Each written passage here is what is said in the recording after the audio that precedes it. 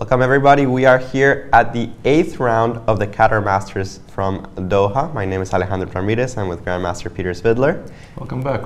And well, tournament's nearing its end. We still have 3 leaders in the forefront. Nothing has been decided. No, nothing at all, and I think it will be a very, very close finish this year, as it was last year. But we had an outright leader after 8 rounds last year, which I'm not sure will be the case this year. Well, we'll see what happens. Let's take a look first at the standings after 7 rounds of chess. We have, as mentioned, 3 people at the top, Shakriyar Mamedyarov, Magnus Carlsen, and Sanan Sugirov, all at 5.5 out of 7, but a big pack of players following them. Yeah, you can see them on your screen, some very, very well recognizable names there. Giri, Vladimir Kramnik, Sergei Karjakin, but also a very strong representation of Chinese players. One of which is actually even untitled, but we'll touch on a little bit about him somewhat later. Let's take a look at the pairings for round 1 in the top 10 boards. Up top, we're going to have the matchup between Mamedyarov and Carlsen, both of them with 5.5 out of 7. Winner of this game would be in an excellent position to do excellently in the tournament, but still with 2 rounds to go, anything can happen. Kramnik has the white pieces against Sugirov. He's going to be perhaps not in an absolutely must-win situation, but very close to that. Yeah, extremely, extremely important game for Vladimir, because if he wins, I mean, there is a good possibility that 6 out of 8 will be a tie for first, considering will be.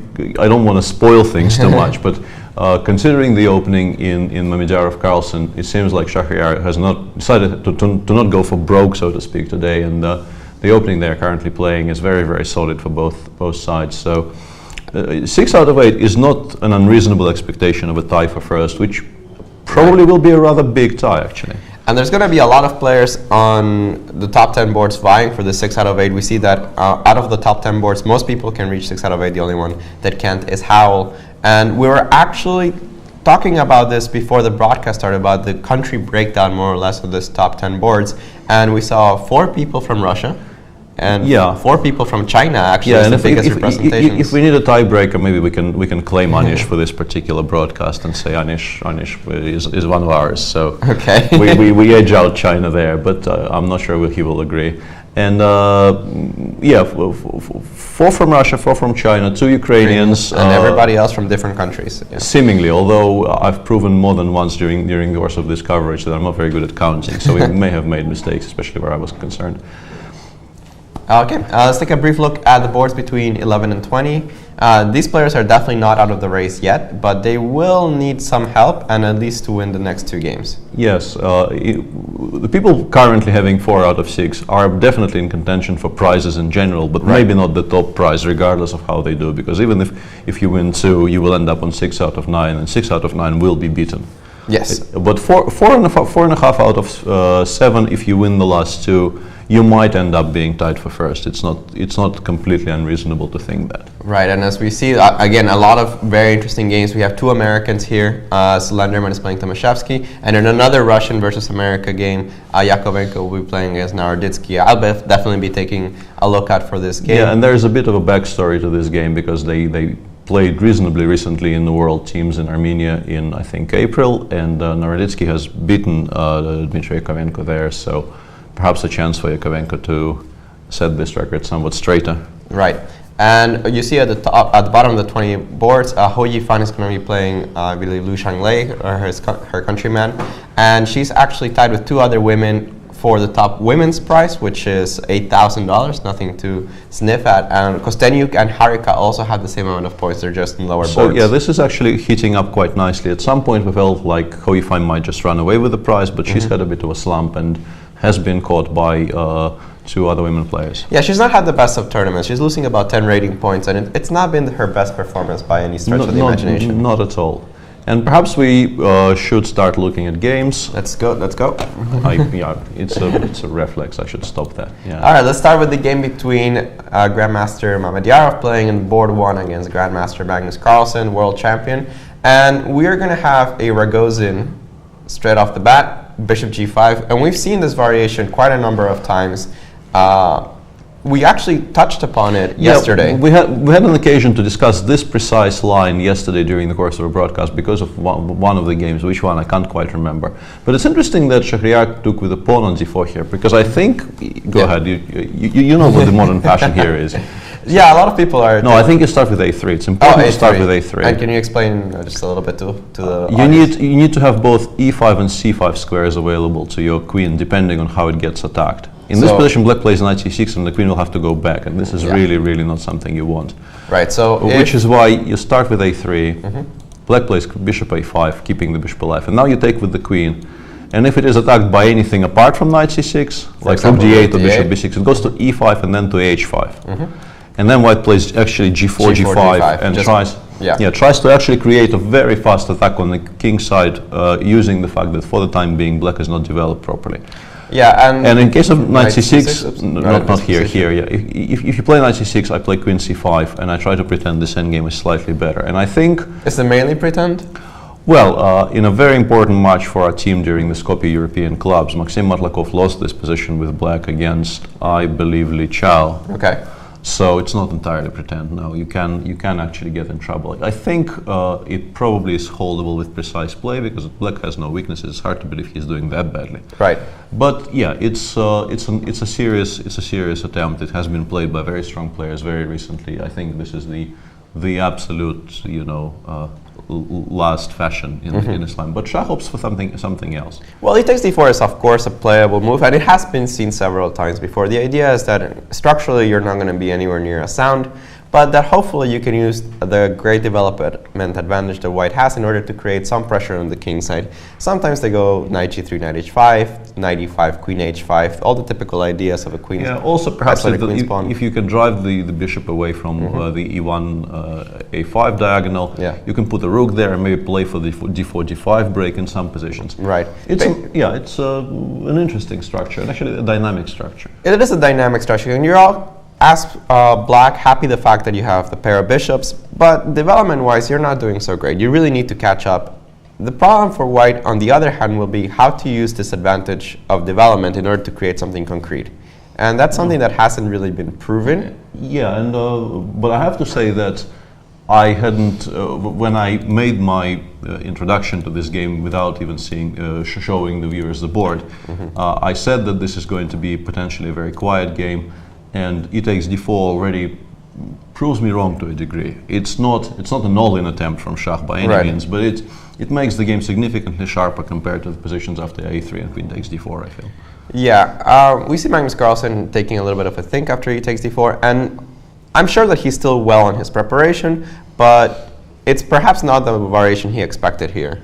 Not entirely, I would say, Yeah. So he will have to think about this for a bit, remember what his notes say, because I mean he's been playing Rogozin consistently for a while now. For a while, yeah.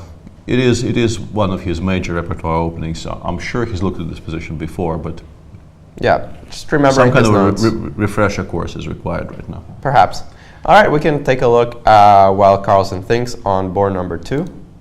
Yeah, we did not get a dream matchup between Sanan Sugirov and Magnus Carlsen, which would have been one of the very rare matchups anywhere in the world where Magnus would have to play two people in a row who have a plus score against him. And I had a very interesting experience yesterday. I have a reasonably large Skype contact list, but many people there don't really talk to me all that often. And we mentioned yesterday on air that that game was played at the Hante Olympiad in 2012. And I started off by saying that Sanan probably played for Russia C. Yes.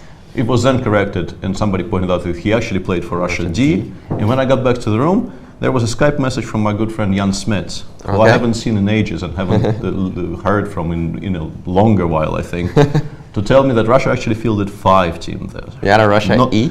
There was not 4 but 5 Russian teams in Hante. So just a bit of trivia which I thought was peculiar, despite, I was there, unhappily, because I probably lost the decisive game of the Olympiad, which led to us not winning the title, but I was there. I should have remembered, but I don't. Wow. Well, yeah, I remember that Russia fielded a lot of teams, but I actually didn't remember it was 5. 5 is significant. 5 is very significant. Vladimir Kramnik actually opts for somewhat not exactly a Grischuk opening. Yeah, a variation on the Grischuk opening. Yeah, becoming more and more fashionable, and it's very curious and refreshing and nice in a way to see Vladimir do this, because I think he was, especially since Kasparov left the scene, he was perhaps the most theoretically influential. Influential is definitely true, but not what I was trying to say. His play was very, very seriously based on getting something exactly what he wanted out of the opening. He was aiming for positions he knew very well and positions he researched in great depth. You know, having worked with him for a number of years, I know just how deep his analysis goes. He loves working on chess and does it excellently well. And yeah, that was his approach for a very, very long time. But recently, I think in an attempt to keep the feeling fresh, because he's been playing chess at a very, very top level for a long time, and perhaps it became somewhat boring for him to play the exact same thing day in, day out. He is now playing all kinds of, especially for him, weird stuff. Yes, a little bit for him, yeah. Just to play chess, and I think it led to him remembering just how strong a player he is. Which is excellent, because he is a fantastic player, even if he doesn't know the theory of up to move 27. Yeah, definitely refreshing in many ways. The variations with bishop f4, they haven't been considered traditionally to be the most testing for black, but as you said, they've made a little bit of a resurgence, and it does force black to think just straight out of the bat. And we saw the game between Karjakin and Nihua yesterday, which actually gave white quite a bit, I felt, from the opening, at least in the chances. I liked his position very much, and I thought it was interesting and fresh. And here, yeah, it's. I mean, black can play normally. Black can play knight c6, c6, bishop d6. Nothing wrong with that. Black can also maybe try to figure out a way to develop his c8 bishop before playing e6. And we get more information about that particular Russia 5 team. Another person who we've covered a little bit in this tournament, perhaps not as much as we would have liked to, because his results went down a little bit after a 2 out of 2 start. But playing board 4 for that Russia 5 team was then candidate master, I guess this is what it stands for. This is a Russian title, which I haven't seen shortened into anything English for a while. I think it's actually a FIDE title now. It is, because it was definitely a title you could have in Russia, but I didn't know it was now an international title. But candidate master Daniil Yufa, who was then rated 22-35, so it was basically a youth team, I guess, is what, because Sigurov is still reasonably young. No, Sigurov was actually on the 4th team, right? I'm sorry, there's too many teams, too many players, too many strong Russians. It's hard to keep track. Yeah, I keep on losing track of all this, Okay, so in the position of Sigurov, I see this a lot. He's playing a strong player, obviously not getting what he expected. He probably was expecting something theoretical, something that he had to really show his knowledge of theory in. But he's faced actually thinking from the opening, and it's a complete reversal from what he expected going into the game. How does he handle it? How do you start even thinking about a position which has been 4 moves and you've never seen before? Well, to say that you've never seen this before is perhaps a bit of an overstatement. Because, at least on the board, like in a Grandmaster game. In a Grandmaster game, perhaps you haven't played this before, but you know the general ideas. It's not the most complex opening in terms of ideas and structures and things of that nature. So, though we saw that sometimes it can get to a very complex structure and a very complex set of ideas, as we saw yesterday. Yeah, absolutely, but it got very wild yesterday very early, and I think that was sort of allowed by black by not placing his pawn on d5. When black has already played d5, the structure is much more rigid, and it's easier to navigate, I think. And they also have a little bit of a history. They played in the Russian Superfinals in 2014, and Vladimir won that head-to-head game. Yeah. So sort of an early advantage for Vladimir, because I think it gives additional confidence to be in plus against somebody. Absolutely. But just to wrap up, I understand we've taken a bit long about a position which only reached move 4, but it's a bit of a mixed bag. On the one hand, you're prepared to obviously something completely different, but on the other hand, when you're playing Kramnik, and this is what you get with black, yes, you don't know exactly what to do, but on the other hand, you are somewhat relieved you're not being killed out of the opening.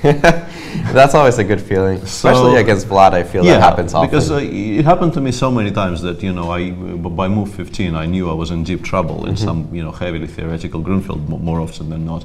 That yes, you will have to play on your own here, and you can't rely on your notes, and it's somewhat uncomfortable in a way because we're so used to knowing exactly what to do. But it's better.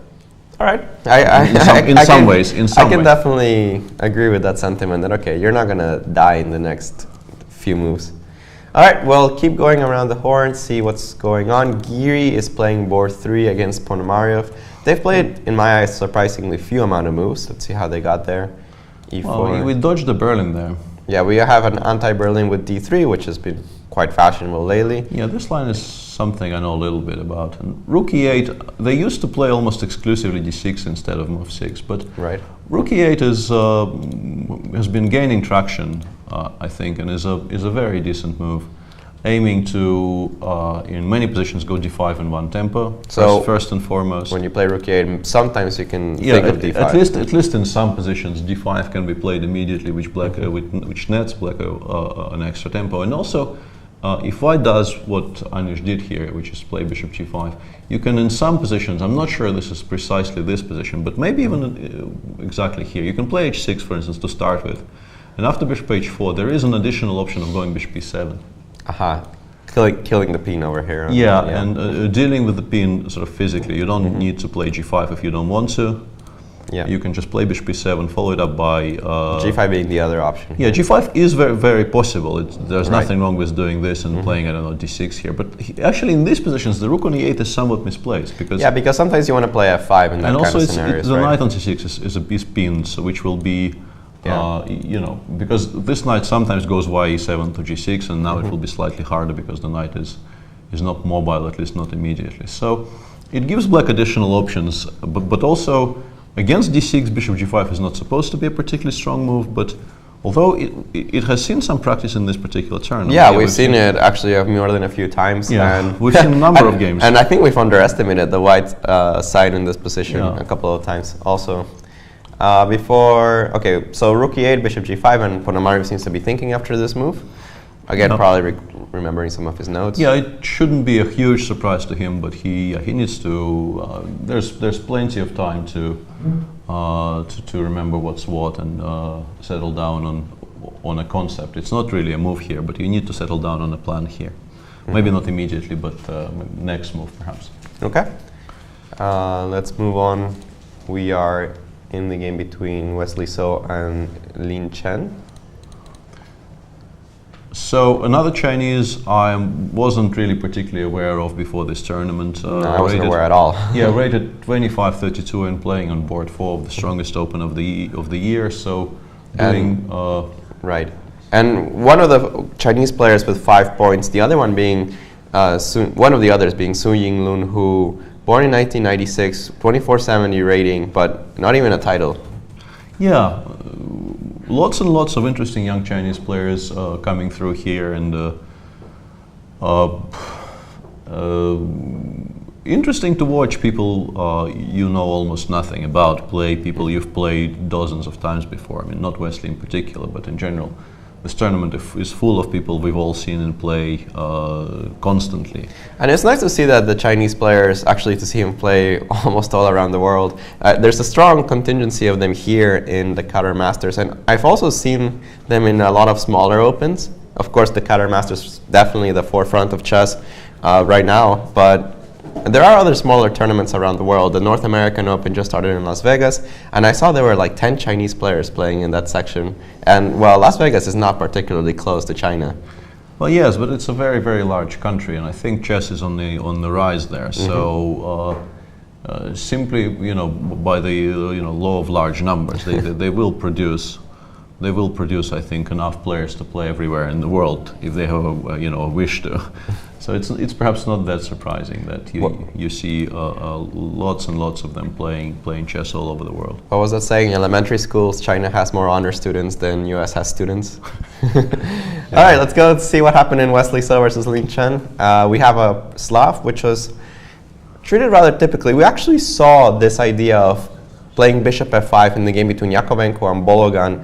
I don't remember if it was 2 rounds ago. Yeah, that was 2 rounds ago. Yeah, because Yakovenko lost yesterday. That's right. Yesterday he lost to Svidler. And Wesley So played queen b3, which is it's one of the moves that is possible in this position. We had already considered that c takes d5 is possible. Knight e5 is a back row favorite in this position.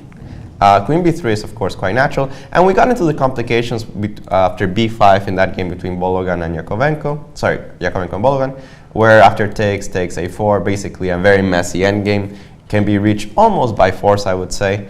And not wanting to risk that, Lin Chen goes for the other alternative, rook a7, a move that you would think initially is very unnatural, but it's actually not so bad. The point is that not only is the rook defending b7, it kind of asks the question of exactly how good your queen is on b3. It's not clear that the queen meshes well with some of the other pieces. Sometimes you want to even play bishop d3, or put the queen on c2. And when black gets the pawn onto b5, the rook can always transfer over to c7 or to d7 or b7 as needed. So it's not particularly a bad piece.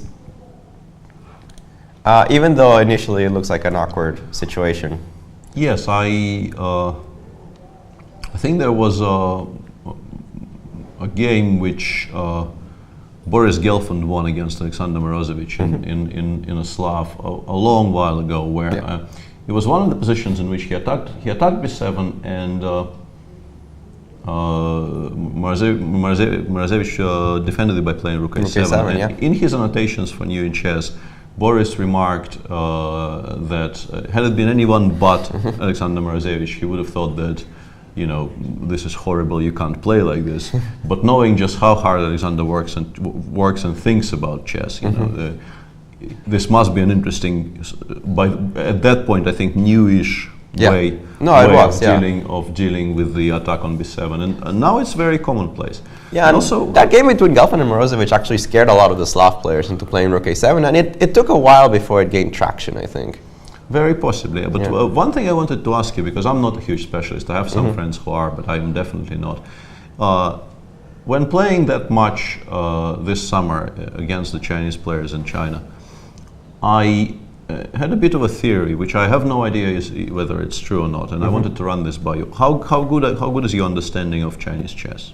Not great. I'm familiar with a couple of the players specifically, but I wouldn't say that my understanding of the chess in general is all that great. I mean, I'm not entirely sure. I would maybe shine more light to your question, but I can try. Yeah, the point I'm trying to make is that it seemed to me that at least some of the younger generation, I'm not sure how it applies to the very top players, you know, Yo Wang Hao's and Ding Liren's, but there were, in particular, some players in the field of 5 we were playing against in that match, who it seemed to me heavily favored positions with closed pawn structures where they could maneuver inside their own camp over possibilities to play something much sharper with open structures. And I was wondering if this is influenced by perhaps them being brought up as Chinese chess players and then switching over to chess. And I'm not sure this is at all true, because Chinese chess, as far as I know, is much more tactical actually than the chess we are playing. Right. So it's maybe not true, but it was an idea which was. So you're asking specifically of it was curious Chinese chess, that game.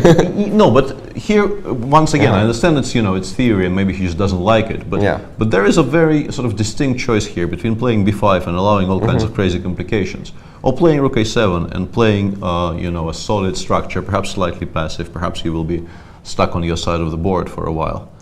And once again, we see a Chinese player choosing a slower approach.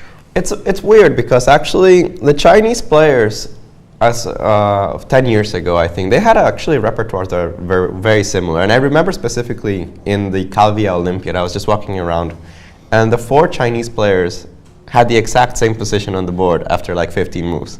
With both white and black? With both white and black. And it was this variation of the Slav. And I was like, I was really wondering what was going on. But I'm not sure if they prefer the closed structures, but now that you make me think about it, Sorry. I'm not so sure, but I can't really remember them being crazy attackers. I mean, of course, Wei Yi, being of the younger generation, is known as one. Yeah, Wei Yi is a sort of like a perfect tactician. Tactician, yeah. But the others, I'm not so sure. I mean, do they prefer the slower games? Yeah, I don't know why I asked you, because it's very hard to judge, and but it was just something that interested me all of a sudden during that match, and I've been thinking about this on and off a little bit since then. But anyway, let's go to the game. Yeah, Rook A7, White replies by playing Knight H4. The Bishop generally retreats to G6. You can also sometimes play Bishop E4, trying to prompt White to play F3 first. Yes. It changes the character of the position a little bit. Yeah, but it also gives White additional options. In some cases, he can maybe take on E4, but rarely. But even forcing F3 is double-edged, because it kind of speeds up White on the path of E3, F4, and opening the center. So, and without the pawn on E6, it's actually sometimes okay to retreat the bishop to C8, as ugly as it looks. But in this position, probably with the rook on A7 already, maybe not great. You're the Slav specialist in this commentary box, so you tell me if this is good here or not. It looks a bit artificial to me here, but well, Knight H4 is actually not that common of a move, even though it looks very logical. Most people wait. I played a game against Shabalov with Bishop D2 E6 and then Knight H4. Yeah, that actually makes somewhat more sense to me. But I'm not sure about Knight H4 immediately. I would at least consider retreating the bishop to C8, but as a chess player who likes to develop his pieces, it's not the first thing I think of. Yeah. Anyway, Bishop G6, takes, G3, also a very common move, developing the bishop to G2, preparing perhaps for an E4 break later on, E6, Bishop G2, Bishop E7, and Bishop D2, Knight BD7 was the follow-up there, and it seems like we're in for a position where, for a game where White will be pressing. He has the more space, he has the bishops against the bishop and knight, but breaking down this extremely solid structure is not at all an easy task. So no. And actually, now that I remember, Wesley's not much of a d4 player, because I remember preparing against him late last year, and we played a Slav actually in our game, and I remember being actually surprised he played d4, because most of his games are e4.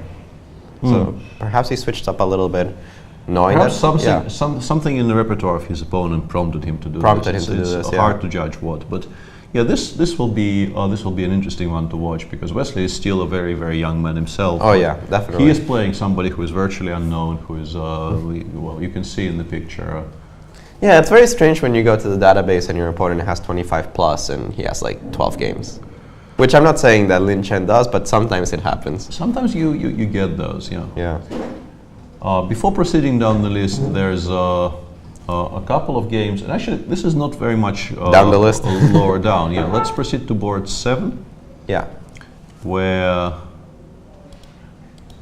Niels Grandelius is playing Yangyi, and this is actually, I think, a heavily theoretical line, but it should be one of these variations in the Queen's Indian Ragozin style positions that you would think at least they've been looking at it. But yeah, it's a nice change of pace from the previous one. This one will be livelier. Let's put it like this.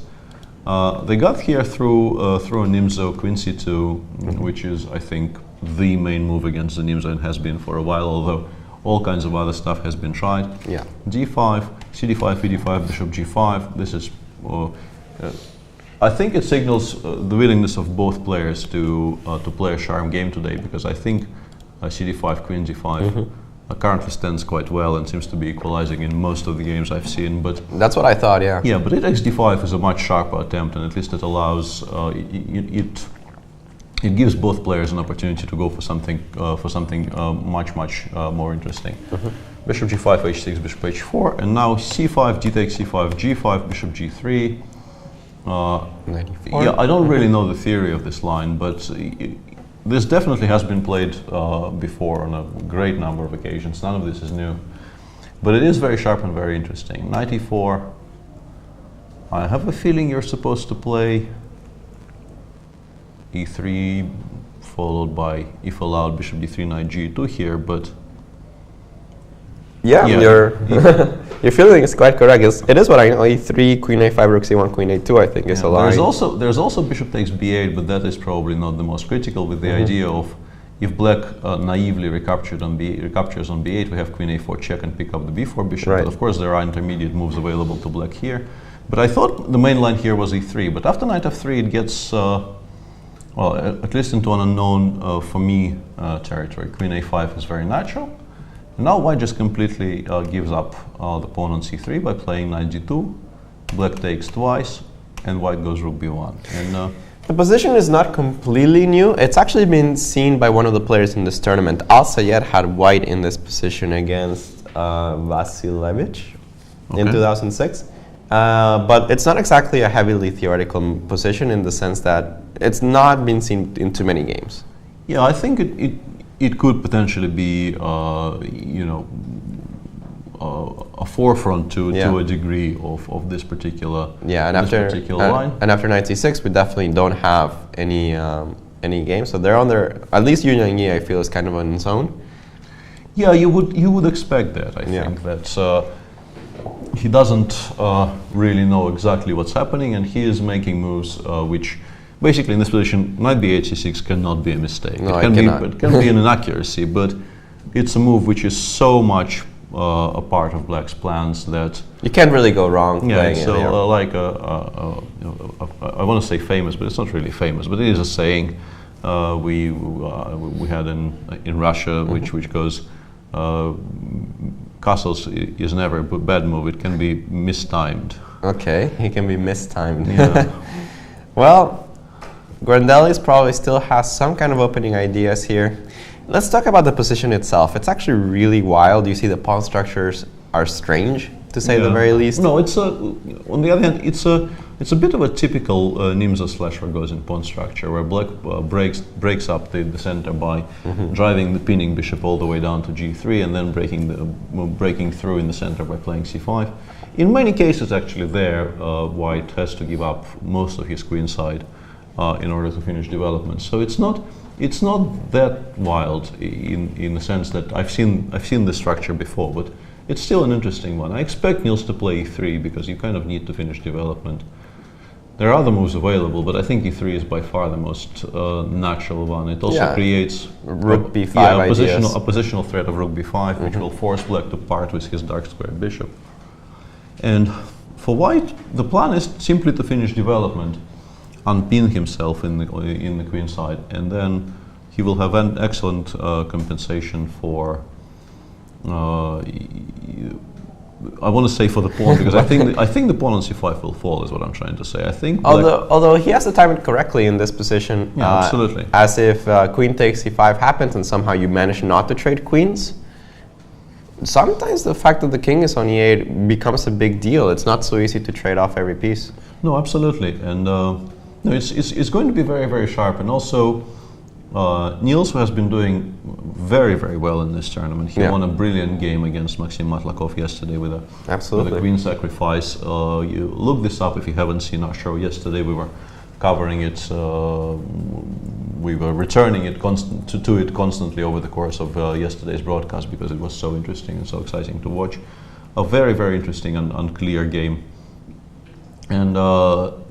He is well known to be a very sharp, very creative player. So even if he doesn't know exactly what's going on here, I think the character of this position suits him perfectly. Yeah, it's his cup of tea, I would say. Yeah. Okay, we have Grandelius thinking in that position. Perhaps since we have so many games, we can go around and see what else is happening. And it seems like Niels Grandelius has been having a very nice year, and he won a tournament earlier this year in Abu Dhabi, and generally seems to be on the rise. Okay. We have plenty of games between players of 5 points. Let's look at some of them that we haven't even covered. We have the game between Nguyen and Karjakin. See what's going on in that one. Ooh, that's a bit of a groan there. Yeah, that's a Berlin. That is definitely a Berlin. We actually mentioned this line in yesterday's broadcast. Precisely this line. Yeah. I'll spare us to going through the first 8 moves. Nguyen started by playing H3, King E8, Knight C3, H5, transferred the game back into the most, I think, well-trodden variation of the Berlin currently. Bishop F4, Bishop E7, Rook A1, Bishop E6, Knight G5, Rook H6. This is the starting point of a great deal of theory, which I'm not really particularly familiar with, because I basically lose the will to live once I start looking at these positions. I've seen this before. I know how my body reacts to having to analyze this. I would like to say that I'm not familiar with the position, but having done the commentary over for London, I'm afraid that not out of choice, but out of need, I had to see this position over and over again. Yeah. And I don't mean the entire Berlin, but these particular sublines, yeah, where basically you have to start analyzing by move 22 or somewhere around there. He just doesn't feel particularly attractive to me personally, although I'm sure you can find stuff there. And you see there the Vietnamese player looking quizzically, I think, at the board. After 21 moves. In the position after G3, Bishop takes G5, takes, Rook G6. This is by far the central line. If Bishop retreats, Knight H4 makes more or less an immediate draw, which is kind of sad for White. He would like to play Bishop F4 here, but after Knight H4, the pawn on H3 is hanging, and this is just a perpetual, which you really will be hard-pressed to avoid, surprisingly. Yep. And White plays H4, F6, takes, Bishop F4, Knight takes H4, F3, Knight F5, King F2.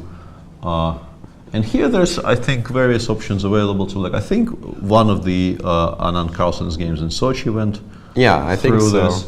I'm somewhat hazy on the move orders because they all get lumped together in my head, but Sergei is still playing reasonably fast. And this is the position on the board. Black is currently a pawn up, and a great deal of material does come off as usual in the Berlin, but the rook on G6 is very awkward. Don't have me in the mouse in this position. you can have it in the next position as well. I'm just making a conscious effort to give you the mouse today. Yeah, and this kind of positions with the Berlin, it's already seen so many times that White has enough compensation for the pawn. In many lines it's been proven that it's not really sufficient for an advantage.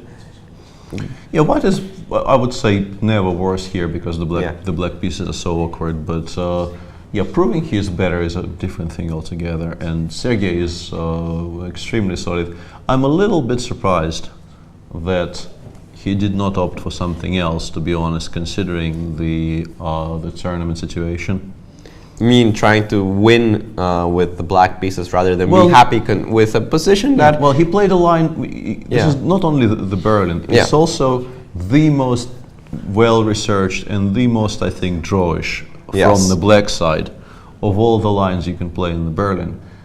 After H3, I mean, White has been doing reasonably well, and you see the White player there relaxing a little bit, because why not? After H3, I understand this will involve risks and everything, but you can play Bishop D7 and try for something sharper, or you can play this line that Hikaru Nakamura is playing these days with Bishop E6, which also seems to lead, at least occasionally, to much sharper lines, and black. Well, somehow Nakamura was able to obtain a winning position against Grishuk. Yeah, winning against Grishuk, somewhat better against Fabiano Caruana in the previous edition of London Chess Classics. So a line which at least has some tendencies which are uneven. Whereas here you are playing specifically to make a draw, I think. Yeah, unless your opponent starts doing seriously wrong stuff. Which, considering the ratings, I mean, this is not out of the ordinary, but the fact that Karjakin, he's half a point behind the leaders right now. If he really wants to shoot for pressuring them. Yeah, perhaps he felt that his better bet is just to take a bit of a rest day today, so to speak, considering how deep his preparation in the Berlin is. Get to 5.5 out of 8, and he will most likely be White together to tomorrow against somebody. And try to get to 6.5. And try his utmost to win with White tomorrow and get to 6.5 and hope this is enough. Yeah, it might, on the best case scenario, be some kind of tie for first place, but that would require some results going his way. Yes. Perhaps a lot of results. So it's a bit curious, but I mean, also for him it has been a long year. It has been a long year for most of us, and it's not an unreasonable thing to do, but he does play sharper openings on occasion. So in occasion. All right, let's keep going down. We do have a couple of more games with 5 points playing as 5 points. Very quickly, just to see what's going on. Somebody that seems to be taking risk in his hands a little bit, perhaps. Well, I'm not sure. This is a game between Dariusz Svirts and Nikita Nikyukov. Yeah, which was a Queen's Indian. It followed, well, I seem to be using this phrase very often today for some reason, well-trodden path up to a point. But Rook E1 is already, I mean, it's a very theoretical move, but maybe not the main move in this position. Knight A6. It's probably even like the old main line, I would say. Rook maybe. E1. Yeah. Knight A6, Knight C3, Knight E4, Bishop F4. At least here, Dariusz is allowing some structure changes which will make positions sharper, because black can take on C3 right here, which will spoil white's structure on the queen side quite significantly. But on the other hand, there is a rather large idea of E2, E4, assuming total control in the center for white here. Yeah, and in this position, why is it wrong to put the bishop on E4? I guess he didn't want to lose this much time. Yeah, that was my first reaction as well. Your normal next move here is, of course, stopping E2, E4 mechanically, so to speak, by placing a bishop there. White can still achieve E2, E4 if he trades the bishops off by playing it on Knight E5 or Knight G2, but that is a concession. No, for sure, yeah. The more pieces come off, the less worried black will be playing sort of behind that center. So yeah, that was a pretty normal reaction to bishop f4, but instead of this, Nikita went d6, and here white went queen c2. After a long thing, actually. Yeah, after a very long thing, he went queen c2, hitting this knight on e4. And Nikita replied to this by playing knight b4, pushing the queen to b3 and taking on c3. It's a curious move order.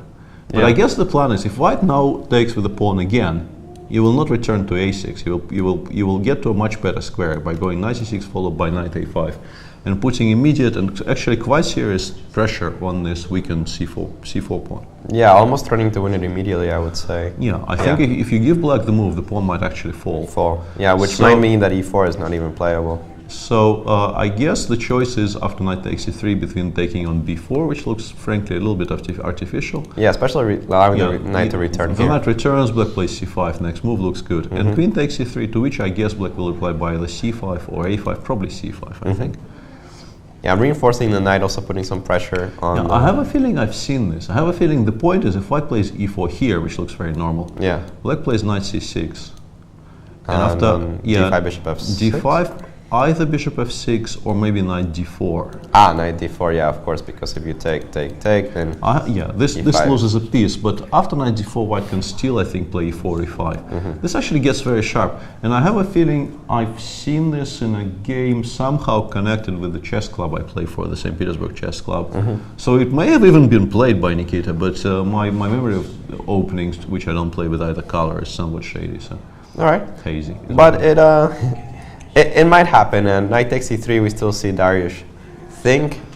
Although, as you mentioned, I'm not particularly enthralled with the other possibilities. It seems like playing queen c2, queen b3, and then taking with the b pawn looks very unnatural. Yeah, while black definitely improves his position by swinging the knight over from a6 to c6. And taking the knight on b4 also looks quite strange. This is not a square for the queen. And e4 is definitely a square for the knight. So yeah, it doesn't look right. Right, and we're being told that some position around here, probably after queen b3.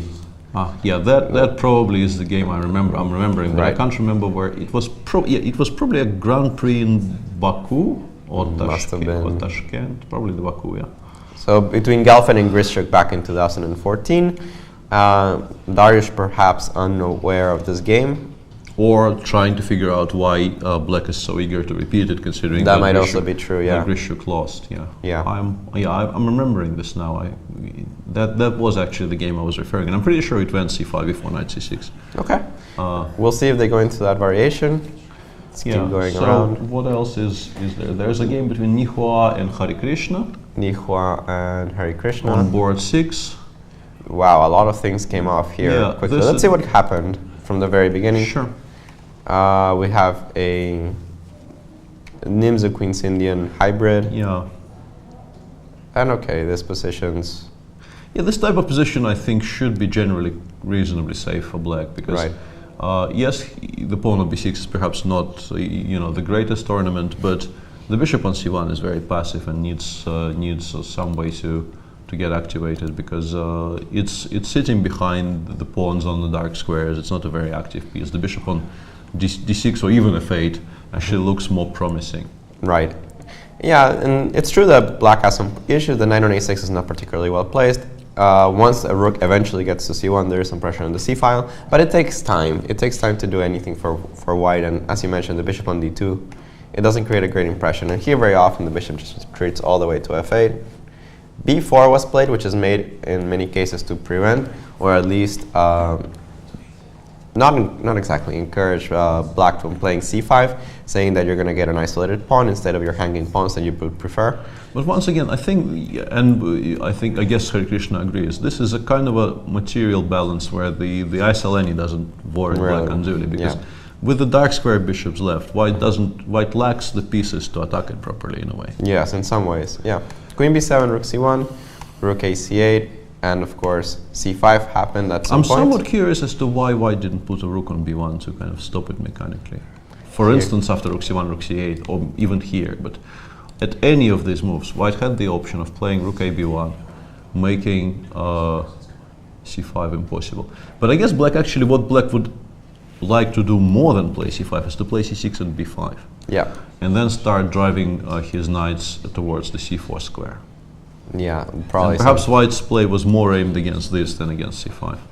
Yeah, it's surprising, but actually black doesn't have just one idea in this position. He has a few, and I think that the idea of putting the pawn on c5 is very nice for equalizing, but sometimes he could actually even play for more. If somehow he manages to put the pawns here, a knight on c4, this bishop on d2 will be horrible the rest of the game. a5 will come. That structure generally seriously favors black. If black actually achieves something like that, he'll be a very, very happy man. So white actually does have to do something. He can't prevent black from doing everything. After rook fc1, rook a c8, knight e5, c5 was played, and just breaking open in the center takes. Oh, he took with the knight actually, which is a little bit of a detail. I guess if he takes with the pawn, you just rook d1. Maybe this explains why white wasn't trying to stop c5 as actively, because he felt a natural way of playing c5 and recapturing with a pawn just loses black material. But Hari did it in a trickier way. He took with the knight. You should take, because allowing it to reach e4 just doesn't seem right. Rook e5, cba, b knight b5, and white is probably a little bit better. You're playing against the isolated pawn. Your knight on b5 looks pretty good. And your bishop on d2 is not as bad anymore. You can always go to c3 or even exchange itself on b4 if need be. But a lot of pawns came off. A lot of pawns and a lot of pieces also. Yeah, and I think the isolani should be protectable in a structure like this. Although, if anyone is pushing, enjoying some mild pressure here, it is definitely white. Yeah, I would say so. So close to equality, but not fully, and it's one of those positions where white can try for a very long time, especially against an isolated pawn that's not going to be traded anytime soon. Yeah, white has on d4 seriously under control. So okay, I think we've covered this sufficiently. There's a game between two, and I do not mean this in any kind of derogatory way, but between two old-timers on board. In the game between Ivanchuk and Akopyan? These are the players. I remember seeing some games between these two players in the 64 magazine dating to late 80s. Yeah, and we have they played in junior tournaments against each other, I'm fairly sure. Yeah. I think they maybe even tied for the World Under-20 title in 80-something, the tournament which I think Joël Latier won on tiebreak, if somebody could check this for me. There you see them in the late 80s. Still very, very strong even now. Vasily, I think, is 47 right now, and Vladimir should be around the same age, I guess. So they put even me to shame. I don't know, the late 80s, that's when I was born, so I can't say I remember too much of it. Yeah, we'll have the facts of the matters at our disposal soon enough, I suspect. But let's see what happened. Yeah, the position they have on the board is very, very close right now. This idea of G3 against the Poulsen, I think it had like a couple of years of actually being somewhat popular, but I haven't seen it as much this year, and I guess with some reason. I actually think it's quite interesting, but I have a feeling that Vladimir's approach is not something I've seen very much of. No. It feels interesting to me, but I have a feeling Yeah. that in a position after G3 knight c6, bishop G2, knight f6, it is more critical to play queen e2 here. Yes, absolutely. The idea is usually that after queen e2, let me just put it on the board, queen e2. So if black develops normally, just plays bishop e7, castles, castles. Usually you go rook d1. You go rook d1, yeah, d4. with the idea of d4, or maybe you start with c3 and then go rook d1. Yeah. And this is supposed to be a little unpleasant for black, supposedly. yeah, and I got a lot of things mixed up there, I guess. But Vladimir Kopin is 44 right now, and he won the World Junior 3 years after Gerald won the one I was referring to. In Mamedyarov. I was very, very young, so I'm somewhat excused for not remembering the details exactly. I was nowhere near old enough to play in those tournaments, obviously, but yeah. Okay, but the approach with d3, not the usual, as queen e2 we mentioned is. But still, black's reply is Right. what interests me. Vladimir just has completely forgone the ideas to play d5. Instead, he stops white's most obvious plan here, which is e4, e5. And he goes for queen c7, b6, a kind of a very slow developing plan. And here also a very committal and an interesting decision. Trading off a pair of knights by playing knight e5. White could perhaps not take on e5 and force black to take on f3, but also bishop a6 will come next move. Yeah, I was not sure how you're going to play here. For example, if you play knight f1, which I assume is to defend the pawn here, after bishop a6, not 100% on how you defend this pawn comfortably. I think you still need to take. Yeah. And we're also being told that their first ever game actually was in the 1987 World Juniors. This probably is.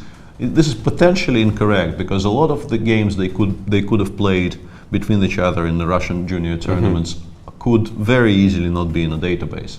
But the one game you can find in the database, the first one you find in the database is in the World Under-20s, the one won by Vishwanathan Anand in 1987.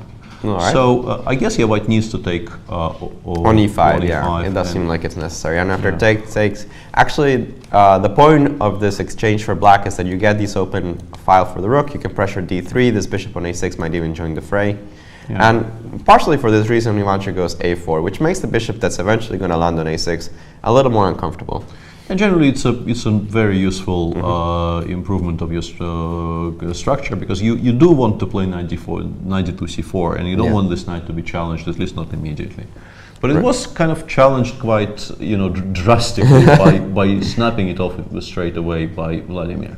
And an interesting pawn change is both sides have double pawns on different sides of the board. Yeah, and what we have now is this structure, and black immediately seals off the queen side altogether. I think queen side is more or less, dead to the world now because pushing b4, even if you succeed in making this move without losing material, after all the pawn exchanges, we just sort of imagine the structure on the queen side after, let's say you go rook b1, I make some kind of a passing move, you go bishop g2, I make another passing move, you play b4.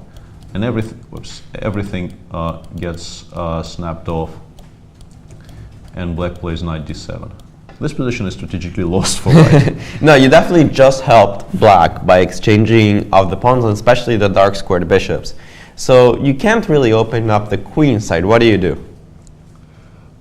I think you need to prepare some kind of a break on the king side, and Vasily begins by improving his bishop. This bishop really, because the structure is so rigid, so set in stone, the bishop is not doing very much on g2, so he is preparing to put it, I think, on e2 more than anywhere else, followed by bishop e3, king g2, and some kind of a creeping expanse on the king side. Very slow game. Yeah, using the fact that nothing much will be happening here for a while. Yeah. And more on the head-to-head between these two players. The overall score is heavily in favor of Vasily Ivanchuk, who is leading 10-4, I guess, with that's probably draws included. And the only win for Vladimir Kopin was their ever last game, the last game they played, which was the Astrakhan Grand Prix This only counts classical games. They also obviously played some rapid games between each other. The Astrakhan Grand Prix was in 2010, so they haven't played each other in a while. I guess I'm not that surprised, since, as we had mentioned in the previous broadcast, Akopian hasn't been playing that much. I think he's doing quite a bit of coaching. He's been doing coaching. He's been more involved on that side of things, and he hasn't been playing that many really top tournaments recently. Yeah, but he's doing quite well here with 5 out of 7 points, half a point away from the lead. And Vasily goes bishop d3, so I was slightly wrong. After knight e8, the bishop went to d3, which I guess means he doesn't want to allow black to play f5, maybe at least not immediately, because if f5 is not really a winning attempt, but if black is allowed to seal off the king side as well, then you're really in trouble if you want to create anything. So Vasily wants to prevent this, at least for now. Okay. I think that's enough coverage of this position. Let's see what's happening in our board. One match. It kind of develops according to the plans you've described. We left it here, and black made a series of very natural-looking moves, finishing development, putting as much pressure as he can on the d4 pawn. Rook d8, queen e2, knight c6, hitting the pawn. Rook f d1. The bishop doesn't really do very much on b4, so it gets transferred to a much better square on b6. Once again, putting pressure on the d4 pawn. Queen e4 is also a very normal reply, defending the pawn. Bishop d7, h4, well, creating space for your king on the back rank, and also potentially supporting some attack on the queen side. Bishop e8. And this idea of bishop d7, e8 is something that I had seen before. I'm not so sure if the position is exactly the same, but it heavily reminds me of the game between Maxime Vachier-Lagrave and Ho Yifan from Biel of last year. And this idea of bishop e8 is actually super useful in case that somehow the knight on g3 leaves. It can't actually go to h5. You always have this idea of going f5, bishop h5. Yeah, but I think for now, it wasn't doing much on c8. Black needed to connect the rooks, and on d7 it was actually getting in the way of your play against the d4 pawn. So it's also a very useful sequence for black. You can now, for instance, think about something like potentially rook d6 followed by rook a d8. And if he does get all of these moves in, I'd actually start actively favoring black here. Yeah, it's one of those positions that because you have the isolated pawn and you're playing against a pair of bishops, you have to do something in the next couple of moves to, if not prove an advantage, at least make sure that you're equal before you fall into a worse position. Yeah, so a very interesting strategic position, and the one I think Magnus will be quite happy with, because I think he very much likes having weakness-free structures where he has actual objects to play against. Yes, white might develop some kind of piece activity, but the fact that you can very easily imagine how black can be better in this position. Easily. Yeah. As soon as he finishes development and white's falling into some kind of passive position and starts to actually have to defend the pawn on d4, then things go south very quickly for the white player. So once again, and we end up repeating this day in, day out, a position where if you don't play fast enough, so to speak, if you're not energetic enough, you will fall behind. And white needs to be very concrete here. He can't afford to make a couple of indifferent moves here. No, completely agree with that. So this is board 1. On board 2 in our game between Kramnik and Sugirov. Yeah, but they actually got to this structure. This is exactly the same story. I'm pretty sure this exact position can be reached via Karjakin move order. But once again, it has been a Grishuk opening. And although interestingly, in the Karjakin move order, the idea of putting the bishop on f4 is not so easily accomplished because black has been playing queen c7. Yeah, black has been actively stopping this actually. Yeah. Let's just briefly, perhaps it might be useful to some of our viewers, explain what we talk about. In the Karjakin, after e4, c6, g4, g5, the variation starting with ed5, cd5, and bishop d3 has been known for ages, and is actually a useful idea if you don't want to study the mainline Karjakin, which is very, very complicated, and there's a lot of work required there. Yeah. But in this position, black after knight c6, c3, has not really been allowing exactly the position they have on the board right now, almost exactly the position they have on the board right now, Right. when white develops his bishop on f4. In this position, queen c7, I think, is by far the most precise move, stopping Yes. bishop f4 in its tracks, and then continuing with knight f6, bishop g4, e6, bishop d6. Yeah, and even if white is insistent with something like knight e2, they even go e5 in this position. Sometimes they go e5, and Yeah. also the knight on e2 is already a concession. It's already a it concession, shouldn't be yeah. on e2. Yeah. But in the game, we left it here, and Sanan went knight c6, which is by far the most natural move, knight bd2, and here he decided that he wants to develop the bishop from c8 before committing to e6, and he went takes, bishop b5, c3, e6, queen b3, queen c8, and now white goes after this bishop. Knight h4, bishop g6, takes, bishop d3, knight h5, bishop e3, bishop d6. Black at least gained control over the h2, b8 diagonal, and here Vladimir castles queenside, which looks very sharp, but actually with the h-file open and the queenside still closed, it is arguably the more, the safer square for this. Yeah, it's a saner version for the king. Yeah. Black replied a6, and this is the position we have on the board. Could actually explode later on, because any kind of a game with opposite side castling, although it's not clear whether black will castle kingside. He could actually still go something like queen c7, castle long, followed by castling long. And in some ways, also that seems saner for black, because with the weakness already on g6, the idea of playing h4, g4, kicking out the knight, h5, it comes very, very quickly. White goes king b1, this is already on the board, and if you castle kingside here, and the knight gets driven away from h5, the attack will develop. First of all, the attack plays itself, so to speak. Pretty much. Because there's already a target on g6, which will allow you to open the h-file very, very fast. So actually, castling kingside would be, I would say, somewhat reckless. Yes, definitely reckless. Especially considering the fact that he actually has more points than Vladimir. He doesn't, actively need to win this game in terms of his tournament situation. So, I expect him to play in the position they have on the board. I'm expecting to play something like queen c7, perhaps followed by castling long. Although he has to watch out for c4 breaks. He has to watch out for quite a few things in this position. Because his king is still on e8, he needs to finish his development. He would love to just castle queenside. We're putting the queen somewhere. It has its issues also. It's an interesting fact I did not expect to see. 13 long castle in this position, the move long castle here, is a novelty over a very small sample, but this small sample includes white players Pavel Ilyanov and Gata Kamsky. So this position basically sees only high-level traffic. You don't really see it play by too many weak players. Yeah, this is very curious. Kamsky played it against Mache. At this position, he played g3 instead of castling.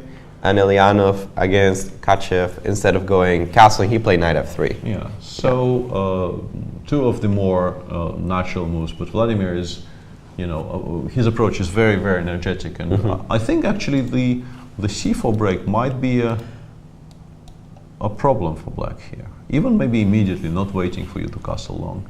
Although maybe black can just ignore it by going knight f6. But if you ignore it in this kind of positions, I mean, can I start thinking about grabbing space on the queen side? You can, but I think you have somewhat the wrong pieces for it. Well, that's just curious. If he goes b5, you understand it on some level, but then you are probably committed, because it looks like he wants to go b5, judging by the gestures. Let's wait for him to, and this is... Wow. I have experience with these things. And he does go b5. And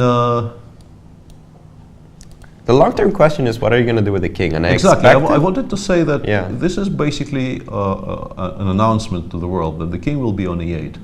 For a while. For a while. Which I think will please Vladimir just fine. Yeah. On the other hand, the c4 break has been stopped completely. Breaking on the queen side is always double-edged, even if structurally you might want to go a4, your king's on b1. No, but there's also an immediate idea of swinging the knight over from c6 to c4, which you need to deal with. Interesting developments in this game, but let's continue going around the block somewhat, because we haven't touched a lot of very interesting stuff. Two of the more offbeat openings today. Vladimir Fedoseev, my countryman and cityman, so to speak, has actually played the bird against Harika. This is a game between Fedoseev and Harika, which started by 1f4, which is something I've actually done last year in a game against Dmitry Yakovenko. Really? Yeah, I was so disgusted, frankly, with every single other option that I thought, okay, why not? And how did this go?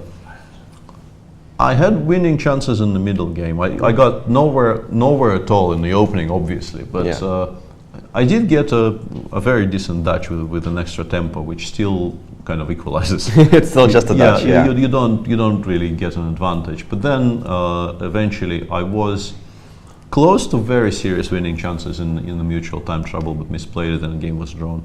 Okay, so f4 d5, knight f3 g6, and here he's not going for a reverse Dutch. I played g3, which is the reverse Dutch, instead of which Vladimir goes e3, bishop g7, c4. And this is kind of curious, because if he didn't really quite get there, but oops, I need to forget to do this all the time. My point is, there's the famous variation, well, not famous, kind of famous for me, of the Grunfeld, which I'm kind of quietly lobbying to have named the Vitugov variation, because I was the one who played it first, but it was definitely Nikita's idea. He came up with in London before the game I played against Boris Gelfand. And that variation goes d4, knight f6, c4, g6, knight c3, d5, takes, bishop d2, knight b6, e3, bishop, oops, not e4, e3, bishop g7, and f4. Really weird looking move f2, f4 in this position, which by now has seen a great deal of Grandmaster practice, and is actually, I think, when I first saw it, my reaction was, what? I'm not touching that. And then he showed me some variations, and also we had so few other ideas that I thought, okay, well, why not? And I played it, and I was winning by move 15. And I actually believe this is a very serious attempt, which needs, great attention from black to equalize. Okay. So by playing e3 and then c4, Vladimir is kind of aiming for the same structure, but he didn't quite get there. Knight f6, knight c3, castles, and here he took on d5, which brings us, one step closer to this kind of a Grunfeld. But sadly, the way he did it, he allowed c5.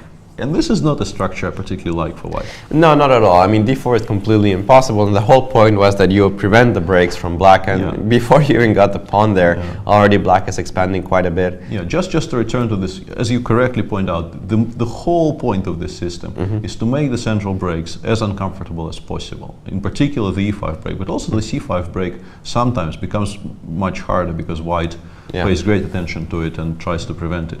But in the game, black just plays c5 for free. Vladimir replied by playing b3 and bishop b2, but then black, with a pawn on c5, the e5 break becomes very easy and possible. Takes, castles, knight, bishop e6, queen c1, rook c8. Looks to be very comfortable for black, to be honest. I mean, isn't black just better? He probably wants to do something like this. No, not queen c2, of course, but knight e4. But that... Okay. No, I don't think black is better, but... Okay. I want to say you win a pawn, but you don't. That's a pawn you don't want. Takes. Yeah, this actually structure is good and well, but you do need to. But probably just playing f5 is fine. Yeah, I don't know why I was so worried. Just play f5, drive the knife back somewhere toward, I guess, c3, occupy the long diagonal with the queen.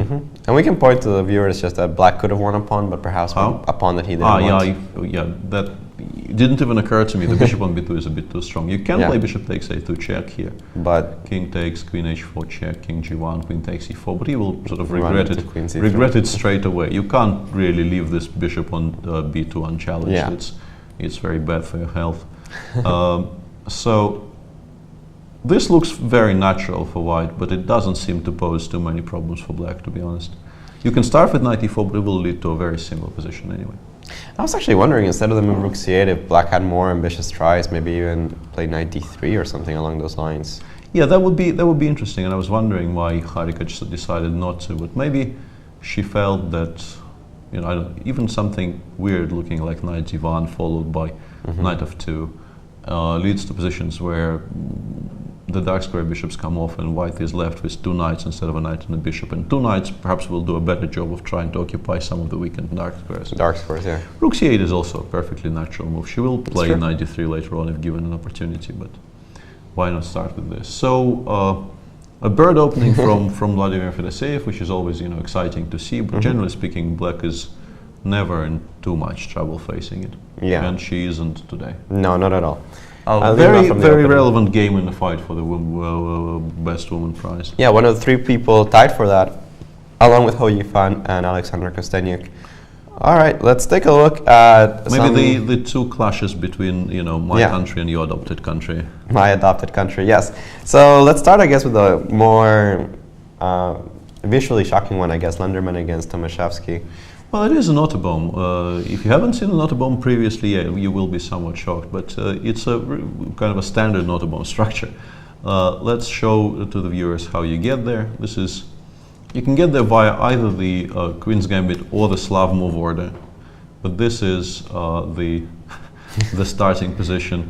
And if white goes knight f3 here, other moves are also concessions in their own rights. The most principal attempt to avoid it is, of course, the Slav Gambit, which starts by e4 takes, bishop b4 check, bishop d2, and queen takes d4. Which is a huge amount of theory. Yeah, this is a very, very fun position to analyze. I've done this on a number of occasions when I tried to make myself into a 1d4 player without any success.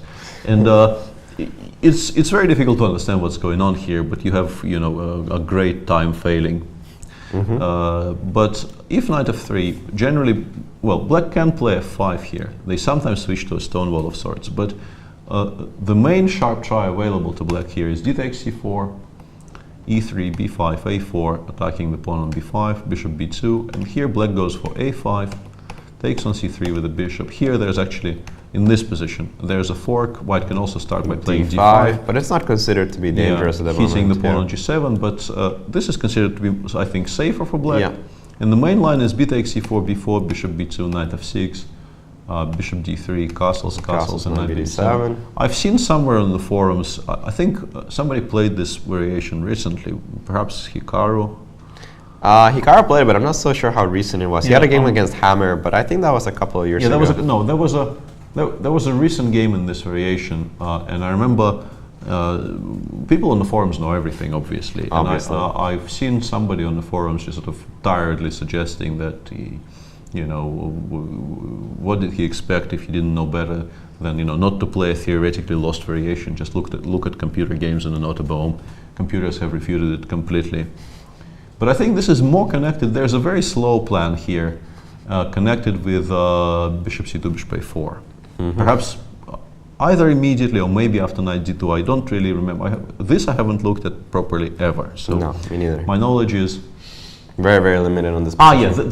That's why they were criticizing him. Because Anish played it against Babula in Skopje in 2015. And after knight d2, he went queen c7 and started pushing on the queen side and ended up losing. And people, those wise old heads at the forums, they were sharply critical of his opening choice and said that, what do you expect when you play a theoretically losing opening?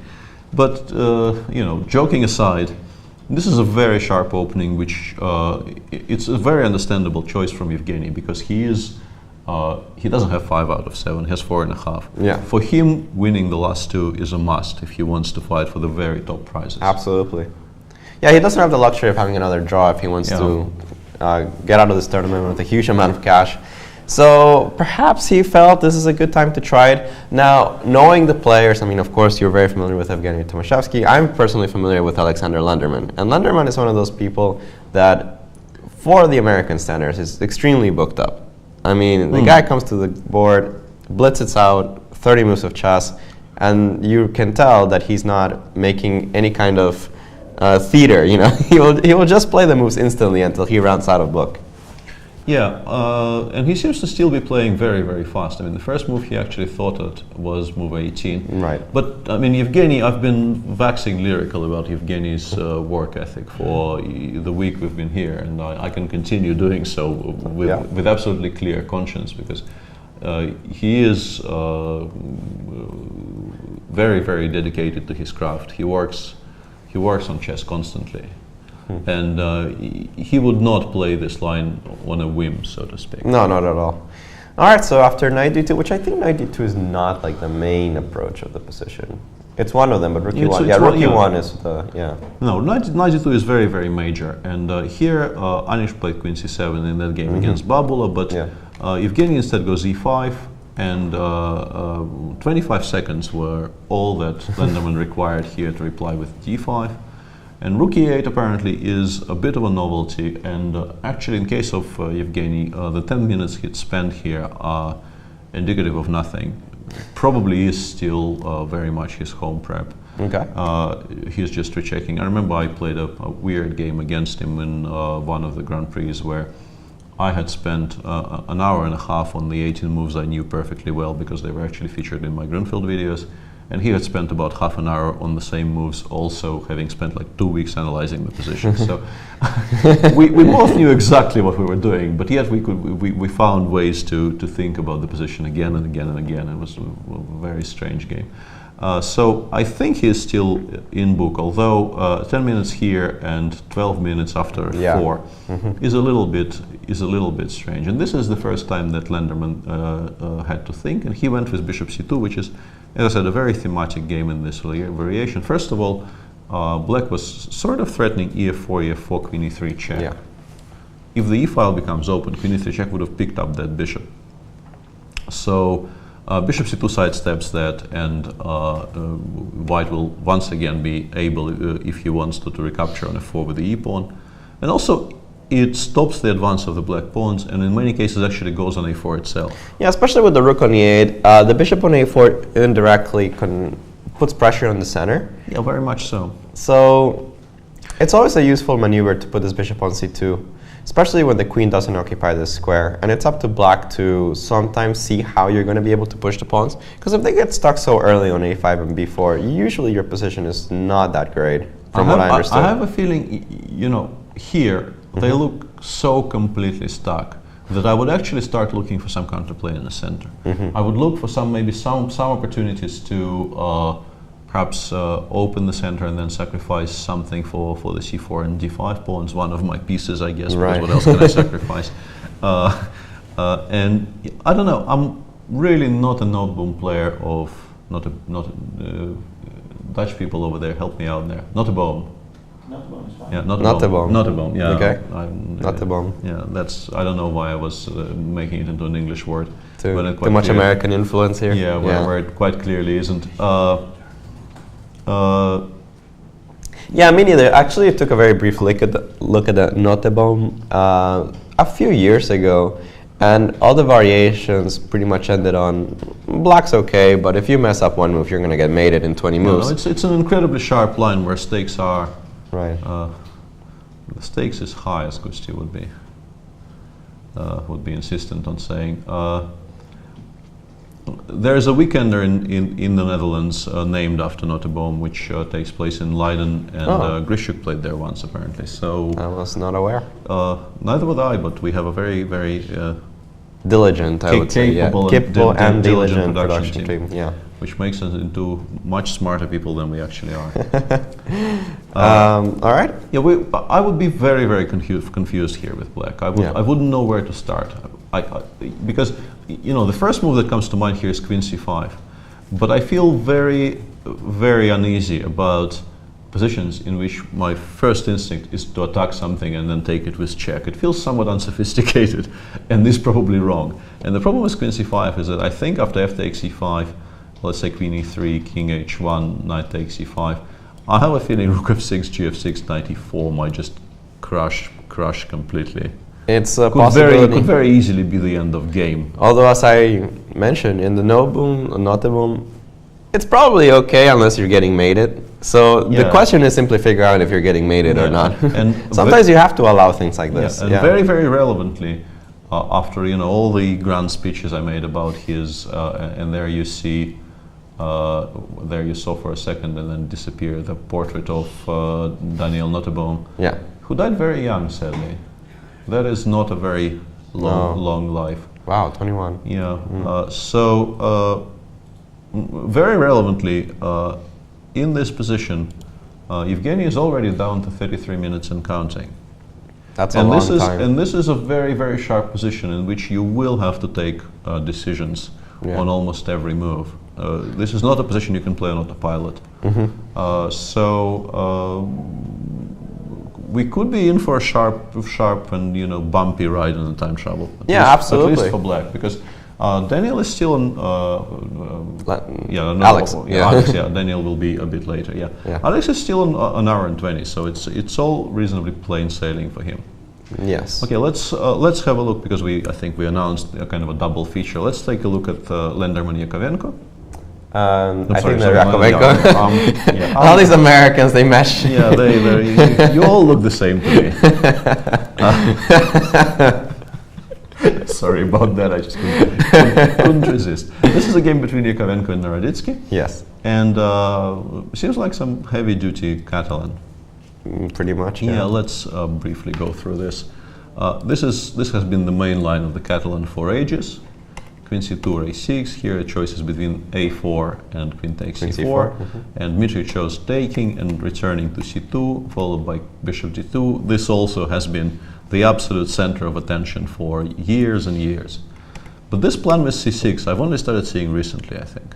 Yeah, usually the black players retreated actually the bishop to b7, I felt was the more common move. C6 is not something I'm very familiar with. Yeah, but this is a very new idea, which is, I think, it's somewhat counterintuitive. The bishop now retreats to g6, as you will see in a moment. Black waits for white to go knight c3, and then puts it on g6. Sort of switching it into a bit of a Slav, in a way, because g6 is a very natural Slav square for the bishop. a3, knight d5, b4. It's interesting that black decided not to challenge a3 and b4 here, because he could, think about playing a3, a5, for instance.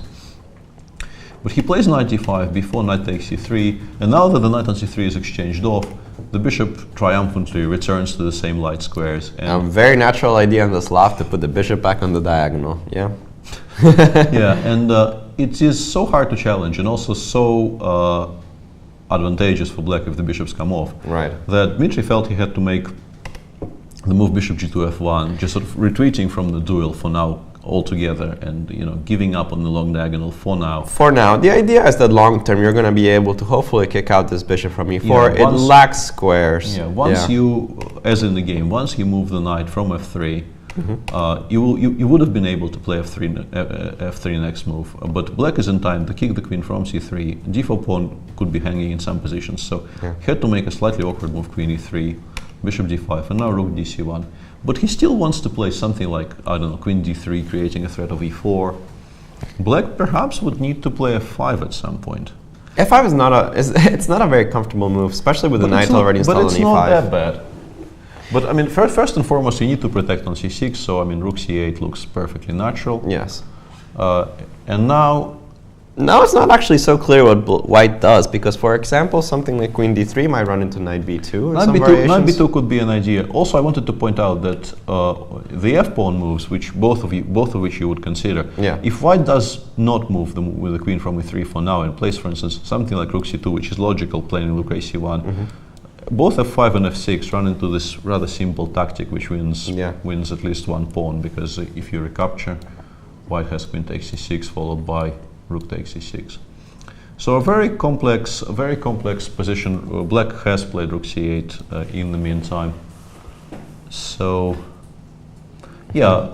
curious position, which is very hard to understand at first glance, because I think structurally, because the bishop on d2, once again we come to the kind of the same structure we discussed in the game between Nihua and Harikrishna. Yes.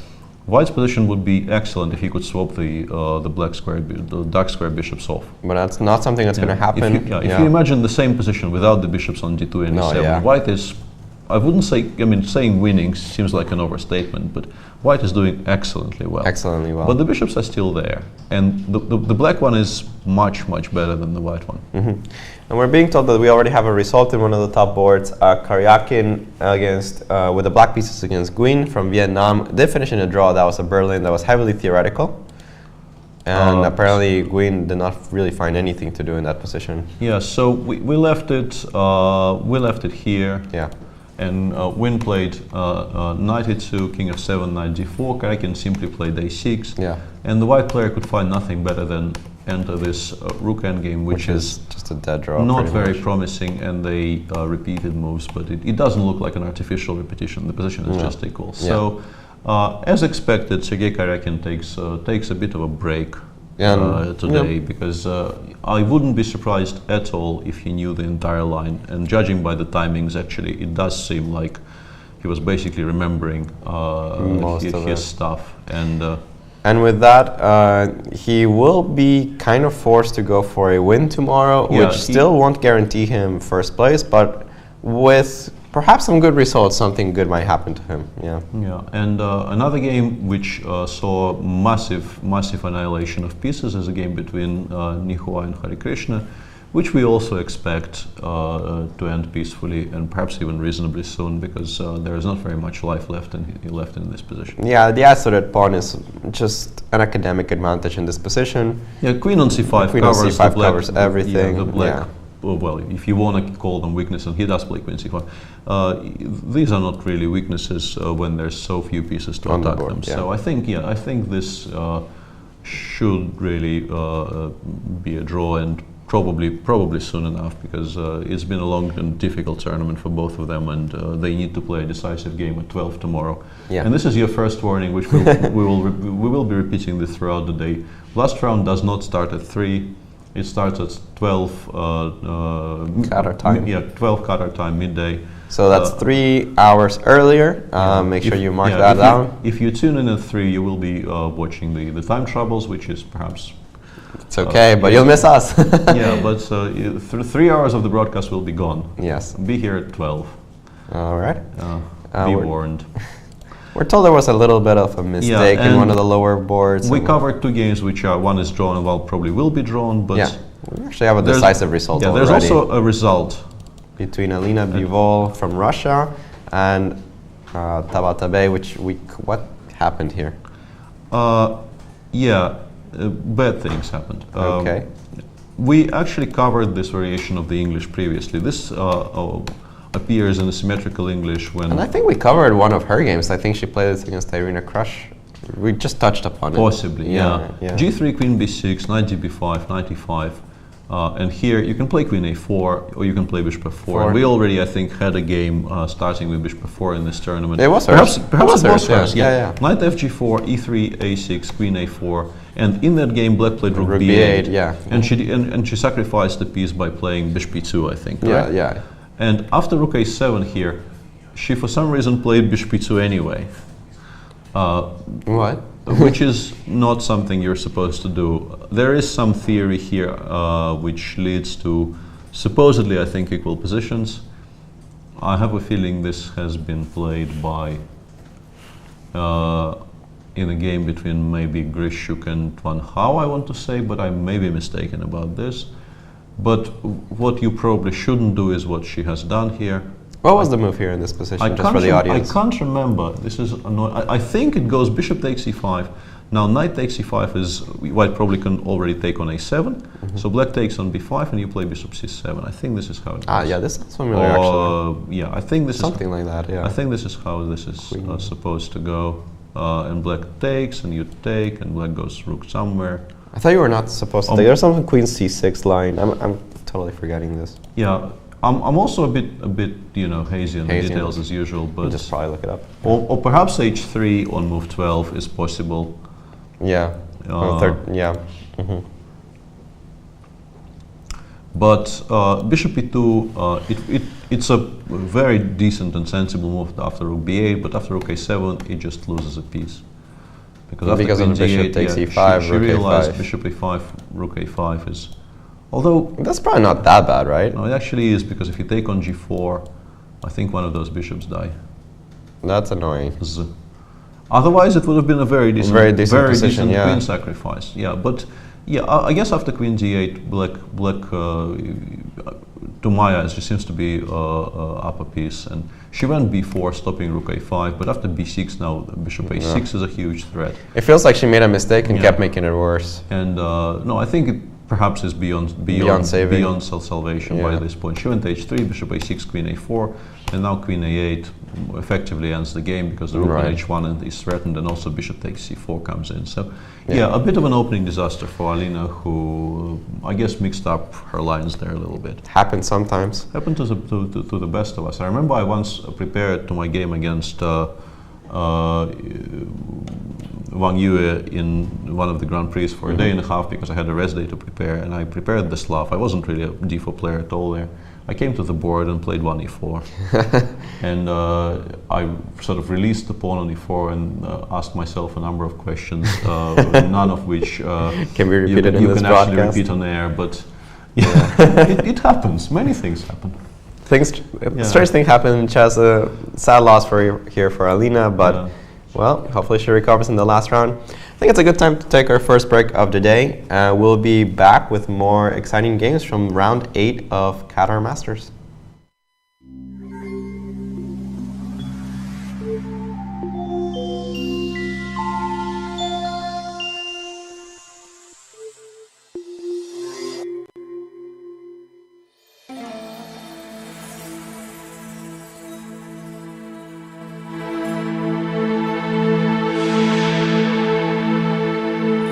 Hello and welcome to round 7 of the Qatar Masters Open. Today we again had a few draws on the top boards, but that just made the tournament standings more interesting, as a few pursuers had the chance to catch up with tournament leader Magnus Carlsen. Magnus had the white pieces on board 1 and he drew his game against Giri, who is one of the only players in the world to have a plus score against Magnus. Let's hear what Anish had to say about the game. Well, it was an interesting fight because at the beginning it started off very slowly. He chose a very harmless variation, and then he chose to castle the same side as I did, so position was very quiet.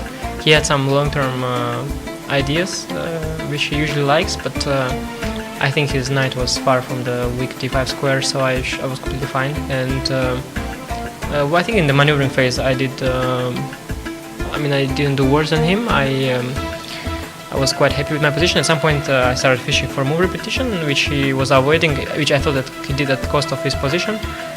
And then we changed the structure, and I thought that this position should be very nice for black, but it turns out that, well, at least later I no longer liked it as much as I did at first, and I wasn't so happy with how it goes, but I thought that's still fine. And then at one opportunity arose, I gave exchange, which I thought was an interesting thing, and I didn't think I'm risking much by doing that. So, and then he found some direct way to force a draw, which I didn't see. But to be honest, I didn't really think my position would be seriously better, so draw was fine. On board 2 we had another draw between the title defender Yangyi from China and Vladimir Kramnik. Kramnik was pressing for an advantage, but it wasn't quite enough. Let's hear what he had to say. Well, he played a very drawish line, and of course position after the opening was totally equal, but then I managed somehow I was playing for a win, still this completely drawish endgame, and at some point he played a very strange move h3 to my taste, and so at some point I got some initiative and he had to be very precise, but I don't know if I had anything better. After g3 what he played, which is already kind of necessary, otherwise he can be in trouble. I have several options. I was calculating, couldn't really find anything convincing, but I had a feeling that I could have posed some problems at that moment, because then I thought a4 was a clever move, but I missed this bishop b5 c4 defensive idea, and then it got sharp. Again I could probably just make a draw at some point, but it got sharp, and it seemed to me that was a logical draw. He could have tried maybe rook c8 instead of king g3, but it was very double-edged. Also I have some chances there, but he was repeating and I couldn't see any way to avoid it for me, so it was a logical draw. I expected it to be very quick after the opening he played, but of course, since I got certain pressure, I'm a bit disappointed with the result. On boards 3 and 4 we had 2 more draws, one between Ponomariov and Wesley So, and one between Sergei Karjakin and Ni Hua. On board 5, Shakhyar Mamedyarov from Azerbaijan took his chance with the white pieces to win another crazy game against Ganguly from India. Let's hear Shakhyar's impression after this game. But okay, it was very interesting opening line. It was home preparation, and I was so surprised because my opponent is know everything. I mean, he was ready, but I played first time. But after I played one move 93.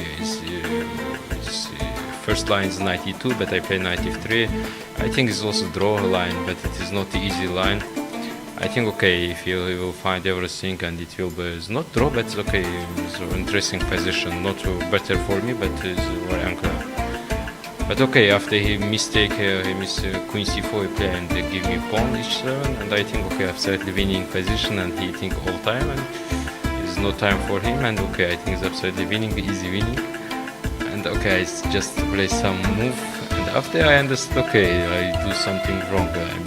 My king's going to walk, and I don't know why my king's. I just play very bad, and after the middle game, and I give him good chance. But it was very interesting, very dangerous, and it was not easy to find for him moves. And in games, I have 2 pawns, and it was just a technical position. On board 6, yet another draw between Pentala Harikrishna and Dariusz Schwartz from Poland, who is having a great tournament here so far. Down on board 11, everyone's favorite Vasily Ivanchuk from Ukraine won his game to stop the very good tournament of Vignesh, the young player from India. However, even with this loss, Vignesh probably has already scored a GM norm. Let's hear what Vasily had to say after his game. I outplayed him just after the opening. His knights was a little bit strange position, but it was extremely difficult to realize, and my opponent was very close to draw. I don't know if I had real chances. So after 7 rounds, we now have 3 leaders at the top. Those are Magnus Carlsen, Shakhyar Mamedyarov, and Sanan Sugirov. In tomorrow's 8th round, Mamedyarov will have the white pieces against world champion Magnus Carlsen, while on board 2, Kramnik will have the white pieces against Sanan Sugirov. With just 2 rounds to go, the tournament is more exciting than ever, so make sure you keep following the action, and I'll see you tomorrow.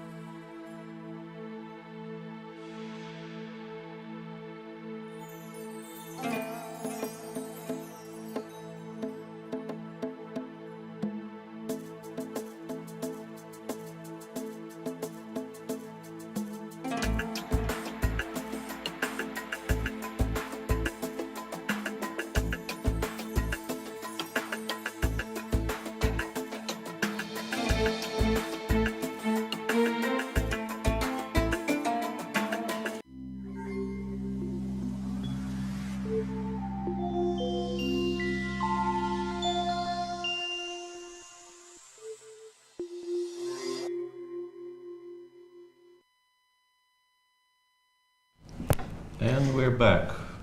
We're back at the Qatar Masters here on round 8. Sorry that we are a little bit delayed, but let's get right into the games, as we do have some big developments, I would say. Yeah, there's a major development in the fight for the first prize in this tournament. Our board 1 game, which we left off here, saying that white needs to be very concrete and very precise, seemingly went a bit south for Shahryar Mamedyarov. It went pretty badly, yes. Yeah, he went a3, which is an understandable move, because one of the plans available to black here would have been knight b4, followed perhaps by bishop c6 and knight d5. So he stopped all that, but that actually... It's a useful move, but as we had mentioned, it's him that has to actually create something active. Yeah, and black used the most straightforward plan available in this position, which I actually mentioned on air. A very simple plan of just playing rook d6 followed by rook d8. And I guess Shahryar was happy about this because he felt tactically after d5 it all works out for him. And currently black cannot take on d5 because knight f5 forks everything. Yeah, you win a decent exchange. Yeah, but Magnus prepared this move queen f8, which he played instantly. And here it was Shahryar's turn to think, and he thought for 12 minutes, and he came up with queen e4. But it seems like his position already is very, very dodgy. Well, and the pawn on d5 is just in grave trouble. Completely pinned. And actually, after the move that he played, queen e4, Magnus took almost no time, I would say, and played knight e7. Magnus is very good at thinking on his opponent's time. I think in this position he had he used the 12 minutes he had very, very efficiently by calculating the replies to most of the obvious moves Shahryar has. And once again, we didn't really show this on the board, so just to explain why the knight is not hanging, it's a very simple reason. Black picks up an exchange with check. And the same applies here. You would like to go d takes e6, but you cannot because the rook on d1 is hanging. Perhaps Shah's idea was to play bishop d3, hitting the mate in 1 idea. But f5 followed by knight takes d5 once again very effectively picks up a whole pawn, and black is close to winning, I think. I would think so. I mean, especially because not only does he take the pawn, he consolidates. His pieces are all active. He has the pair of bishops. Even somehow now suddenly things like the pawn on f2 being attacked by the bishop on b6 is difficult. If Shahryar does not have a concrete idea on how to deal with this, we don't see it, but we'll wait to because knight e7 has to be. It would have been my first idea. Let's play this after queen e4 because you want to pick up on d5, and basically white's position is completely in ruins if he doesn't have any tactical solution here. He will be not only will he be down a pawn, but the bishop on b6 is a monster now. The second one will come out to c6 and will be just about as strong as the one on b6. And no, it's almost entirely lost if white has nothing here. Yeah, as to reply to the Twitter, we'll know in a couple of moves as. And he does play bishop d3. He has to prove something very, very fast. And Shahryar is a very fast player speed-wise, and he's down a lot on the clock, which just immediately should shout at you. He's very uncomfortable. Yeah, f5 played straight away. And also, I mean, black's next move will be knight e7 takes d5. And if you just look at the position, the knight on g3 has no moves. The knight on f3 can come to e5, but it will be hit there by queen f6. The pawn on h4 will be a weakness. It just seems to me like I seriously think this is close to completely lost. Queen e5 is what Shahryar chooses. Rook takes d5 could also maybe come into consideration here, but queen e6 check, bishop f7. Bishop f7, forcing it all the way down to e2 in reply, and then something like maybe, knight g6, knight f4. You could try and win this by force, but also just taking on d5 with a knight, following it up by queen f6, and winning some kind of an endgame.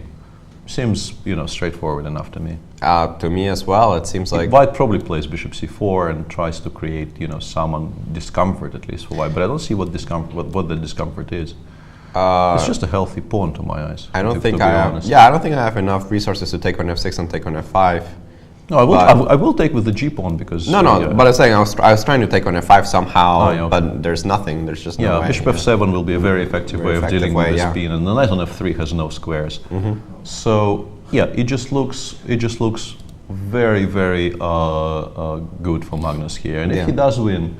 Wow, what a win that is, winning with black against a direct competitor, it's like those 2-point games, so to speak. Not only are you winning, you're also knocking back somebody who was tied with you for the first place. Right. And Sugirov needs to beat Kramnik with black for Magnus not to be an outright leader of the tournament before round 9. Yes, and that is a big deal because, beating if Vladimir- everything goes as it normally does, Magnus will be white on the last round. Yeah, Magnus should be, and I think that actually is a safe assumption, because one thing I think I know about the way Swiss pairings work is that if you are the leader of the tournament, it is you who changes color in general. Even if, let's say, he has to play somebody who also played black today, it will be Magnus who will change color. So he will play. Yeah, the higher seed, whether it be by pairing number or by amount of points, usually changes. In most cases, I would say. Yeah. So Magnus is very, very likely to be white tomorrow against somebody, and perhaps in a situation where a draw will secure him a share of the first. And at the very least, yeah. Yeah, and the win will be definitely enough to win the tournament. Outright tournament. Yeah, but I was like, actually, somebody asked me this. I was thinking this question to myself, and producers are also pretty curious. What was your last Open? Gibraltar 15. So Gibraltar 15 was pretty recent. Okay, that answers that question. Yeah, no, I do play Open tournaments every now and a while. And again. Mainly, yeah. Besides Gibraltar is being nitpicky. Yeah. No, I don't play very many, but I do play Gib because I like Gib. I think it's an excellently run tournament, and. All right. Well, this game is going south very quickly for the Azerbaijani player, but seems so. Let's check on the game we mentioned as very, very important in terms of tournament standings. That is absolutely. A game. Kramnik versus Hugitov. Yeah. Doing something strange there on the screen, but yeah, I fixed it. So you did manage to eventually castle queenside anyway. Yeah, it's an interesting combination of plans. First, he goes b5, puts the knight on c4. As we described, the plan for black would be, even if the queen retreats on its own, you put the knight on c4 to lock the queenside down for now. But then he still chose to castle queenside because getting mated on the king side would still very much be on the agenda had he chosen the other flank. And I guess he just didn't want to stay in the center. He wanted to connect the rooks and actually do something useful. Connecting the rooks and finally having some kind of coordination is important. But it's a very difficult position to play, I think. But I like white. Now, to the untrained eye, it does seem like black's made enormous progress. He got a knight to c4. He got a knight to f4. But well, that one will be driven back. But that's what I wanted to say. Yeah, the thing is that black's going to be driven back, not even slowly. I would say pretty quickly. Yeah, g3 is very hard to resist temptation just to play g3 here, drive it back to h5, and then play something like bishop d3 back to follow d3, it up by probably h4, I think, to kind of completely ignore the king side for a while, rook h1, and then you can start about opening up the queen side, thinking about opening up the queen side, although that will not be that easy. The knight on g5 is a very useful piece because it puts pressure on the f7 pawn, which means that black constantly needs to divert his attention to covering it. No, and b3 can come pretty much at any moment, I would say also. Sure, but you need to pay attention to knight a3 check. You need to correctly evaluate if you want to give up your bishop, or maybe you start by king a1 so that knight a3 is not a check at least. Oh, in so many cases that would drop the bishop for black, right? I mean, after you can be locked out. Yeah, this probably. Let's show this. It's actually an idea I did not consider at all for some reason. You can play b3, and if black replies by giving this check, you can play b4 here, and black needs to make sure this bishop is not lost, and it probably simply is lost. It is lost in this variation. We're being told that we have a desperate / interesting attempt by Mamedyarov in the position, so let's take a look. I'm not at all surprised because I think he realized that if he does nothing at all, he will just lose. I was trying to calculate this, but it seems like game is very close to finishing because Magnus sort of completely out tempo in this position goes rook c6. Yeah. The point of the sacrifice was that if black retreats to a normal square, white has this tactical idea of playing rook takes d5 against rook d7 and following it up by knight a7 check, and he wins the pawn back. But Magnus took about 18 seconds, I want to say 3 seconds, but that's an overstatement, to play rook c6, and it seems now black will just emerge with an extra piece. Yeah. You cannot take on d5 here because rook takes c1, obviously. Yeah. If you take on c6, I mean, the most solid way is just take with the pawn so that you no longer have to calculate any variations. Yeah. And even d8 is protected, so 97 check, which would not win anyway. But yeah, black can just take on a7 with the queen or the knight. Yeah, it's completely he doesn't really look very happy, understandably, because it was a very, very important game for him, and from an opening which he quite clearly prepared, because and then he resigns. It's just down a piece basically after rook c6. So a very, very quick and very convincing victory for the world champion, the world number one, and an interesting game, and a somewhat perhaps a dramatic end to it. But we did feel that somewhere around here, black was by far the side with the brightest prospects, so to speak. But even then, I didn't think it would go south so quickly. I mean, the way that Mamedyarov lost was very, very, very fast. In 8 moves, he resigned. He wasn't even lost. He resigned 8 moves later, which is a very, very dramatic turn of events. And Magnus Carlsen, well, now he goes to 6.5 out of 8. 6.5 out of 8 plus 5 after 8 rounds. White tomorrow against somebody. For us as sort of interested observers, we probably want it to be Kramnik for the sheer theater of it. In some ways, yes. Yeah, we want him to be playing Vladimir tomorrow, because that would be the absolute dream pairing for the last round. But for that to happen, some things have to align correctly. And well, I think Kramnik has to win, and I'm not so sure there's anything else that needs to happen. Yeah, I think that probably will be enough. And we have a guest in the studio. You can probably guess who. Will get somewhat rewired and be back with the world champion Magnus Carlsen.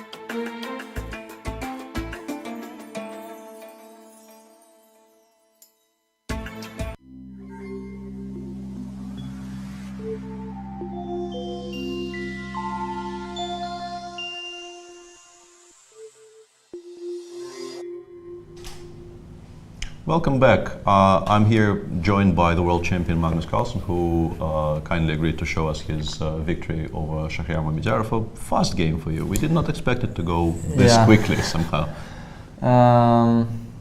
No, but it has to be said that in a situation like this, where a win would be really, really nice, Shach is not the worst player to play with. Absolutely, yeah. To play with black, so well, this is kind of a fashionable line, and but not really connected with e takes d4. No, exactly. But I mean, at the board, I was just cursing myself that I forgot to check this stuff before the game, because I don't know if he's played it in this position, but he likes it in similar position. I think he beat Boris once, like in a very similar position. But at the same time, I remember that it's not at all dangerous objectively. Yeah, and we were actually kind of surprised, because I assumed he was going to play the a3 queen takes d4 line, which doesn't really seem to doesn't suit his style all that much, and I thought this might be a quiet game, but it wasn't. Yeah, no, I mean, usually, I mean, people try some stuff, and if black is accurate, then it's a short draw. But yeah, so I mean, actually, in the game he really needs the rooks on d1 and e1. Yeah, I thought it belonged on e1, but I wasn't sure how to get it correctly. I think somehow this is how people play, and knight g3 is already quite committal, I think. Yeah. But what else? What else he's supposed to do? I don't know. I mean, if he can get a3, b4 and knight c5, that would be nice. But I don't think he's in time for that. Knight c5. It does seem like your play is just so much simpler here. Yeah. And here, I mean, I was checking this for a long time, but I just couldn't see what he had like after bishop d3, I think. Maybe even both f5. f5 and g6 are playable. For instance, like g6, queen e3, bishop e8. I mean, he can try some stuff like this, but it seems that he's the one who's trying to equalize to me. Yeah, we thought you were doing well, but Yeah. but still, And then, I mean, here, he said he missed rook d6 here, but I think, I mean, of course, bishop a2, bishop b1 is coming, but it's not very frightening. But I think after here, he really needs to go d5, probably. And it's pretty miserable, but... Oh, you take and go rook a8. Yeah, I mean, black is better for sure, but Yeah, you can understand why he didn't want yeah, to of do course, that, but I think here after queen g4, rook d8, knight e4, rook d7 doesn't lead anywhere. I mean, after knight e4, even rook d4 and knight d4 is probably much better for black. And d5, queen f8, I just couldn't see anything for him. Yeah, I don't think there is anything good here, but what he did just doesn't work at all. But I guess by this point he realized the game is not really going very well, and he... Yeah, so of course knight e4, knight h5, just f5 works, and... I thought maybe bishop a2 or bishop b3 to force you to take at least. Exactly. But Wait for I take knight f5, knight f5, bishop d7. bishop d7 even. And he cannot go rook d5 because I just take, and bishop f5 and knight d7.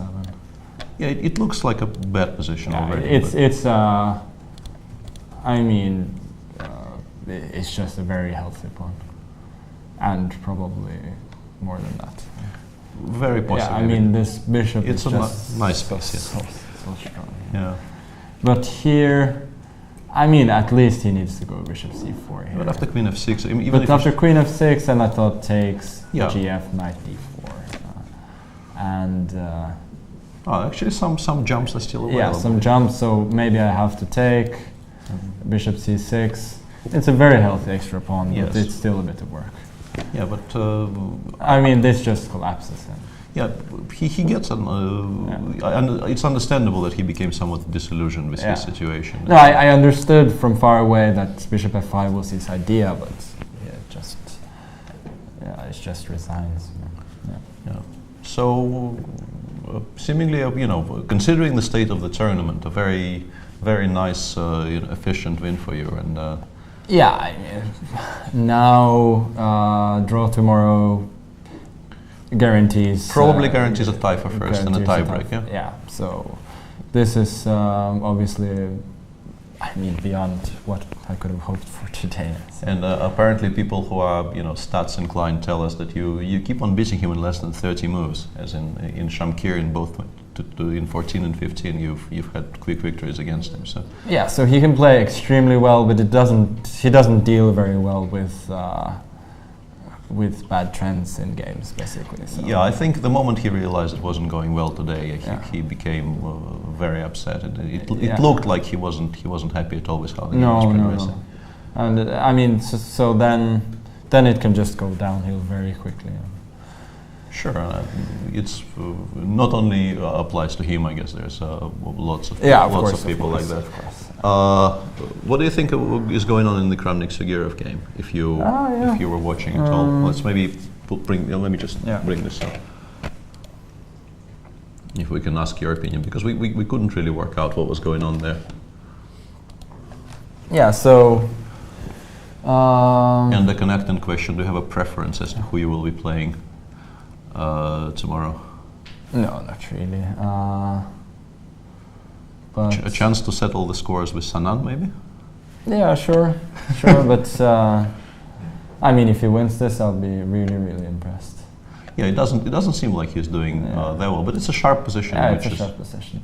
So, It's interesting, this line. Yeah, actually. it's a very... Usually one would think that white should go h3 in this position, though. Yeah, we just completely ignored it. And also apparently bishop d3, knight h5, bishop e3 has been played in 2 previous games by Ulyanov and Kamsky. So people have been doing this constantly. Yeah, I mean, when you go for queen b3 and knight h4, this is at least a semi-serious attempt at an advantage. Sure, yeah. But what I mean is, even after taking on g6, your suggestion of h3, people for some reason are... they are even bishop d3, bishop e3 is what has been played by Ulyanov and Kamsky previously. Maybe there's knight h5 and g5 or something. Maybe, yeah. So okay, but... so what do you think is happening right now? So I think this is what happened in my game with Asher. Very close to it, at least, yeah. Maybe exactly. I think this, and he went bishop e4. Oh yeah, and which I think makes more sense because I took. He put the bishop on d6 and bishop d6, and it seems that this should be favorable. Well, at least compared to the game. Compared to, I mean, there is no question of black being better, of course, but it's a game. But here, this seems very playable for white. I mean, we have these systems in the Ragozin where you hunt the bishop, and it seems that white is way ahead of those positions. I guess that objectively black should still be right, but now with long castle, I don't know. The thing is, he's not going to move the knight on c4. I don't think he is anyway. So you think you need to just keep it there and allow white to take, because I thought knight a3 check, but it just gets captured there. You would, if you could play knight a3 check, you probably would play knight a3. Just g3 and b4, or maybe b4 immediately. Yeah, or b4 immediately. So, but can you make it work? Because I don't know. If you leave it here right now, I think. Also, the knight on g5 is very annoying, so you can never get king c7 rook. Yeah. So a very interesting position. Okay, let's see. Let's just try it for it. Okay, knight f7. Knight f7. Rook a8. Whoa. Knight d6. Knight d6, queen a6, knight b5. Knight b5, king d7. King d7. Yeah, this escalated quickly. But probably bishop b2. Sadly, this probably doesn't work. Bishop b2, queen a2 check, king c1, and it's just one check. This is probably a bit too wild, but but I think. But you do need to bring your pieces to the a file kind of quick, unless you know. Can you? You can try f6 maybe.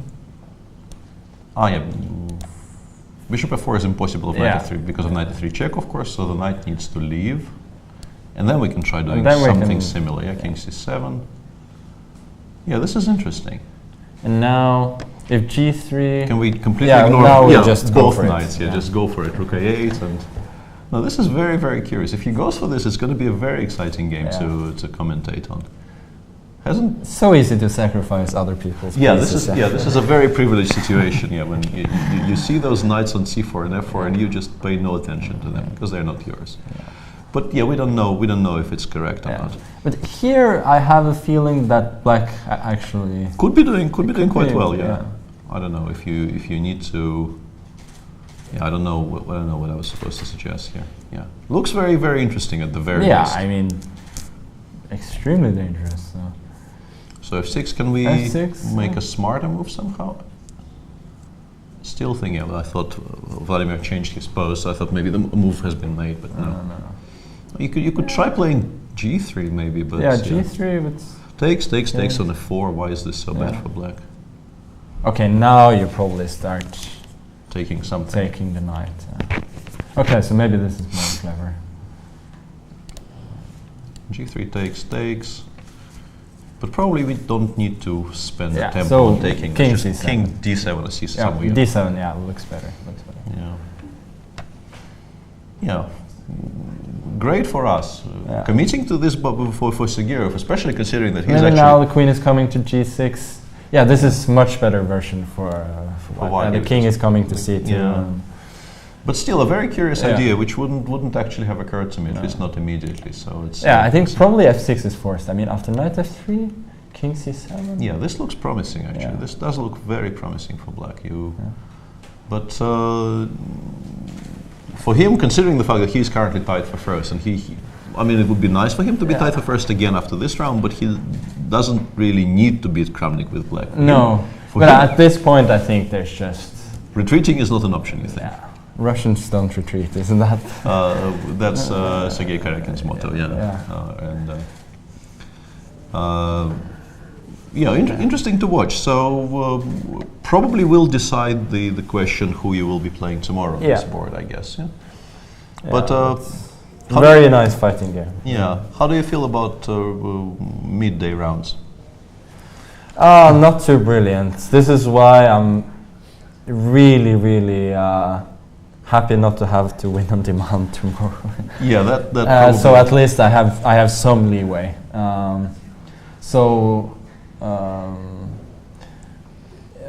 Yeah, I mean, basically this tournament I've tried to adjust a bit, but I just can't sleep at night. Still, even even now I cannot sleep. A week and a bit in.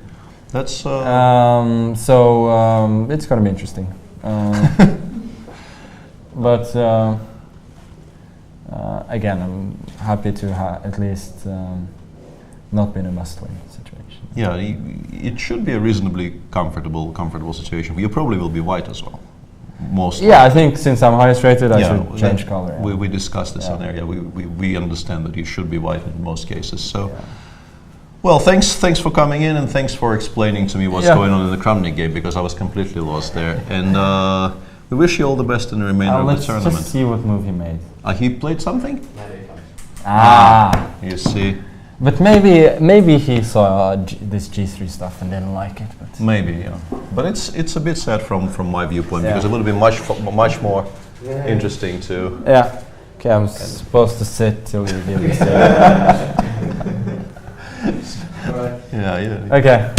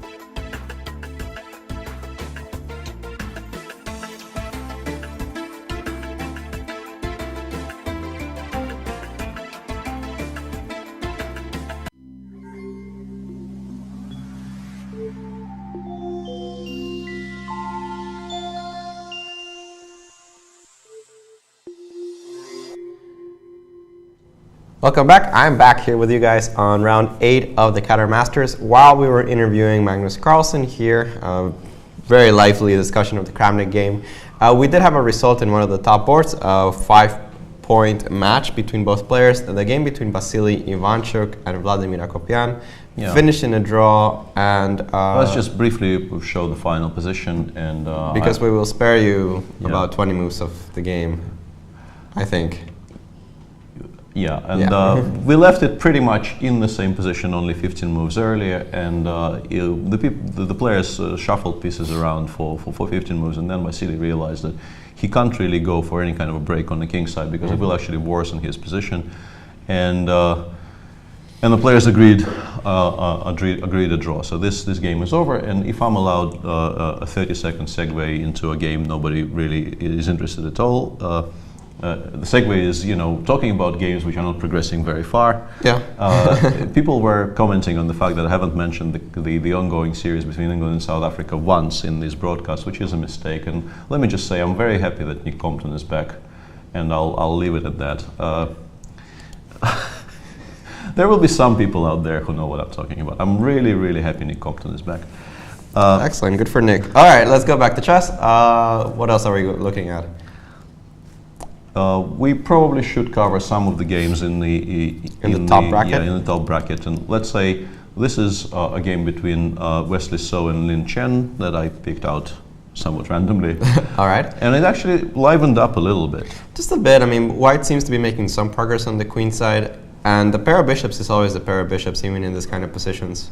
Actually, the plan for White is very, very typical here, right. Because in this structure, especially when Black puts the pawn on a5, White does play b4, breaking the queen side open this way, and even the semi-open b file actually gives him some additional options here, whereas Black, as you can see, the pawn on g5, Black generally tries to do something on the king side, but I have a feeling that the fact that he had to take h takes g6 is hampering him here a little bit, because I think the most natural plan he generally goes for is h5, h4. Yeah, and he doesn't have an h-pawn. He doesn't have an h-pawn to do that with. It's an unusual fact that he cannot weaken the dark squares around White's king, which he would love to do. But what does he do instead? I mean, sitting back and waiting passively is something that can be done in some Slavs, but here it seems like White's already done a lot. Yeah, and a before knight takes before has been played in the meanwhile. In the meantime, and actually this creates a concrete threat, not only of bishop takes e4, but perhaps even more importantly, if Black plays something like f5, there is a threat of taking on g5 with the knight, followed by queen takes c7, and White recaptures the piece and is a healthy pawn up and is more or less completely winning. So Black needs to tread carefully here. Knight df6, maybe followed by knight d6, would be my first. Knight df6 is the first thing I can think of in this position. He needs to make sure that there are no tactical possibilities, like for example c5 in this position, I actually have a move. I'm not threatening anything actually, because g3 is hanging. G3 is hanging. Yeah. I think your point was that after f2, f3, the knight on e4 seemingly has no squares, but the g3 pawn is weak, so you can't actually threaten it yet. Yeah, no, that's not actually too I'm dangerous. not commenting on an England cricket game ever again, because just as I said all that, Nick Compton got out. I'm sorry, Nick, and I will stay silent until England stop batting. This is horrible. I don't know how I'll live with myself. All right, so perhaps knight df6 makes the most sense, just defending every threat. That would be either knight to f6 seems to be required. Knight df6 seems more natural than knight ef6. And knight ef6 probably doesn't even work tactically. Yeah, yeah, I was wondering. You can take on g3. Yeah, I can take on g3 in this position. Once again, the same tactic is available to White, but perhaps bishop g3 is a little bit messy. It's pretty messy. But actually, mainly knight ef6 is just so passive. Passive, yeah. That if you can use the other knight, you probably want to use the other knight, generally speaking. And this knight, even if it's forced to retreat, has a decent square on d6, hitting the pawn on c4, then maybe going to f5. f6 and f5 is actually a reasonably standard positioning for these two knights, I think, in this structure. Yeah, it's not a bad position at all. It's actually surprisingly difficult to shoo them away, especially because g4 leaves such a big hole on h4 in this position. The one on f5 is a very useful piece because it creates, kind of constant pressure on the white structure, and playing g3, g4 is almost never good because it goes to h4 from then on in. Yeah. So we think, knight d6 has been played by the Chinese player. All right, let's keep This going. actually has a potential of becoming quite sharp, which I'm very happy about. A game that just visually looks like it might be a little sharp is the game between Giri and Ponomariov. Let's take a look at that game. That is our board 3. Both players on 5 points. Really needing to win, I think. Yes, I think... Especially after the result on board 1. I was going to say exactly the same thing. It was probably a bit of a must-win situation anyway, but now that Magnus has won, drawing and being a full point behind the lead is an unattractive situation to find yourself in before the last round. So, not attractive. Lots and lots of these players are now finding themselves in a position of having to perhaps play sharper than they would have otherwise. And we haven't seen this in a long, long while. We had a bit of a discussion about plans somewhere around here, and the plan I mentioned actually was put in place by Ponomariov. He played h6, then he drove the bishop away from b5, perhaps to not have to calculate variations. If you go bishop b7 here, you have to calculate. You do need to calculate this, which it might work, but you have to make sure. Yeah, probably isn't a huge problem, but you still need to be absolutely sure. And if you play a6 and b5 first and play bishop b7 here, don't even have to worry about it. This is no longer a concern, but you do create a target on the queen side white can play against, which is of course what Anish immediately seized upon. Yeah. He went a4, b4, bishop g3 here is also a very typical move, because if you allow knight h5, you will have to trade this bishop off for a bishop. And by playing bishop g3, you sort of stop it, because knight h5 always will run into tactics which is connected with knight takes e5. d6, a5. This looks like a relatively normal Rui, but this bishop on g3 is kind of weird. It's generally on c1. This is like a very classical anti-martial structure. Yes. But the bishop normally finds itself on c1 or e3 maybe in some positions, but definitely not g3. And Anish used the fact that it's on g3 by immediately after bishop e6 taking and going for the sharpest plan available, because the bishop on g3 is very useful in applying a lot of pressure for the black center. Yeah, and it forces Ponomariov to react somehow. I think the reaction Ruslan chose is more or less forced. Yeah. He needs to take on c3 and on d4.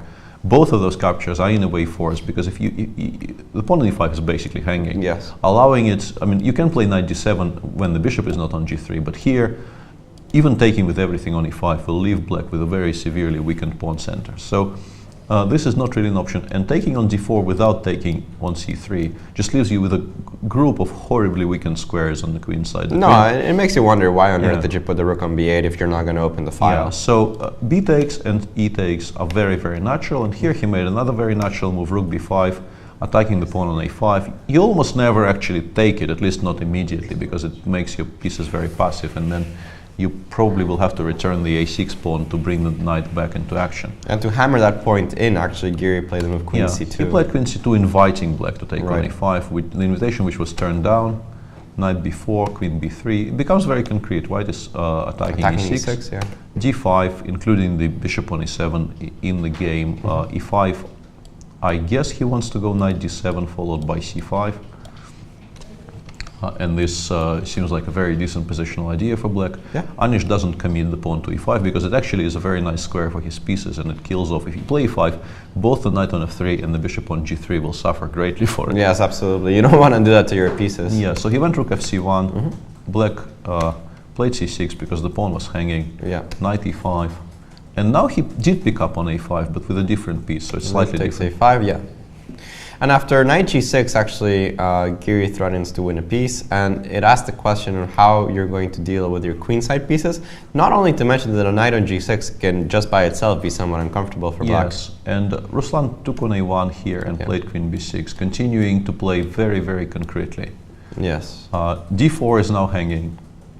The most obvious try for white would be to take on e7 and go bishop d6, but black is prepared to play rook b7 here. It's also maybe possible to play queen takes d4. Possible to take first, as everything is hanging here for white. The d4, the d2 knight, and the a1 rook. It's quite possible that this is okay. And if this is okay, you of course want to take a central pawn with tempo. It should be your first choice if it's a legal move, so to speak. I keep on using this term. So instead of knight takes e7 check, which just seems to improve the black rook, rook. What other chances do we have? Black is going to follow up with either c5 or a5 almost. Yeah, I think a5 most likely to support yeah. the b4 knight and free up the queen, and then he can continue playing in a more in a freer manner, so to speak. Right. So what about for white? What are we looking at in this position? I would need to think. I wasn't entirely sure what to play. So yeah, perhaps you can help me out here. I'm not. I'm not sure, because it doesn't seem like it really does seem like black will play a5 next move. Yes. Especially if you protect maybe something like this. Bishop e5, a5. Yeah, bishop e5, and I'm not sure if black has anything. But a5, maybe I can open the king's side. Maybe play something like queen g3 at some point, transfer over some pieces. I think bishop e5 looks quite natural. Quite natural, yeah. Because it stops queen takes d4 quite obviously. It also creates this, as you mentioned, very useful idea for the future of bringing the queen over. Also, maybe in some positions after a5, immediately you could start considering taking on e7 and f6 to create this weakened structure on the king side. But on the other hand, you exchange all of your attacking pieces, and black is a piece up, and d4 is still hanging. So I'm not sure if this is good, but it's an option you have to keep an eye on as white. So apart from bishop e5, do we see any other options? n97. I'm trying to figure it out, but you do have to defend the pawn on d4. I'm trying to make some tactics work that don't involve defending the pawn, but it just seems like such a huge threat in every variation. Yes, I am. Yeah, no, I'm a little. I'm not sure. Once again, in a position like this, when you've sacrificed a pawn, or you do need to make sure you are playing concretely enough and sort of fast enough to justify this. Because if you allow black to consolidate, you probably will be the side fighting for equality. Black does have a number of extra pawns on the queen side, which in endgames will actually be passed pawns. So right. They are technically right now, but it's not that relevant. But if pieces start coming off, well, we can let Giri think about this, which he seems to be thinking pretty hard about. Meanwhile, we can go to the game between. Actually, before we jump into the game, we are being told that the Nihua game against Harikrishna finished in a draw. I don't think we actually even need to touch this really all that much. It. Yeah, we were fairly sure this is how it was going to end. So let's go to the more exciting game between Niels Grandelius and Yangyi. Let's see what's going on in that position, and a lot has happened in that position. Yes, this is quite sharp, and I quite liked what Niels was doing previously, but this. I like it a little less when all of your pieces are hanging. It seems to me like he maybe blundered something and is now in severe trouble, because if we will let's go from the.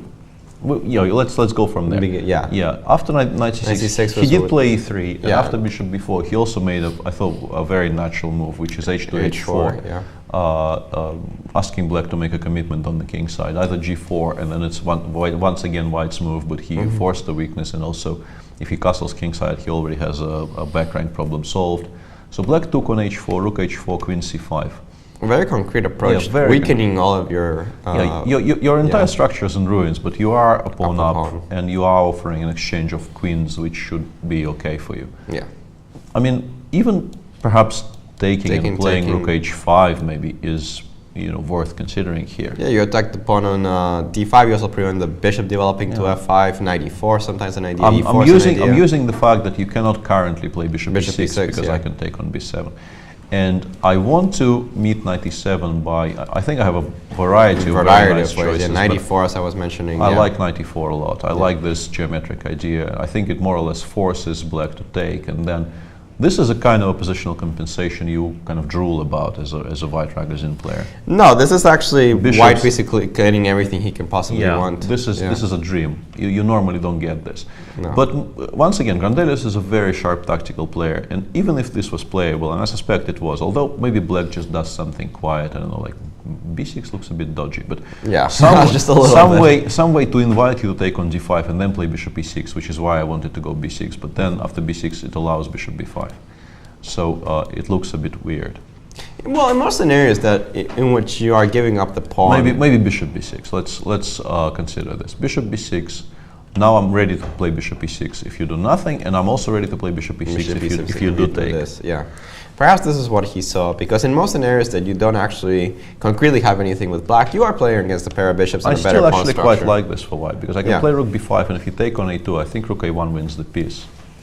Oh, that's, yeah. A b6, rook takes a8, and I honestly think this is a very, very serious attempt for white here. No, it looks like one, especially with the fact that the white light square bishop for black cannot develop in this move. Yes. And you don't have that many useful moves yourself. Yeah, maybe f5 actually, but f5 is once again a severely committal move, which creates a plethora of new weaknesses to play against. Yeah, this would be very, very attractive to me if I were white. I would think that, you know, I have at the very least enough for the pawn. No, this is also much more my style of play, where you just give up a pawn, pressure the weaknesses, instead of give up a pawn and try to checkmate your opponent. Yes, instead of all of this, Niels went queen a4, hitting the bishop on b4, bishop a5, which is normal, bishop b5, bishop d7. This is all completely normal. Tactically justified. But here, Niels went queen f4. It's a very nice square for the queen. It threatens the h6 pawn. It also makes it very, very difficult for black to castle queenside, because this battery will probably deliver mate on the h2 b8 diagonal. Yeah. But after queen c2, I have a feeling that he now will find himself a piece down in a moment, which will have to be justified, because after rook d1, bishop takes d2 black can take, give a check from b1, and just pick up this bishop. Game doesn't actually end here, because after queen f6, black still needs to make moves. Castling queenside allows something like queen d6, which could be a threat. It's illegal. I'm going completely mad there. Sorry. Rook has to go somewhere. I guess rook g8. Rook g8. But forcing any kind of a concession from black here, you can't actually even create an actual threat. No, I'm not even sure how you do that. Yeah, that's even bishop d6 doesn't actually create anything. Yeah, you can put this piece on a very nice square, but even, you know, if I go the absolute scaredy cat approach. But it's normal, yeah? Yeah, bring all my pieces back, start pushing your pieces out. It just looks. Wait, what did he play? I think he played bishop takes c6. Yeah, we might want to have an update on the live board, by the way, as the live board is still showing the Giri Ponomariov game, and we've been discussing the Grandelius Yangyi game for a while. So after queen c2, my screen seems to suggest he took on c6 here. But this is very, very difficult to assess correctly, but okay, let's look at the variations. Should not work, I would think. Well, queen takes b1, checking e2, at least leaves the queen under attack for one moment. No, I don't think this is your start. No, I know, but bishop takes d2 check is much stronger. Bishop. King f1 basically gets mated. King f1, let's just show this. I can take another piece with check. I can give a check from, but the king goes to d3. It's not actually mate. And white's idea in general is that if black takes with the bishop, we go queen e5 check, and we hope to give a perpetual, I think, after king d7, queen d6, king e8. I don't think white ever has anything better than a perpetual here, but that's good enough. Yeah, it does seem like a perpetual to me.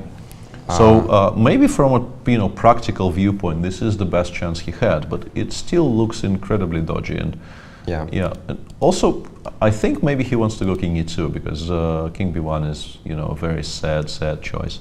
If this doesn't lose, I would prefer to go king e2. I mean, if it doesn't lose immediately, it might still lose, but let's consider this carefully.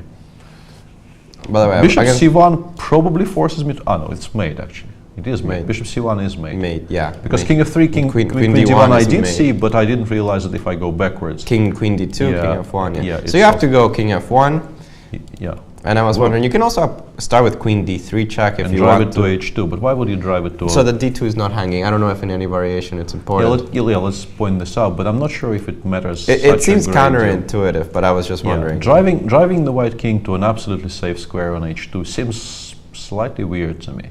It's very weird actually, but I was wondering if I can start thinking of giving back material, and in some cases the d2 bishop isn't hanging. But of course, taking up in b1 is immediately more natural.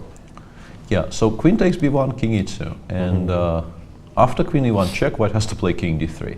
This is, this is kind of exciting, but in a kind of a Weird way. I'm trying to use the term gawker in a Gawker? in a chess context and failing, but you get the feeling that you're watching a bit of a train crash in progress here, because It's hard to believe that this actually works. yeah, if it works, Niels is even more of a hidden genius than I already thought, because how do you even come up with this idea? I understand after queen c2 your position is unattractive, but, Right. but to give up more or less every single piece you have with checks is not natural. No, not so much. Yeah, just sort of starting to calculate bishop takes c6 is not that easy. Yeah, just making your brain think about it. Yeah, it's like there was this famous game last year, which I think won some prizes between Hismatulin and Oh, right. Ilyanov, I Ilyanov, think, yeah. in which at some point black had a queen on c2 and a pawn on d2, Yeah. and white had on d3. It wasn't on d2, and white had a rook on d1, and Ilyanov attacked it by playing queen c2. And in that position, Hismatulin just went king f1, g1, queen takes d1, check, king h2, and it was winning by force. Yes. And actually the variations after king h2 are not that difficult to calculate. It's coming up with king g1, I think, Yeah. which is almost impossible to my eyes, because in that position white had only a queen and a rook apart from the king, so you're giving up half your pieces with check. Yeah. Just to evacuate your king to a safer square. If you haven't seen that game, look it up. Look it up. It's fantastic. Definitely. It's one of the most strikingly beautiful games of the past couple of years. And Hismatulin has had a lot of beautiful games. Yes, Yeah, he is a very, very exciting player. very exciting player. Yeah. It's actually his birthday today, so happy birthday to him. Yeah. But unfortunately, I've been looking at his game, and it doesn't seem to be going all that well. Yeah, it doesn't seem to be a particularly happy one. No. But we'll see. We'll probably get to it at some point. So here in this position, after bishop takes Continuing c6, to discuss this. yeah. So bishop c6 is already on the board. Sorry. Let's see. Bishop d2 is by far and away the most natural move in this position. Yeah, I don't really think you can. Queen b1, king e2 is just a much worse version of the same. Everything we've Because been there talking are about, no checks and the queen is hanging. Yeah. So here white could actually very easily be much better, or winning even. Yeah. No, that seems clear. So Yeah, you start by taking on d2. You can also, we should probably also mention that if we want the king on h2, we can also pick all of this material up by doing this. The only question then becomes Do we want the bishop? We might actually want the bishop on a5. Isn't this winning? Oh, because you don't have a check I on control c7. c7. I control c7. Is this an actual solution? Well, that was the end of those checks, right? Yeah. Let's go And back rook a little d8, bit. rook d8 next move. Yeah. So we can start by queen g2, and King f1. this sequence is absolutely forced. All of these moves are the only legal moves available to white. Bishop c6. I take. If you allow queen e4, game finishes. Well, or queen g6 or any of those moves. Making a quiet move here does not seem plausible. Yeah. So you have to play check. In this position, you also have only one check, which is kind of important. But more importantly than only having one check is that I don't see even a quiet move that greatly improves your position. You could maybe rook f. Rook f4 it just brings the queen back. Yeah, right? you just force black to make a very useful move there. So check, king c8, and if you go rook takes h6, first of all it's a check, so I can take back, but also I can play rook d8 and start driving your stuff back. I think that's just the solution, no? Yeah, I think so. Even if it wasn't a check. Yeah. So that actually seems to at least to us, it seems to solve the Let's go back. the issue. That was actually relatively simple once we found it. Hmm. Queen takes d2 check. Check. Yeah, bishop c6. No, this So position is completely Yeah, forced. if black wants it, he can get this position on the board without fail, so to speak. And it seems like white has two checks here, and that's it. Yeah, you can try maybe queen f6. But it creates no threats. I actually Well, thought about this, but it creates zero threats. Yeah, that's. Bishop I D6. don't see why you've improved the situation in No, any way. I mean, just fishing here, and honestly, because I really don't see anything else well. Well, in this position you will now have rook takes h6, but it's just so slow that now there's no checks. No, I can't believe this works. no, it's impossible. So Yangyi has 16 minutes, and he needs to calculate what looks to us a very, very direct line with almost no branches. It's a series of absolutely forced moves, which leads to a position where he's a rook and a piece up.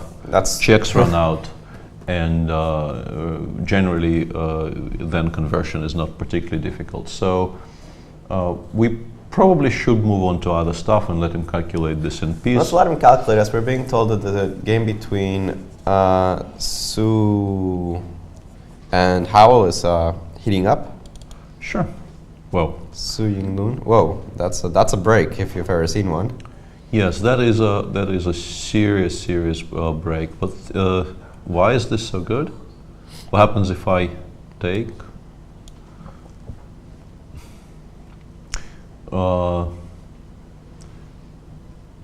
The black player is David Howell, who most of you know, and the white player is one of those Chinese players who we've only just discovered pretty much over the course of this tournament. And his last move has been e4, e5, which is a very, very striking idea. But it's not immediately obvious what the follow-up is. Maybe he wants to play rook d7, but Yeah, rook d7 it doesn't feel... Well, it does create a very direct threat, but it doesn't feel lethal to me somehow. well, what is your next move though? Rook d7, I wanted to go something like maybe rook a8. and maybe knight e5. Yes, I saw this, but I thought I can maybe... Yeah, but you can take on d8 and b7 even. I take on b7 immediately, maybe. Or even bishop takes b7 straight away, as you correctly explained. Yeah. So, and to explain why we couldn't have... We could actually We have could, taken- but d1 is not hanging, yeah. No. Bishop c6, rook e7, rook d1, knight d1, and white emerges with a better structure, and black will need to make sure he has strong immediate counterplay, because if white is allowed to settle down sort of and consolidate, all the endgames will be much better for him, I think. yeah, and especially this knight on c7 doesn't have too many immediate squares. Any other options? We could arguably take with the F-pawn, but With then the you give up F-pawn. the structure on the king side. hg, let's say hg, but Knight the g5. biggest issue is that after Bishop g5. I think after bishop g5, the whole edifice could potentially collapse. Although I want to play king f7. It's still not that clear, I guess. Not at all. Maybe knight g5 is even stronger. I don't know. But Knight if g5, also pinning, you pinning the c6 knight for now. You only have a couple of moves until I actually do get a knight on d4. Yeah. So if But so it's a very, very interesting, but also very difficult to assess position. And Yeah. Let's say if I play the first move that comes to mind, although here maybe knight b5 is an issue. yeah. Rook b8, or also knight b5 maybe. Maybe, yeah, because e6 is always hanging. Although even in those positions, I'm not sure. I was about to say that even if e6 is falling, after in a position like this, and actually it's not falling because I will have bishop takes g5, bishop b7, rook b7. You can't actually go bishop d4, bishop because b7. bishop d4. Yeah, because I will recapture here. Yeah. So a very sharp position where it seems like both d takes e5 and f takes e5 have to be considered very carefully. One thing which probably doesn't work, but it still needs to be mentioned, is that if black does this, you have knight g6. But actually, now that I think about it, I can go bishop f3, knight e7, king f7. Your knight's trapped. I think white's plan is to go knight c6 actually. Takes and rook d6? And takes and rook d6, and it might work. It actually looks quite promising because the bishop on c6 is impossible to cover, and then b6 will fall. So a very sharp position, and David is down to 6 minutes against 21 minutes for his opponent. So he will... Typical David, huh? Yeah, he will have to make a lot of decisions very fast, but he's used to the situation. It's not his first rodeo. No, definitely not. And perhaps it's a quick update on the top boards. The game between Giri and Ponomariov is actually going more or less as we thought. He did play bishop b5 And- in the position we'd right. seen. He played bishop b5, here a5, and he took on Took e7. on e7. I guess Ponomariov is not at the board because rook takes e7 is really the only move you can make. Yeah. So interestingly, he decided to take on e7 straight away and did not bother with all the queen g3 Queen ideas, G3, queen which I H3, thought yeah. were quite promising actually. Queen g3, both queen g3 and queen h3 even. Perhaps he found something very concrete. Yeah, let's have a look. Knight e7, rook e7. You need to take on f6, I think, because allowing knight takes e4. Yeah, he did take on f6 and played queen c3. But this to me seems like he is now in a bit of a damage limitation mode. Yeah, it doesn't feel like he's playing for the advantage in this Although position. knight b3 is a very important threat, but you probably can't even play it immediately because d takes e4 is an issue. So, and black is a pawn up. He is somewhat discoordinated. The knight on b4 doesn't have any active moves currently, And his king's always Yeah. going to be exposed. and the king is exposed. But the rook on e7 does a decent job of covering it. I think White has no attacking pieces apart from some queen checks he can give, and yeah, a pawn is always an important resource. Yeah, I'm not sure what to think of this position. I guess it should be somewhere around equality. As usual with the positions where you can't really settle on an evaluation Yeah. after looking at it for about a minute, it generally ends up being close to equal. And if black wants, I wouldn't say equality, but if black wants clarity, Yes. he can take on e4 and bring the knight back. It seems a bit counterintuitive To let this knight come in, to yeah. activate the knight on d2, but on the other Well, hand, the knight on d5 seems so pleasantly placed, and black yeah, black actually even maintains his extra pawn for now because queen a5 I can answer by queen takes d4. right. So At the very least, yeah, so you we have a tweet from Nazi.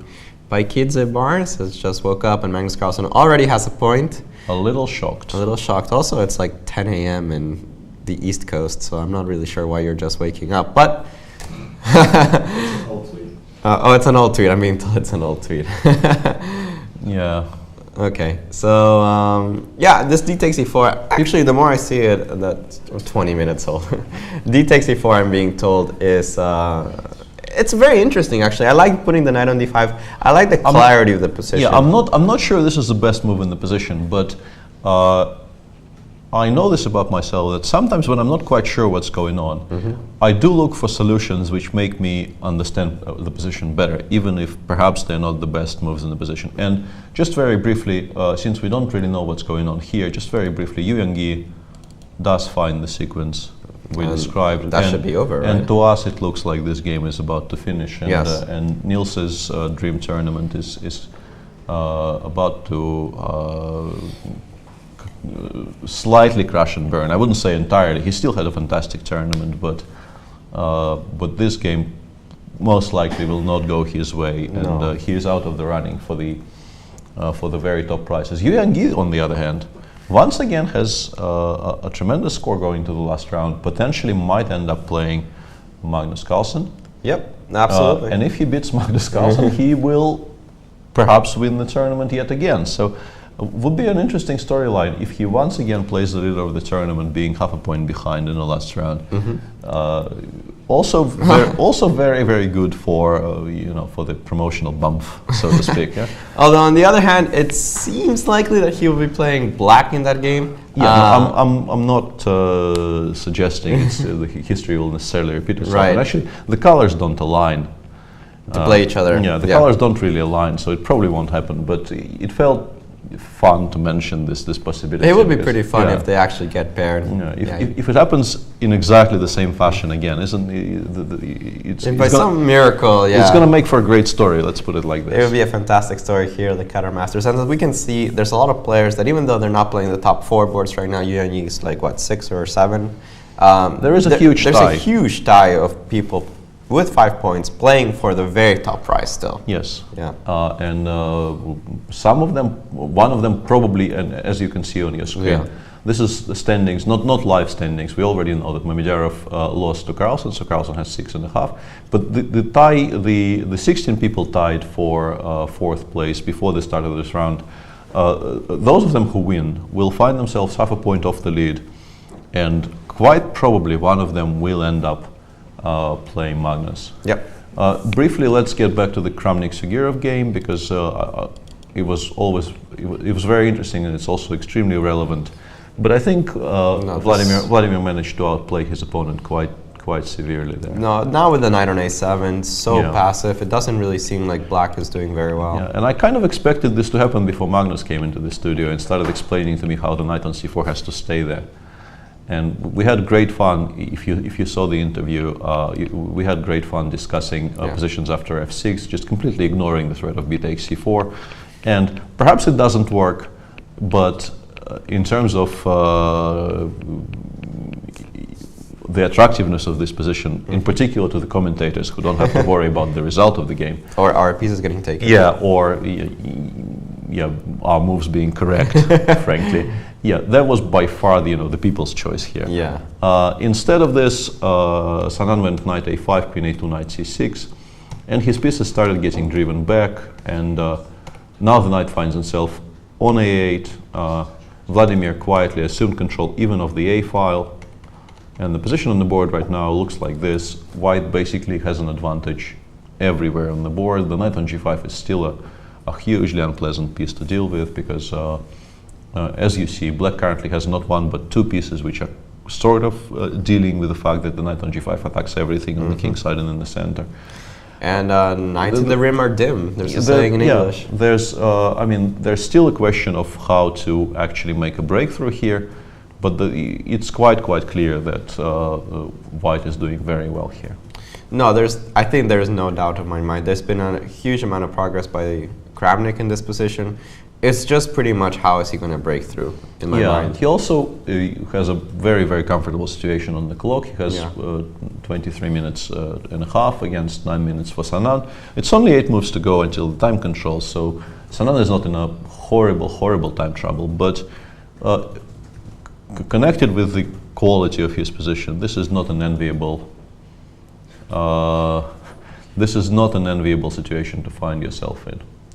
I think we'll take a short break before we return for the serious time troubles everywhere, which will be coming up very soon. And after the break, we'll have the tournament director with an interesting guest.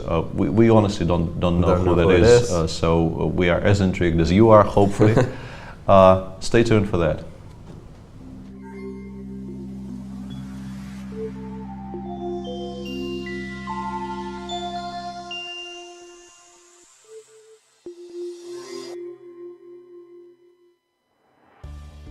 Chess.com is about playing. At any moment, there are thousands of people from around the world playing on Chess.com. So whether you're a total beginner or a Grandmaster, you'll find a game quickly with someone at your level. You can play at any pace, from 1-minute bullet to 5-minute blitz to 60-minute games. Or you can play more relaxed games where you have several days to make your move. There are tournaments starting every few minutes, or you can play against our customizable coaching computer. Chess.com is for learning.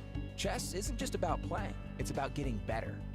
Chess.com puts the best training tools at your fingertips. Sharpen your game with over 50,000 tactics puzzles. Improve your strategy with training videos by top grandmasters. Get instant feedback after your games with real-time computer analysis. Regardless of where you're at now, you can take your game to the next level. Chess.com is for sharing. Join the community where you can discuss chess ideas in the forums and follow the latest chess news. Or join a club with friends and play in a league against other clubs. You can find all this in your browser at home and at work, or on the go with your phone or tablet. Signing up is free and easy. So what are you waiting for? Enjoy your game.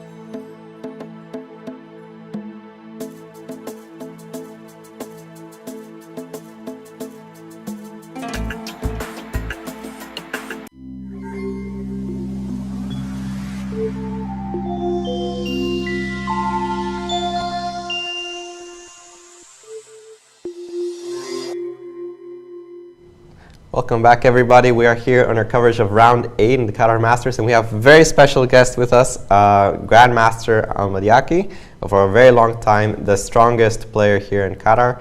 And he is the organizer of this wonderful tournament. So first of all, thank you very much, not only for joining us here, but for organizing such a beautiful event. Thank you. How are you? And we have also a special guest on the other chair. His name is Barzan. Yes. Barzan. Falcon. The Falcon. Yes, the Falcon. And well, tell us a little bit about him. Okay, he's like our national bird. We used to hunt with these falcons a long time ago, before the period of oil and or before getting rich. But still, we are using it for like entertainment. Okay. And many people are using it in Qatar for hunting. In Qatar or sometimes in Africa. Or, so your national bird is the falcon, yes, and it's still widely used as a hunting bird. Yeah. Okay. So mainly in the region, the Gulf region. And is it going to be used here to punish players that play bad moves, or? Yeah, anti-cheating measurement. Anti-cheating measurement here in Qatar. We take things pretty seriously around here. Well, thank you for hosting the event. It's been absolutely wonderful. How do you think the tournament has progressed? Yes, I mean, I'm very happy with the outcome of the tournament, and I'm also, as organizers, we are happy that Carlsen is still leading the tournament. Carlsen has done a wonderful job. I mean, we all thought, okay, he gets Mamedyarov in round 8. As he mentioned himself, it's not the worst opponent in a not must-win position, but a position where you would love to win. Yeah, and this happened. Yeah, exactly. Also by playing with black against Mamedyarov, we get some chances to win, of course. Yeah. He's a very sharp player, and he gives you sometimes some chances. Absolutely, and I think Carlsen took advantage fully of them. How do you see yourself hoping for the last round? What is the pairing that you really want to see? I don't know. It's very difficult. I think Yangyi is winning his game. Yeah, Yangyi we were mentioning. I don't know if he also again he will clinch the title for the second time. That would be quite some story. If Yangyi half a point behind going into the last round 2 times in a row. Yeah, it will be. I don't know. We will see. I don't want to talk about it now. What are some of your favorite games that you've seen around in this tournament? Something that's really excited you? I like the game between Li Chao and Carlsen. Oh, the Li Chao Carlsen game was absolutely fantastic. Li Chao, Carlsen Li Chao. Yeah, and Carlsen Li Chao was such a fantastic attacking game. Exactly. Yeah. Also, I like the game between Mamedyarov, I think, against Kramnik. Mamedyarov against Kramnik was a beautiful positional game, and it's interesting that they're such different styles, and thanks to the fact that we have this open format, which I personally love so much, Carlsen saw himself in like a must-win situation with white, went for it, it was amazing. Yeah, it was amazing, and exactly. Kramnik in a position that a lot of people I think would have just said, okay, it's equal, let's go home. He pressed hard against Mamedyarov in that game. Yeah, it's an open tournament, if you don't push hard sometimes the other players will catch you up, and you will have more difficult situation to be in the top. Right. Even with that win, Kramnik still needs to actually win, I think, today and perhaps even tomorrow to clinch the title here in Qatar. Yeah, it's a very, very tough tournament. It's a very tough tournament. And tell us a little bit about next year. Do you already have plans, dates for the next year? Tell us. We're all dying. Plans, okay, but I think we are putting ourselves in a difficult situation. We brought this year Carlsen and Kramnik and all these 2 players, so I don't know about next year. Well, I hope Carlsen will play again next year, and of course, then it will be easier for us to.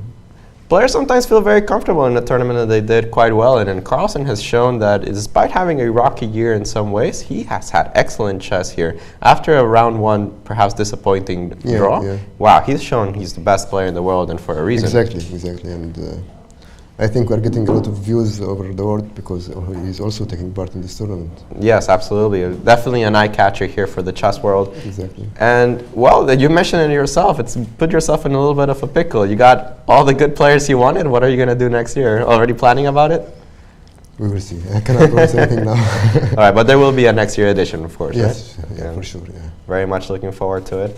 Yeah. Any particular game you would like to see from today? I think Kramnik against Sinan. Yeah, we still have perhaps an update on that game. as the Vladimir Kramnik is fighting hard. He is still currently a point and a half behind Carlsen, but he's still playing against Sanan Sugirov, and if he wins this game, he will only be half a point against Carlsen in a very likely pairing in the very last round here in the Qatar Masters. And well, what can be greater than Carlsen playing the strongest opponent yet in the tournament that hasn't played against him? Yeah. Okay, I think he's much better, yeah? I think he's much better, absolutely. But, he still needs to break through. He still needs to show that finesse that he showed, for example, against Malakov to really push in the win. But this has been, I felt a really good game from him, and Sugirov is really suffering. Also, time-wise, I see that Sugirov is only down to 3 minutes and 37 seconds, which... but only, okay, 6 moves. Okay. It's 6 moves, but a couple of moves ago, just 2 moves ago, we were saying, okay, maybe not so bad, because he had 9 minutes. But in 2 minutes, he spent over 5, no. Yeah, so... No, what, Bishop of 4 or? There's a lot of... there's a lot of choices here in this position. Bishop f4 might immediately win a pawn, but Kramnik actually goes Bishop f4, and well, Sugirov has to see how to defend the side. He will take this pawn and... Yeah, okay. I think Kramnik will win this game. It seems very likely. So, potentially awesome pairings for the last round. Thank you so much for hosting this event, and I'm very happy to be here commentating for it. Hope to be back next year, and we'll continue with the coverage of round 8 after a small break. Thank you.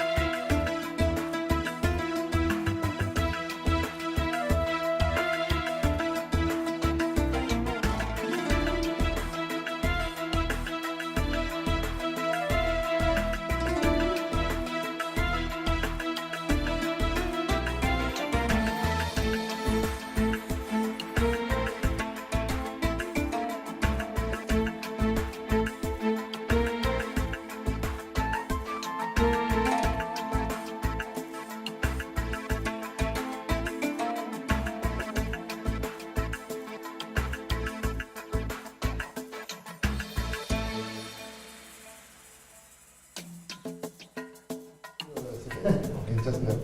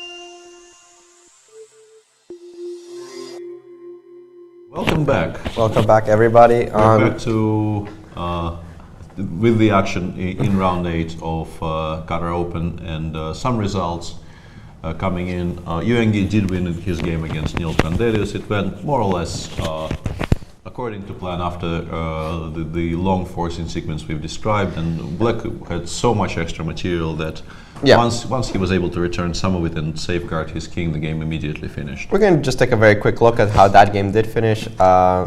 Yangyi basically found the variation that we were talking about, and eventually they reached this kind of forcing position after queen takes d2 check, king f1, queen d3, king g1, queen takes b1, king h2, bishop c6. And this we pretty much pointed out to be the starting position of either Grandelius does something immediately or he resigns. And he was able to actually keep the game going on for just a little bit. But besides a few checks and something that looks scarier than it is, nothing much is happening. And I like this final move b6 from Yangyi. It actually returns a full piece, but it kills off any counterplay. Once the king safely reaches a6, there is no even a good way of checking it. And after rook takes d7, Yangyi immediately created his own threats, and once both sides are actually playing with threats, the extra rook is too much, and Grandelius resigned. A bit of a blow up there, because we quite liked his opening idea. If we're talking about Nils. Nils, I think, introduced something perhaps not introduced, but played something very interesting, and I thought his position was very, very decent. And then I think he tried to play it sharper than it needed to be played. Yeah, perhaps he was a little overconfident or over-eager, considering that he was the one that introduced or at least played something sharp. And it really backfired badly. And it's a position that, you know, why do people not play sharp things all the time? Well, sometimes you actually end up losing them. Absolutely, but I mean, full marks for effort, so to speak. But a bit of a regrettable end to the game for him. Yeah, and we're gonna switch the game between Giri and Ponomariov, which is still going on. We left it off around this position. Takes and queen c3 was played, and we considered the idea of taking on e4 and installing a knight on d5, which thought the knight was actually well placed. After the move king f7, though, the game took a different approach, and we just see that the game finished. I believe it's a draw by. Probably should be a draw. Probably should be a draw. Hard to imagine a different ending. Yeah, and we'll just go through it. So we left off the game here. King f7, h4, and e5. Another way to get sort of full clarity in the center by destroying it completely. And now that the center has been exposed, White is down a pawn, and he needs to make sure that he has some counterplay against the king, or takes back one of the pawns very soon in order not to be worse. After the move rook b1, queen b5, queen e3, he started putting some pressure on the king. Pawn takes e4, and then queen takes h6. And yes, black's still up a pawn, but with the king so exposed on f7, it's very hard to believe that he'll have serious winning chances against correct plays for white. Rook h5 was played, queen f4, queen e5, queen g4, and another forcing sequence here. I'm pretty sure that he could play queen f5 in this position. But it does give up a pawn. White can take on f5 and take on e4, and right. And even though that might not be worse for the black side, I mean, actually I'm not even sure who's better in that position. Yeah, it's a weird endgame. And here after queen f5 is what we're discussing. Takes, knight e4. Yeah, it's a weird endgame in that black has a lot of quote weaknesses, but two of those weaknesses are passed pawns. Also passed pawns, yeah. So it was an option. Perhaps after queen f5, white would not even take and go queen g3. And perhaps this was another way of finishing the game with queen g3, queen e5. Yeah. But the players agreed to draw sometime later in a position where black maintains his slight material advantage, but the king on f7 is very, very unsafe. Yeah. And I guess Ruslan did not feel that his extra pawn counts for very much here. And it's honestly hard to believe it, as long as white is able to keep his material. Yeah. The king on f7 is always suffering, and perhaps black needs to chase white's pieces around. White will obviously decline the traits, and just for an example, if you play something like queen d6, queen e4, queen e6, you can start that could be a logical end to the game, and perhaps the reason they agreed on a draw, because it does feel like if you give white a tempo to include the rook in the attack, it might become dangerous. Let's say if you allow white to play rook f1, knight g5 check will become a serious issue here. So it's understandable. I'm also not sure about the time situation, but perhaps even though with only 2 moves to go, perhaps if black felt short on time, he did not feel particularly comfortable continuing. Yeah, at the end of the game, he had 2 minutes left, so not a huge amount, but with only, as you mentioned, 2 moves to go, it wasn't really that bad. Perhaps he felt objectively the position doesn't really put itself out there for anything else. And now both of these players are a full point behind Magnus Carlsen, who is leading the tournament, and they will not be playing him in the final round. Ponomariov at least will not be. Quite likely that they won't, yeah. Let's see what else do we have on the top boards. There are some positions which are close to a result. It seems, for instance, that in a game which is very relevant for the women's prize, Fedoseev seems to be very close to completely destroying Harika. She probably misplayed it somewhere, because we felt that he was doing she was doing quite well, but actually they went for a variation which we sort of described after rook c8. But we actually considered this line we expected it to be the other way: knight takes e5, bishop d5. And this is actually much stronger, because the bishop on f3 is a very useful piece.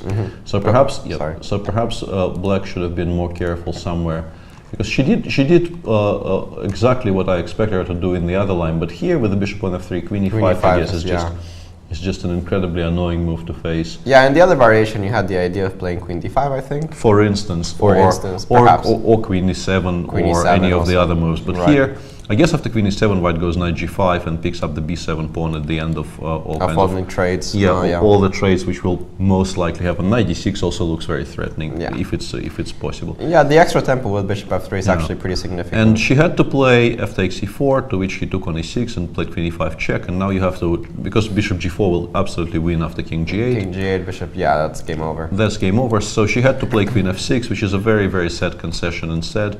And the endgame after takes and bishop takes e4, I think you can see it's more or less technically lost, and she did not. Was unable to hold it. She was unable to hold it. Yeah, this is the position that we have on the board, but after the simple king takes c5, I mean, you have two pass pawns on the... The pawn on g5 will fall, but it's not really relevant because d and e will run incredibly fast. So, for example, just even bringing the... This is exactly the position on the board, and he went rook b6. Rook b6, yeah. Yeah, rook h5. Rook h5, and I think you can actually start giving them up, but he decided to be very practical and went rook b2. Yeah, and this pawn's just d4, e5, and they run.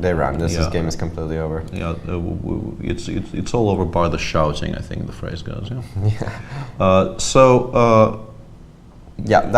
Harika is likely to lose today, which means that Huifan and Alexander Kostyanyuk have a chance to overtake her if they do well. Yeah, we haven't taken a look at those games, but... What's going on? Huifan is pressing. We thought she didn't have very much, but... Yeah, we can take a look at the Huifan against Lu Shanglei game.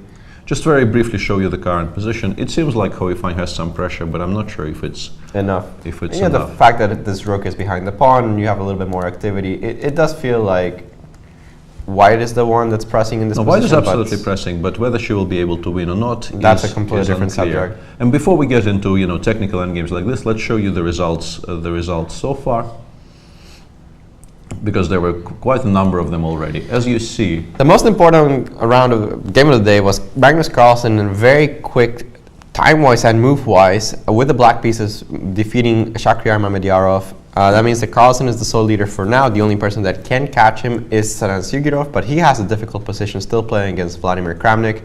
There was a draw in game 3 between Giri and Ponomariov. Other people with 5 points. Nguyen against Karjakin was also a relatively short draw in Berlin. Nihua was held easily to a draw by Harikrishna.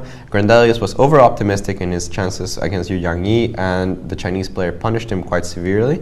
Svirts against Vitugov was a draw. Also on 5 points, Ivanchuk Gnakopian was a draw, and I'm being told that apparently Su Yinglun against Howell was a draw, although I didn't really take a look at how that game finished. We saw some kind of e5 break at some point, but that game is also a draw, which means that for now, the only player on 5 points besides... No, that is... Yangyi is the only one who won so far. Wesley So is...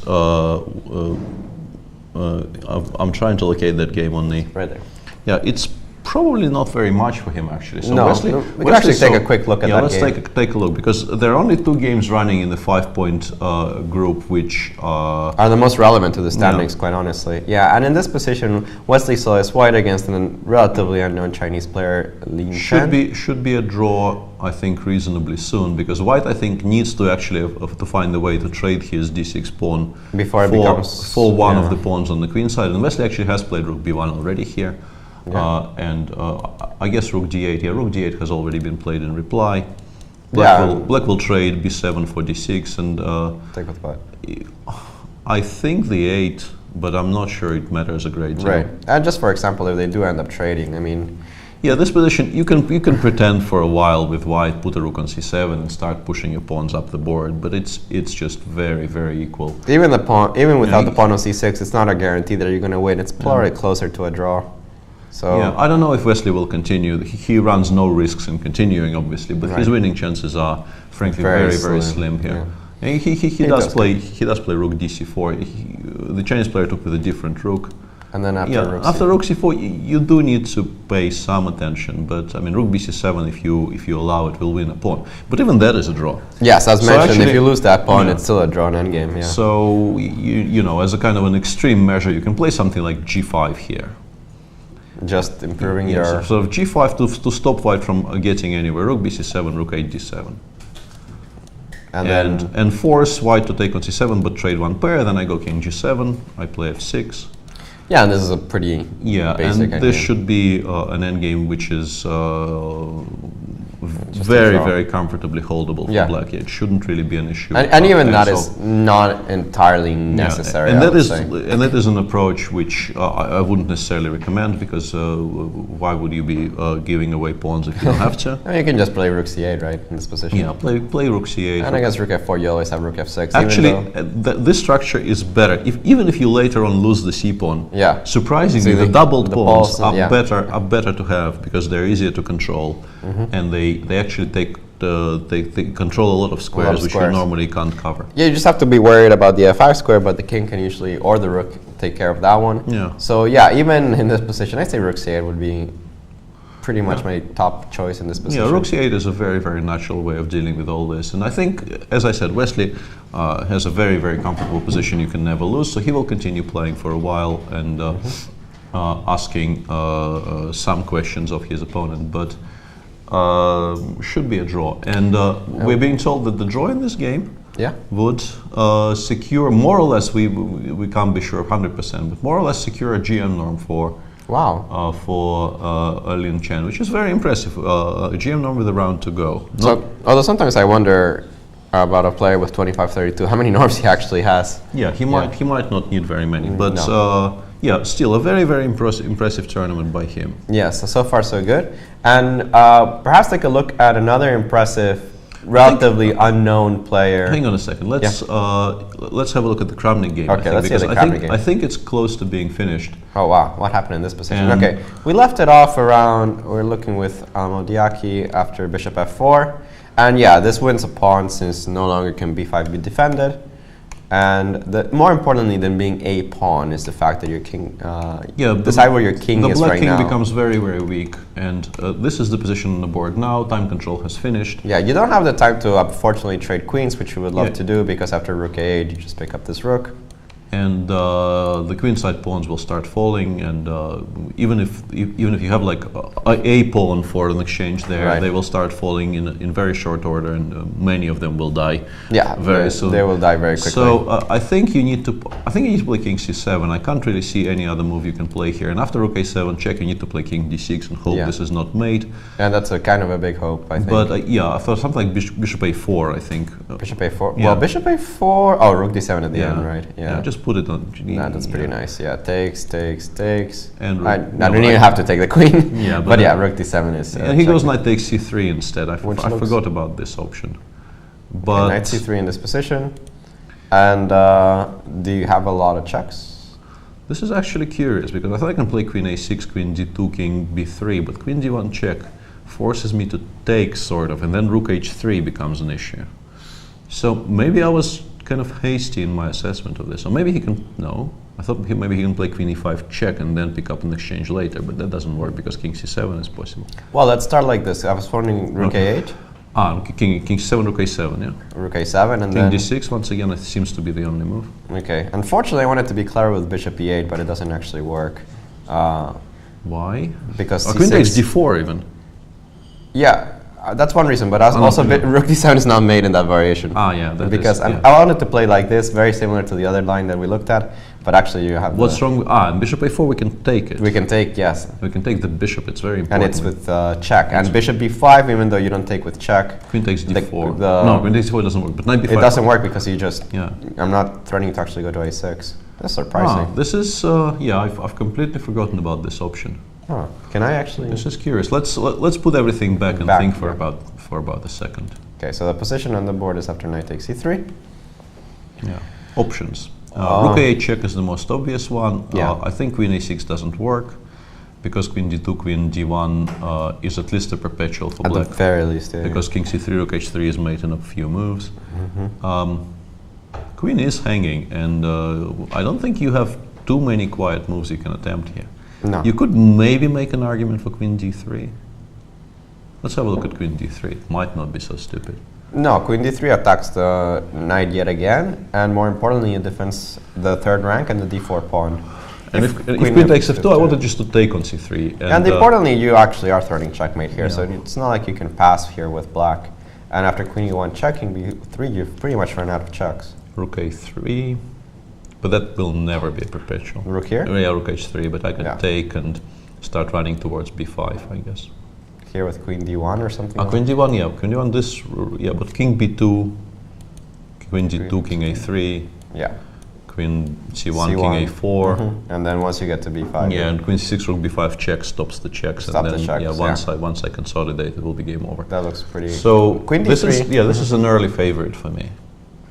This is an early favorite as to what white should be doing. Although, let's check rook h3 here. Rook h3 in this position? Yes. Immediately? Yeah. That makes a lot more sense. I'm not sure, but it's an attempt. But the thing is, I think you can take and go king b3, and it's just one check, because white is still giving check on the other side of the board. Black doesn't really have a quiet move there. Take, queen d2 check, king b3. I would like to play something like knight e4 here on knight d1 and continue attacking, but queen h8 just gives mate. Yeah. So, yeah, this seems over as well. No. Okay, so queen d3. Let's see if there's any. Yeah, so far this is my definite front runner here. No, I'm. We can sort of play rook h4, queen c3, queen g4, but that endgame is lost. It's a way to prolong the game, but not really save the game. Yeah, I mean, especially because in all these variations, I can always play something like rook a7, rook a8, rook a7 first.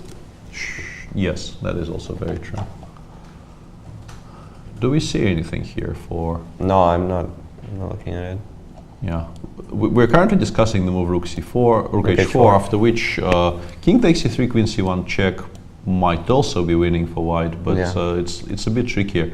And I like your suggestion the most. You just play rook a8, king here, rook a7 check. The king needs to go to somewhere, probably d6, and we can take on c3 now. Yeah. And after queen takes d4, we drive it further away from the b pawn and start pushing the b pawn. Yeah, that looks completely winning. Yeah, and it doesn't really matter how many black pawns black has for the piece. He just took on c3 actually. Oh, okay. So perhaps he saw something quite concrete. Let's take a look. Yeah, this is the simplest solution, I guess, because the point is he just wants to go king b3. And queen a1, king a4, king b5. Because if black takes here, rook b5 check just wins on the spot. Oh. Because queen a2 check. If you go to the a file, just queen a2 check, queen a6, rook a5. Yeah, so and if you go to the c file, rook c5, rook c5 just picks up the queen. And rook h3 check here. First of all, I can play f3 if I want. Yeah, and I probably will play f3. I think you will play f3. I was talking about something else. If you play queen b1 check, once again, playing queen b2 would be a bit of a mistake, but the king, as we described earlier, can start running towards the b5 promised square. the promised square, on b5, and no, that's just winning. Yeah, it's actually sort of joining the attack, if anything, and here.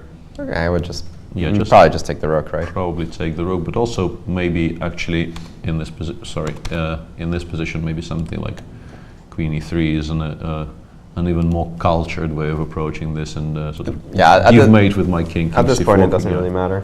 But that's a bit messy. I don't think we need this. No, I think just winning a rook is okay. Yeah. No, I mean there are some checks there. Rook a8, king c7. That many? Really? King c7, rook h8, queen b6, king a4, queen c6. But yeah, king b3. King b3 and yeah, checks. You're out of checks, right? Checks Yeah. run out. Yeah. Yeah, it's pretty simple. So it seems like Vladimir is very, very likely, unless we're missing something drastic, is very, very likely And to I win today. doubt it, against- considering how fast he played king takes c3. Yeah. He could have taken his time if he didn't see anything. Yeah, another great. thing we need to consider here is that if black starts with rook a3, rook h3 check, King c2. I think you win by king c2, queen d4, and now you can play queen b5, queen b7, and queen b8. I think it's, although king e7 continues running. Because if you drive it all the way to e5, it actually gets a bit tricky, is my point. Let's go back a little bit. Sure. Go into king c2, queen takes b4. Well, first of all, your threat is of rook queen c3. Actually, maybe this, Yeah, I maybe was this is wondering. very strong. Yeah. Oops, sorry, I misclicked there. You don't have- rook c5 looks very strong actually, because if you're forced to go queen e4 check to avoid mate, this endgame is just dead lost. Well, actually, yeah, should it's be lost, but Not dead lost, but- black probably will pick up the entire king side, but the b pawn should be enough. No, this doesn't look as bad as some of the other variations we were looking Yeah. at. So Yeah. is there mate here? Let's check. Queen b5 check. King c7 is strictly the only move. We don't even have rook a7 here, No, so we we don't. need to play queen b7 check. King d6, and queen d7, king e5. I'm not even sure who is better anymore, to be honest. It definitely makes it messier than I it has was to be. definitely pinning my hopes on the queen b8 check move. But after king e7, But after king e7, I still feel I will need to drive it towards squares where it wants to go. Rook a7, king f6, queen d8 check, king e5. king e5. I might have to take a perpetual here, to be honest. Although, yeah, maybe queen g5, f5, Five. f4 is winning. But it's a bit, it's cutting it a bit, you know, thin here. Like king e4, queen g2, rook f3.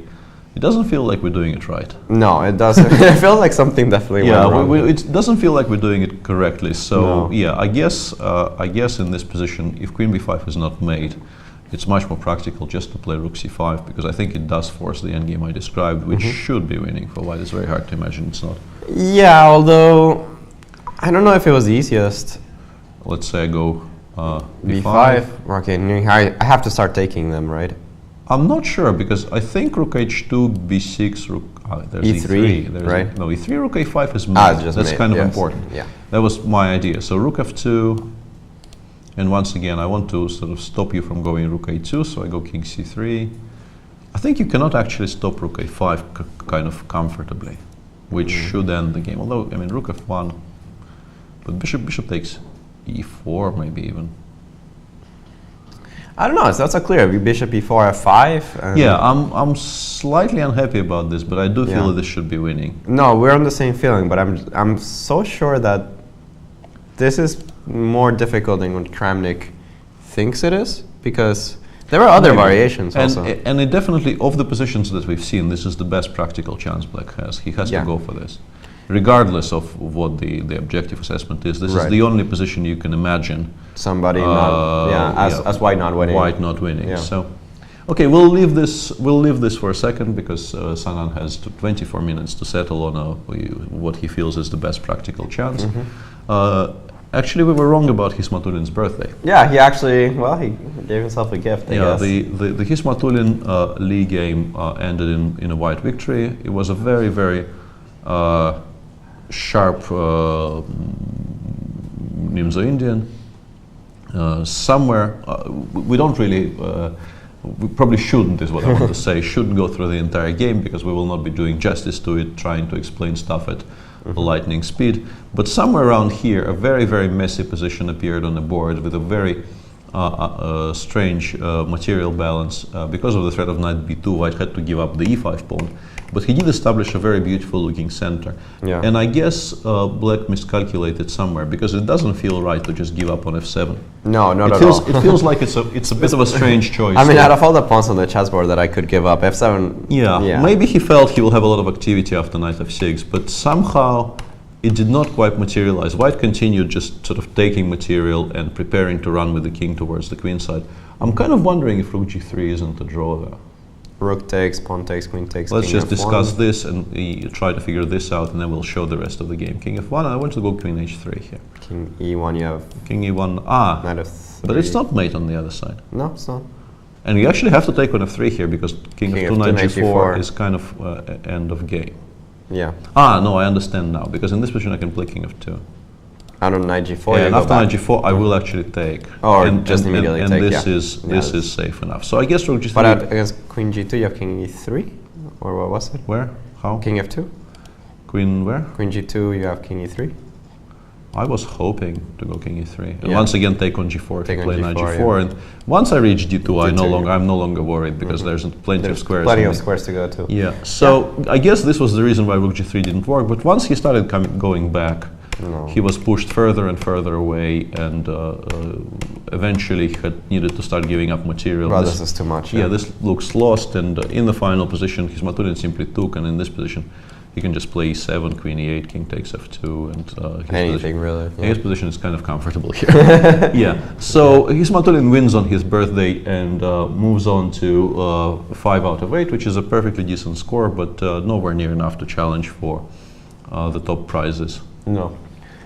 There was an all-Polish encounter today between Radoslav Wojtaszek and Mateusz Bartel. No peace given. Yeah, no quarter.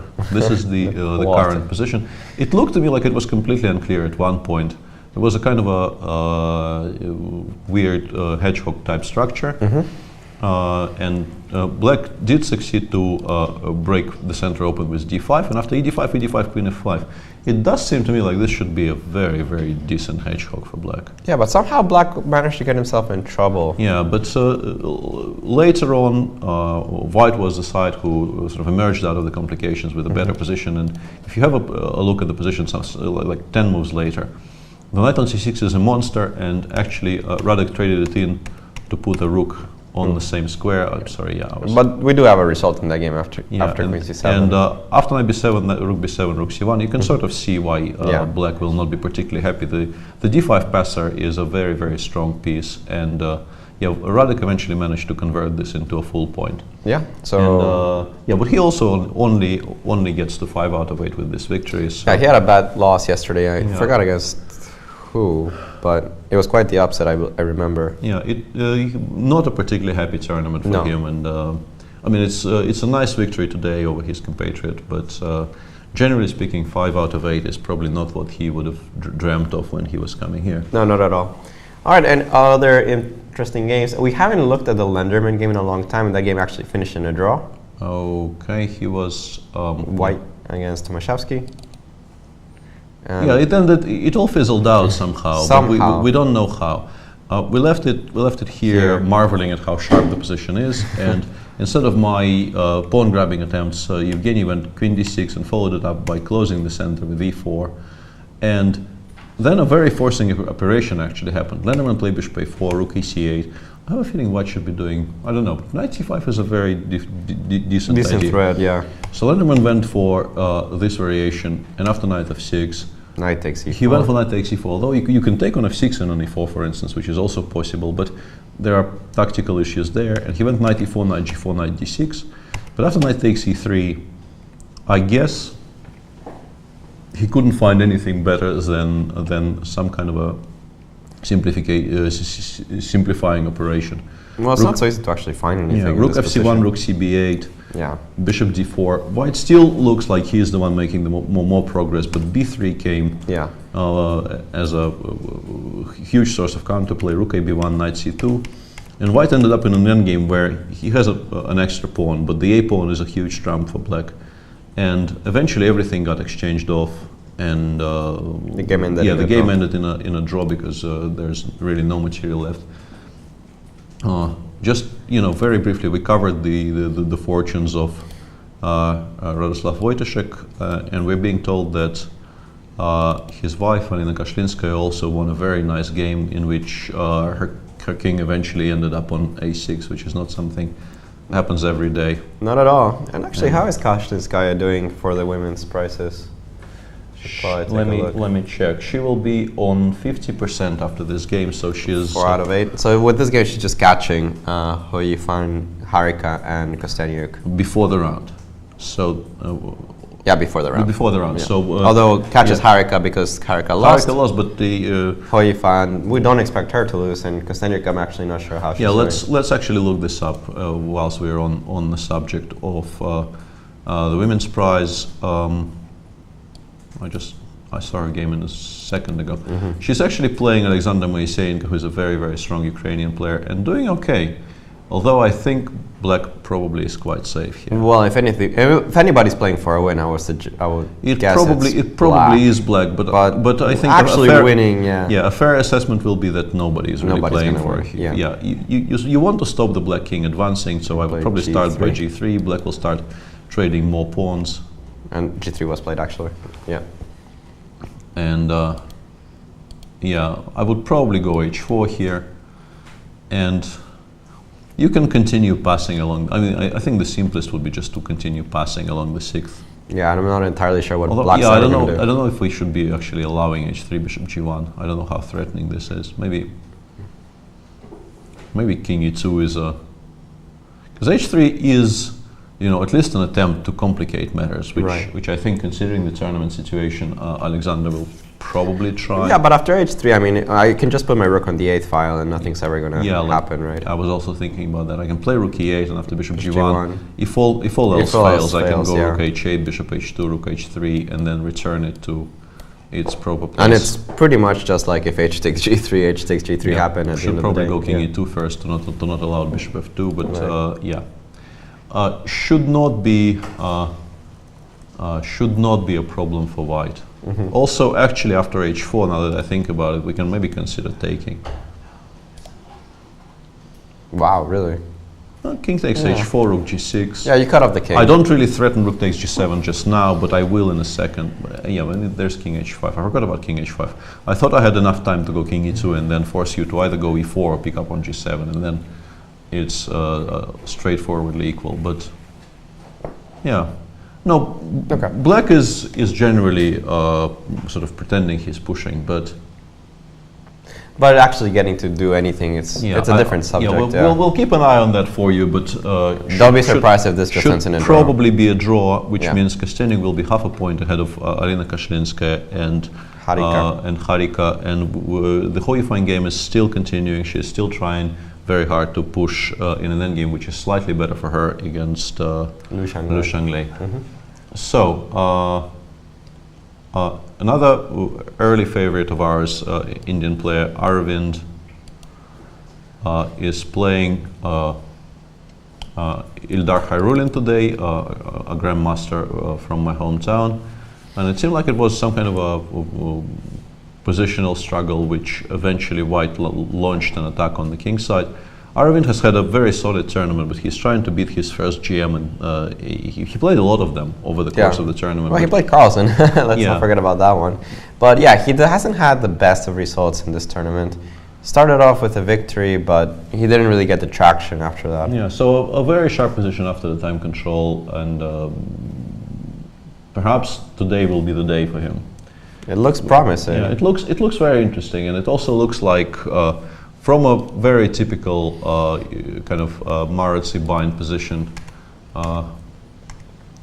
white eventually was the side who created the most ideas, and after securing the d3 pawn, he went on a bit of an offensive on the king side by playing g4 and then h4 and g5. So an interesting game, and you kind of played with fantasy and imagination by both players, and the current position is very hard to assess for me at a glance. Not quite sure what's going on here, so we'll keep an eye on that as well. What's going on the top boards? Well, Kramnik's game is following actually the variation that we looked at between rook h3 check and queen takes d4. So he played queen b5 check, which is interesting because that means that he must have calculated something. Yeah, he must have found something. Maybe. Show me. No, no, disregard. No, it did not work. Never mind.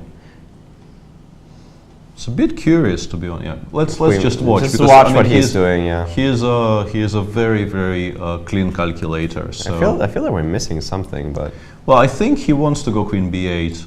That has to be his idea.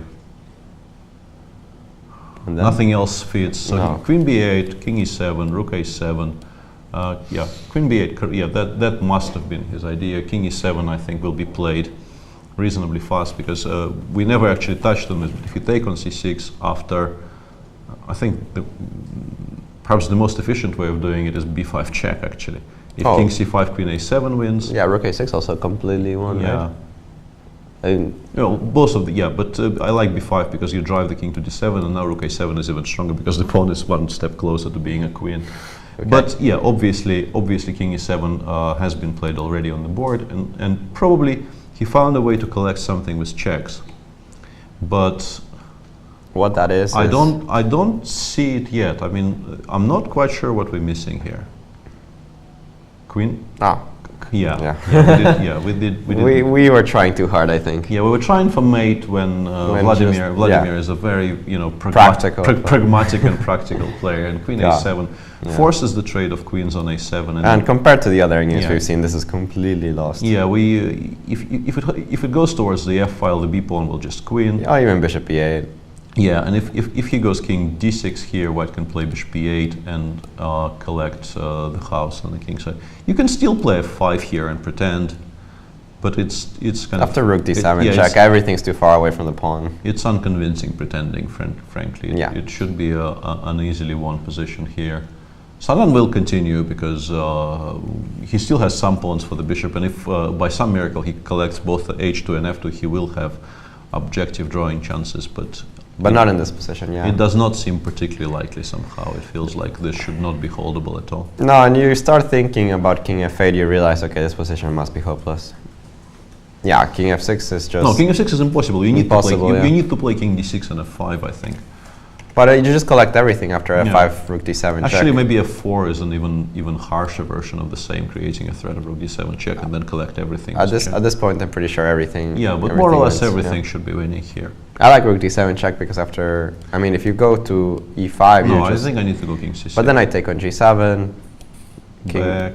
And if you have to go back, I mean, I play rook d7 check and you have the same problem. You have to go to e5 this time. No, I pick up the rook. Yeah, king e5 and then the b pawn. Yeah. Once the b pawn starts running towards b7, it's more or less a full queen. And Yeah. this looks bad. This looks bad. The game will continue for a while, and yes, I'm pretty sure king d6 is the only move you can make here.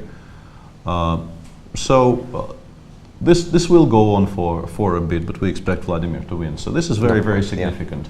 Magnus will have 6.5 points. Vladimir, and so far Yangyi will be on 6. And is there anything else running in that group? No, because we are just being told, well, So is still running, but he is currently in a drawn rook endgame that hasn't really made any progress. You get the feeling this will continue for a while because White has an aesthetically very pleasing position. All of his pieces are, And 200 more rating points. yeah. And actually, the black player I think gave up a pawn there. Yeah, Gave up. yeah. He allowed rook takes c6 here. Okay. He allowed rook takes c6 yeah. here, but it's still just a draw. Right. But now, now White even has an extra pawn, so he most He's certainly definitely going to be most keep playing. certainly will continuing. But So he'll be there for a while, but the draw with 3 against 2 is relatively comfortable, especially Yeah, compared to 4 versus 3. this shouldn't be a huge problem. Yeah, No. rook takes e5, rook takes d6, rook a5, A5. I guess, and there's no reason for White not to press on because he has a very nice structure, and he probably will play something like g5 followed by trying to play e4, king g4, f5. But generally, even achieving all that is very difficult because Black attacks from the side and stops most of these things from happening quite efficiently here. Should be a draw, although Wesley, of course, will press on until he exhausts every single opportunity. Right. So Out of the group with 5, I think that's everything that we have going on. I think we wrap this up. So in terms of tournament situation, it's Kramnik and Yangyi half a point off the leader, the world champion Magnus Carlsen. Yeah. With like a 0.25 25 chance of Wesley So. That's probably high. I think pretty that's high. Yeah. That's actually probably disrespecting his opponent a little bit. 0.1 chance maybe, if we consider just objectively what the position is. Yeah. Of Wesley So joining them, and then a huge group of people on 5.5 out of 8. Yeah, that's a huge number. Actually, There will be a. Actually, most of the people on 5 points today, as you see, this is live with the assumption. No, that actually doesn't include. It doesn't include the game, yeah. the So game. So people on 5.5 points include Anish Giri, Mamedyarov, Karjakin, Harikrishna. Well, the unknown players, Svidler, who's been on the top of the standings the entire tournament. Yeah. Ponomariov, Vitugov, Sugirov when he assuming loses to Kramnik, Vladimir Kramnik, Nihua, Akopian who drew Ivanchuk who's in this group as well, and Nguyen, Ivanchuk, and that actually covers, because there has been a decent amount of draws in the lower group as well. Lenderman drew Tomaszewski. The game between Yakovenko and Naroditsky is still continuing. But it looks very drawish. Yeah, we'll get to that in a moment, but it doesn't feel to me like White can make too much progress in that game. Although once again, he does have some pressure. And the Chao is playing against Vidit. That game also looks like it's a pretty dead draw to me, actually. Yeah. So that potentially is the entire tie for the fourth. Right. Unless we with the inclusion probably of So and Lin Chen, who we expect to draw their endgame unless the Chinese player does something egregious. Yeah. And a very wild position in a Weiyyi game. Strangely enough, we haven't even touched Weiyyi at all today. And we haven't actually talked that much about Weiyyi. We expected him before the tournament to be one of those exciting front runners, but he suffered this event. Yeah, it wasn't a stellar event for him. And today he was playing Alexander Ipatov, who is a promising young player in his own right. Mm-hmm. It was an anti-Berlin with d3, d6, which is very rare these days. I think generally black players play bishop c5 in this position. Yeah. But d6 is, of course, perfectly playable as well. Castles bishop d7, rook e1, g6, d4, I think, is how you're supposed to react to this, at least one of the most popular versions. Bishop d7, d5, knight e7, takes on c4, and we get a kind of a King's Indian position without the light square bishops, which in the King's Indian generally favors White greatly. Yes. White works very, very hard in many King's Indian lines to exchange off the light square bishops, because it makes black's job on the king side so much harder. On the other hand, and we do have a result in this game. I think seems like it's a draw. Yeah. Yeah. Black has, I think, a lot more tempi compared to a King's Indian. Yeah, absolutely, and he does get to push f5 more or less immediately. Yeah. I'm a little bit surprised where he felt obliged to play b4 as early as this. I'm not quite sure why you would want to allow a5 and b takes a5. Yeah, it's unusual. But on the other hand, the b file does get opened, and he made quite a decent amount of progress along the b file very soon. This is how the game continued. In this position, all kinds of captures on e4 are possible, but Ipatov instead took on e5 and c5, and we got to this structure, which looks quite promising for White, I would have to say. Especially with the pawn on a4 being passed and the bishop on g7 is still quite dead. Yeah, but this is what he dealt with the first, and I quite like his next maneuver. He retreated, then he played queen a8 to lure the rook towards the b file, and he played h5, bishop h6 straight away. Just improving this bishop. That bishop needed to be included in the game. Black really couldn't do without it. And after h3, f3, h4, the game became obviously very, very sharp. Yes. Once again, it's very difficult for us to actually explain anything about this game, because it looked like it's a lot of games. Yeah. Yeah. At some point, the position started looking, probably weird. Difficult to understand even for the players himself. Yes. And it ended in some kind of a perpetual where Black won a piece and Weiyyi for a while, or perhaps both of them. I'm not quite sure who is trying to avoid what here. But in the end, a strange perpetual. Yeah, perpetual you don't see every day happened on the board. Yeah, queen d6 check followed by queen d1 check and then queen d6 check again, and this game ended in a draw. And we're being told that in the 4.5 point group, the only players that won were Zhang Zhong and Ganguly. Yeah, and a tweet from Pavel Ilyanov, who's been watching this tournament quite carefully, I know, and the same people on top in Qatar Masters. Kramnik, from last year, yeah. Yeah, Giri, Yangyi, with just a little nuance. Magnus is ahead. Yeah, that's what happens when you add Magnus to the mix generally. Yeah. Generally, especially going into the last rounds. All right, let's see what else we got in some of these games. I'm not quite sure what we need to cover. Yeah, I mentioned the position in a game between Yakovenko and Naroditsky. And actually, it was very interesting because during one of the breaks, feels like hours ago, Naroditsky, we fell for some kind of trap, but yeah, we still don't really know why he didn't just take the pawn. It was not possible to take the pawn. It's a bit ridiculous.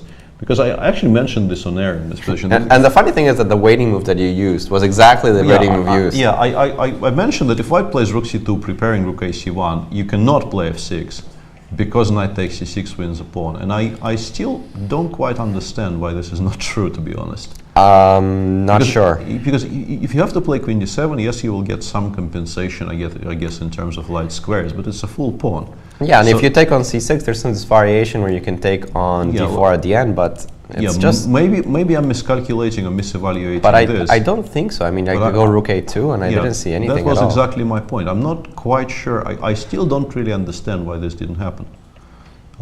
This looks winning. f6, and Dmitry spent 2 minutes flat on deciding not to do this.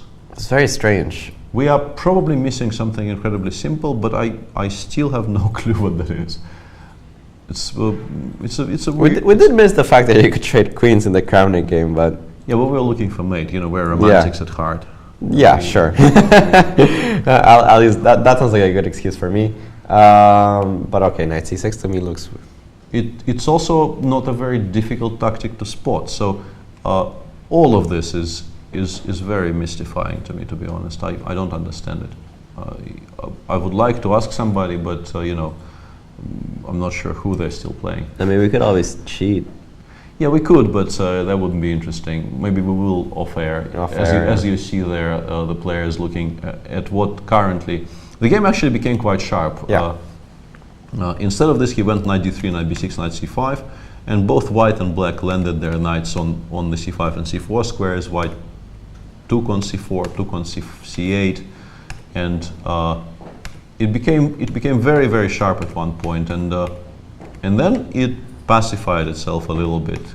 White found a very nice tactic here because he's losing the e6 bishop. Right. Seemingly after queen c6, rook e6, black will be a great deal better even. But after bishop a5, if black takes on a5, queen takes c6 is very strong because rook e6, queen c8 check is inadvisable. So he went queen e7, and they got the same position but with the queens off, which allowed Dmitry to exchange e2 for d4.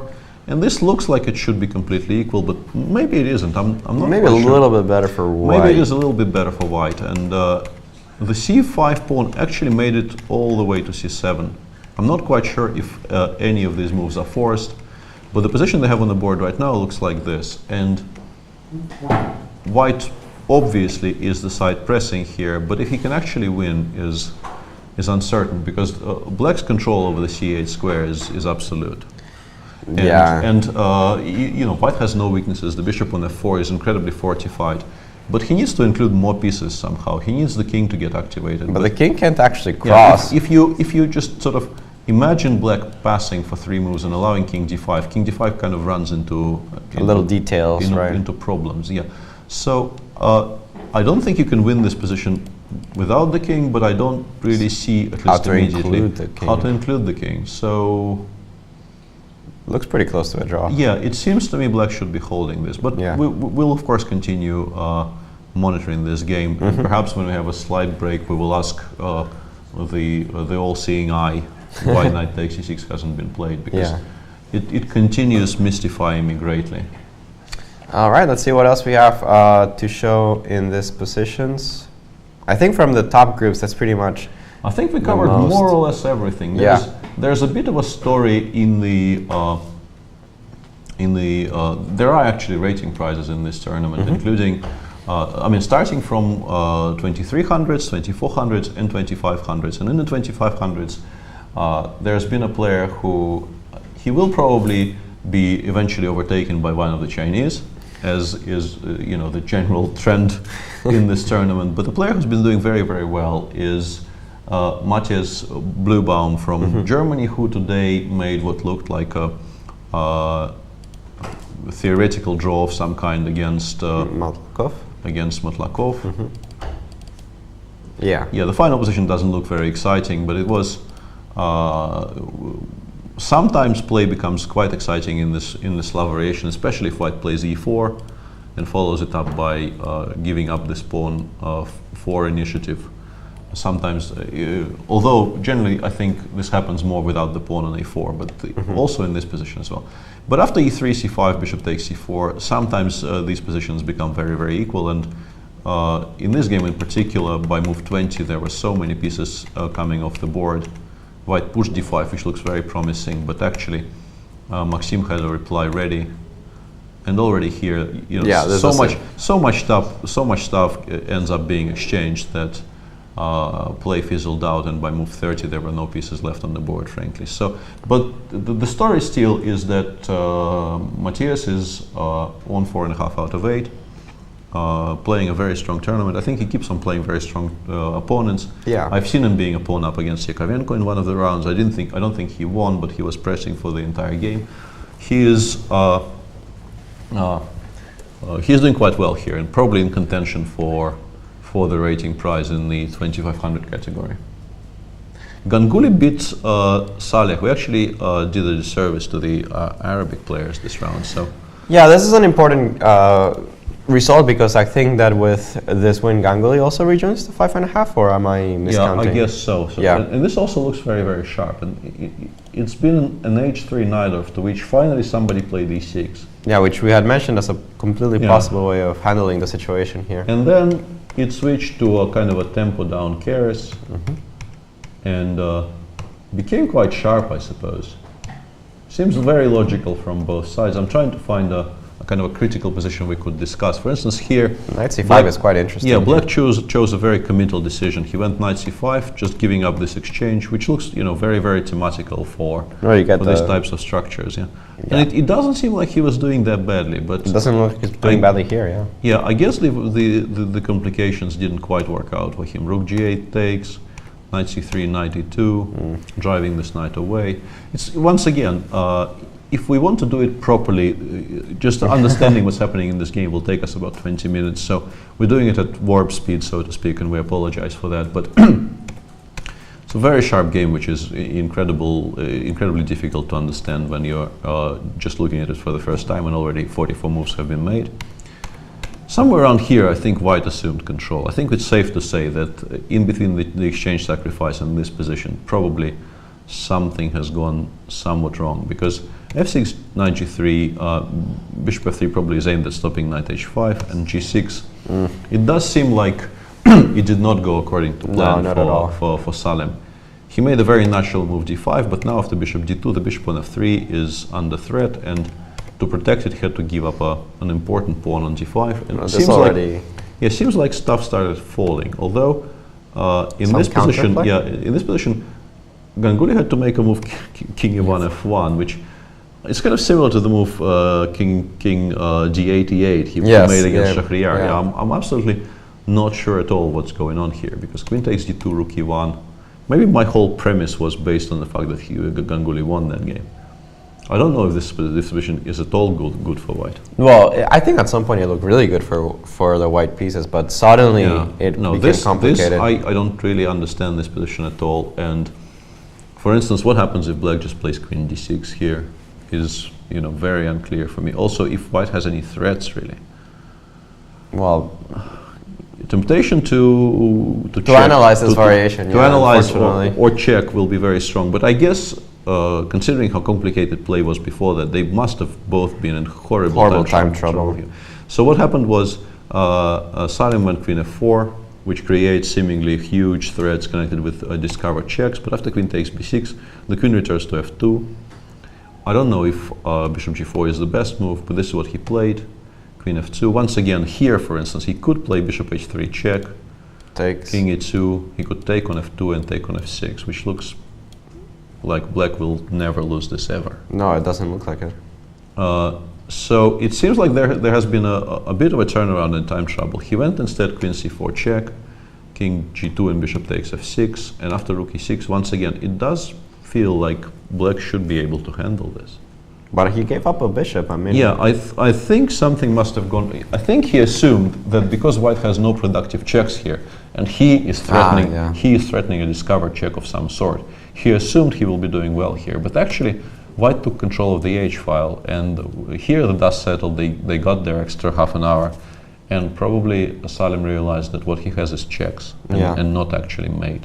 Yeah, and they actually run out really quickly. Yeah, he played bishop f3 check, which is a beautiful move to make. If you take on f3, you get mated in the center of the board by queen e4. It's very unfortunate, but after bishop f3, king h3, you're really running out of ideas. You have no more checks. If you play bishop g4, king h2 just sidesteps everything. He took on g1, white took on g1, and after bishop g4 check, Ganguly even went forward. I suspect it's maybe not the only winning move, but it's the cleanest. And Salim just resigned here because after something like bishop e2 check, white can play king g5, and the only check is from g8 and then rook g6. That's game over. And then white starts checking. Yeah. And once white starts checking, the game is over. Yes. So a tough loss here for Salim, who, I didn't feel like after the white's pawn got to g7 that his position was okay, but definitely in the complications, he had at least a draw. Yeah, at some point it feels like at the very least he could simplify into an endgame where he would have more pieces. Yes, that's always useful, yeah. And potentially maybe there was even more. Somewhere around this point, it seems like white misplayed it a little bit. Yeah. But I think I apologized in advance for the disservice we will do this game, and I think we have to move on. Yeah, we as advertised, we did not really understand what was happening. No. We just showed you the moves more or less. There's a lot of other stuff that we didn't really look at today that perhaps we can actually take a quick look. We're being told that the Tregubov game against Duda was interesting. Perhaps we can see if that was the case, or is interesting, but is still ongoing. This I feel. Yeah, I don't want to end this third sentence because I will probably be wrong, and I will. I lean towards a draw right now. Me too, but I lean towards a draw. Black's position looks very, very beautiful, but you have to remember that white needs to just give up the rook for the 3 pawns. So pushing the pawns on the queen side will not be easy, and once you have to divert the bishop somewhere on the queen side, well, take on h3 and then start threatening to take them as soon as they reach the third. So looks to me like draw is probably favored, although it's hard to judge precisely. Yeah, especially in many variations, this bishop on e6 is not. It doesn't have a lot of moves. No, it was a very, very wild Queen's Indian, actually. I had a look at the opening. Let's just show the opening moves, because I'm pretty sure it's heavy theory up to, judging by the timings. They started thinking somewhere around move 17. And the first 16s were thus. d4, knight f6, c4, e6, knight f3, b6, g3, bishop a6, and I was very happy about using the word thus, but I used it incorrectly. Queen b3. This is one of the sidelines here. It's not the most popular move because it allows all kinds of strange variations. For instance, after knight c6, you are more or less obliged to make a weird-looking move, bishop d2, just to prevent knight a5, just to stop the knight from coming to a5, and it gets. And after knight e4, you generally play, I think, bishop c3 here. So very weird. No, you play a3, and after something, you play bishop c3, I think. Oh, I see. So that you would take with the queen? Yeah, so that you could play knight bd2 and take on c3 with the queen. I think, bishop b7, that's the move. Creating a threat of knight d2, knight d4, and bishop h1, and to this what replies with bishop c3. It's a very strange variation. And d5, which is what Duda played, is also very, very sharp. Takes. I think Artemiev in the recent super final played knight c3 in this position against Karjakin, but queen c2 is a very forcing line, and it gets really crazy afterwards. Both queens are threatened, white returns, d1, queen f5, bishop g2, knight c2 check, and king f1. Wow. And you can already take on a1 here, but I guess queen a4 check is a bit of a problem. So black plays long castle, white goes knight h4, jeez. Rook takes d4, queen takes d4, knight takes d4, knight takes f5, e takes f5. Most of these moves have taken players seconds to make, which is why I'm assuming that this is some kind of theory. Right. a3 to stop knight b4, knight b3, rook b1, bishop c5, and this is where Tregubov actually started thinking. He actually spent half an hour on his next move after blitzing all this whole sequence out. And it looks like black has fantastic compensation for the exchange, to be honest. I don't know if he's playing for a win or just comfortable, but it does look like black shouldn't be in too much trouble here, No, I because completely agree, his yeah. pieces are very active and he has a pawn for the exchange. And the current position in this game, black pushed his pawn to b3, so that it's harder for white actually to trade his rook in, but still it feels like I'm still very loath to finish this sentence. It's a sentence which I feel is a trap for me. King f6. King f6. I mean, it's so easy to believe that there are positions in which white simply is losing, but... King f6, and I want to follow this up if you play something by playing king g7, for instance, rook b7, king g6, and after rook b6 I can actually play h2, rook takes e6, king g5, Right. rook e5 check, king g4, and the h-pawn queens. The problem is that on the passing variations, like for example when you play king f6, instead of keeping the rook on the b file, which now that you forced b3 doesn't make that much sense. Yeah, but I think I can drive you away. If No, I was going to put it on a5 actually. on a5. Yeah, because it's the moment that you put the pawn on h2, No, but king. You sort of you you're waiting have for me. just enough time to go you're rook waiting a1, rook for me. h1. You're waiting for me to play h2 actually. It's This- just about enough time, but this I did not consider. so if I go king b2 in this position, just cutting off your king on the 5th, you have to No, but this play probably bishop is g4. lost, I think. It's funny because now I don't have a king takes c4. Yeah, but even Even if you have king takes actually, c4, yeah, let's lose a tempo for black because I calculated a very beautiful variation, which is probably incorrect, but which I want to show. do it. How to lose a tempo for white here? We can always triangulate and pretend. Let's say white goes rook c5, Yeah. king g6, rook a5. And here I go bishop g4. Right. Oh no, it's not even a particularly difficult variation. I can play No. b2 and h2. But what I wanted to show was I think I can even go h2. You play rook rook here. I go. Sorry, I forgot to uncheck it again. Okay. Yeah. So rook c5, king g6, rook a5, bishop g4, king takes c4, h2, rook a1, b2. No, but that actually doesn't win because I can put it. It's just important not to put it on b1. This is the variation I calculated. Bishop b4, king c3, and here I take here with the tempo. Oh, nice. And it actually does win because I will play b1, not h1. Right. But placing the rook anywhere in between those two squares probably holds. But the bigger problem, of course, is that here b2 first followed by h2 doesn't let you return the rook to the first. Yeah, so actually the possibilities of kicking out the rook from the h file might be very strong. Yeah. And I'm wondering this position is on the board. and I'm by wondering the if way. I should go rook a6 here. King g5. King Yeah, that's g5. kind of important. I'm not falling for your trap. The idea was to do this. Yeah. But I will start by playing king g5, and only if you take on e6, once again h2 just queens the h-pawn. Sorry, I keep on making this stupid mistake. Rook a6, king g5, rook e6, h2 is resigns. Right. Yeah, it seems like white is being slowly torn apart here, and he will run out of useful moves to make. It actually is a bit of a Zugzwang. And what does he play in this position? Yeah, because king b2 is it makes bishop g4 this much That stronger. much stronger, yeah. That much stronger, because in all those variations you won't even be able to take on c4 straight away. And you can't keep the rook on the 5th because h2 will just queen, and if you move the rook anywhere, king g5 will rejoin the black pawns, and that generally should spell the end of the game. Yeah, so it seems like... Again, not the clearest. No, I ending. think now I'm much more comfortable with this. I think Black's winning. should be winning here. Yeah. Yeah, I don't see how to return the rook into a useful square. Yeah. Yeah. So back perhaps to the Aravind game. Now that we have shown it to you, there's been developments here in the position Bishop we had g5. seen after d4. After c takes d2, Rook g2. he did not recapture on d4. He went rook g2 and knight takes g6, going for immediate mate. But queen h6 parried the immediate threat for now. But takes, knight e5. Threatening knight f7, which Yeah. forks everything. Black needed to play rook takes f6, and now bishop c1, king h7, bishop g5 seems to be almost entirely winning, I think. I mean, it's an extra exchange. You have to somehow defend the rook. No, I think you need to play something like this. But takes. At yeah, the very least, you can take on d4. should be an easy technical task from here. So Yeah. it does seem like Aravind is close to Winning his to winning his first game against the Grandmaster In Qatar, yeah. In Qatar, yeah. Obviously not lifetime, but in Qatar.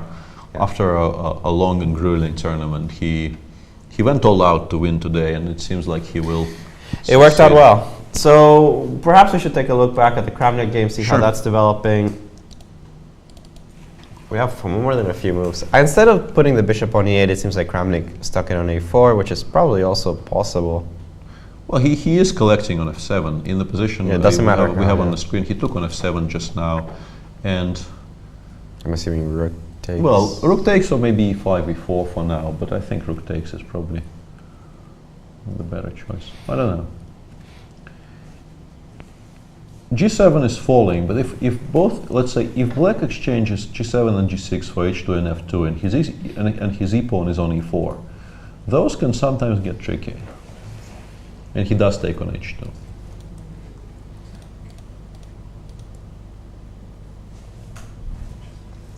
He does take on H2, so feels like Vladimir should be able to convert this, but you would think so, yeah. Yeah, but the game is still very much ongoing, and you can also maybe start pushing. I don't see anything much wrong with just playing b5 here and starting to push, because actually, if you allow king b4 next move, I think the b pawn will just queen. So you have to go back, but that but drops. Then I go rook c7 check, and either you get cut off or you drop the e6 pawn. Yeah, right? after king d6 b6, I think this is a queen. Yeah, and if you go king b6, I will pick up by far the most important one. And Vladimir does play b5. Yeah. And also this is just completely lost, because once the black pawns become disjointed, they get picked off one by one quite easily. And yeah, it seems like after b5 now, yeah, black's position is becoming untenable. Once again, if you allow king b4, the king on d4 will never actually get close to the b pawn. And the rook's always going to be cut off by the bishop on b3, so yeah, it's... that should be over. Yeah, this should be, technically winning. Yeah. And as we're coming close to the end of the tournament, lots and lots of people here, as we were mentioning, are either completely untitled or perhaps international masters. And there's a very interesting article on the homepage about norms which are available to people and the results they need for those norms in the last round. And we're being told you can find it on QatarMastersOpen.com, and that Su Ying Lun already actually clinched a GM norm with 1 round to spare. So that is very, very impressive. With his draw today against David Howell, he secures a GM norm, doesn't need anything tomorrow. Yeah, he just needs to show up. can just show up and play, to his heart's desires. And no, he's a forerunner on the 2500 group easily for that price. Yeah. On a somewhat lower boards, there's a game between Benjamin Bok and Anton Korobov in which Bok is enjoying by far the best of it. Although winning this position will still require some technique, but some patience. Yeah, and if he does end up winning, it continues, a very solid performance from him. He is on 4 out of 7 right now. He will be on 5 out of 8, out of contention for the very top prizes, but still, a very, very solid showing for the Dutch player. Yeah, also a player that, to me, surprising a little bit, is still under 2600, so he's fighting for that price. Yeah. But I've seen Bok have plenty of good results in the recent past. It's a little bit strange that he is rated as he is, and it seems like the Yakovenko game just finished. So let's just briefly update you. I'm sure that was a draw. But it couldn't really have finished so early if White won. Yeah, it does seem like Yakovenko accepted especially once the Black King becomes as active as he is right now. There's really not much chance. Nothing at all here. Of White getting anywhere. And Bok actually won the 2015 London Classic Open. Oh, that's very, very recently. Yeah, he actually beat Lenderman in the last round with the black pieces. Yeah. So he's having a very solid year, to put it mildly, and playing quite well here. Although with the material left as it is, actually winning this endgame against Anton Korobov is not at all a given, because Black is well poised to sort of control the squares around the extra pawn on d6. And we are told that Kramnik just won his game, so perhaps we should get a picture of them shaking hands, but it went as expected. B5, yeah, there's nothing really surprising in this position. We already covered what happens when the they've already left, but it did follow our prediction of b5, king c5, rook c7 check, and Sanan realized that this is now completely lost and resigned. Well, that only leaves us with one game in the 5-point category still going on. There's actually a very, well, I want to say amusing, but I don't know how amusing that actually is. There's a game going on between Li Chao and Vidit. Yeah, amusing was not the word I was going to be looking for. Which players are still hard at work playing this position, which is strange, to be honest. Because, well, Black actually managed to sort of blunder a pawn, but after king f7, if you take on h6, I will recapture it immediately after knight f5, knight takes g4. I can't believe I'm seriously discussing this position. And if you play rook a7 check, I can play rook d7, and yes, you can win a pawn on h6, but the knight endgame like this generally is not really. I think I'll be confident on drawing it. Yes. Against most people. But they could have agreed to a draw by like 20, 30 moves. And actually, they've been playing an endgame like this for a while. So it's not as if 5 moves ago there was a very sharp position which got suddenly exchanged down to one piece each. Li Chao has been, let's call it, pressing. And they had already been here for like 10 moves, I think. This is move 42. This is the capture on move 42, and this is now move 63 currently. Yeah, they could have ended 60 actually. So Li Chao is being very, very insistent here against an opponent rated 26-44, which, I find a bit surprising, but it will not change the result of the game. So I guess the black player is not really pushed very hard, so he shouldn't be very upset. No. Well, that's most of the games that we have going on, really. There's still the So-Lin game. No, of course, the So-Lin game is the one that we still kind of waiting for, I would suppose. Yeah, and in this position he goes rook g1. I would actually, it kind of progressed along the lines that I described. White put his pawn on g5, played e4 and f4, and he's trying not to play f5. But I think for me the safer approach would be to play rook e1 here, not rook g1, to be able to take on f5. Because he played rook g1 and f5, rook g5, king f4 followed by something would be slightly annoying to calculate. And I mean, it's still a dead draw, but what I mean is you want to avoid calculating anything here at all. And after rook g1, So went rook b7, and now maybe he wants to go king d6, e7. Once again, I would put it on e1, because if white plays f5, gf5, king takes f5 because the e4 pawn is tied. This is just as dead as a dodo, I think is what we want to call this. And it kind of reminds me, because actually Magnus Carlsen was playing this game against Topalov in London, and he got to this position 3 against 3, knight and rook against knight and rook, and he went around it to the point where he almost overstepped the 50 move rule. And when he got this position with 2 against 1, he almost immediately just gave up the draw. Yeah, no, this is completely drawn. Black can keep the rook behind. Black can even put the rook on the like playing like this, putting it on the 6 is also completely equal. You can do whatever you like here. It's kind of impossible to lose this position. So putting it on e1 and just waiting for white to play king somewhere so I can start giving checks is also very safe. Instead of this, the Chinese player played rook f1, kind of really tempting white to play f5. But as I mentioned, even that. Yeah, but even that is a draw, because we can take and start giving checks. And then once we drive the king far enough away, we can play rook f1. That's still just a draw. So this position is hard to make any kind of progress in. But of course, Wesley is a pawn up. It's an important game in an important tournament, so he will continue.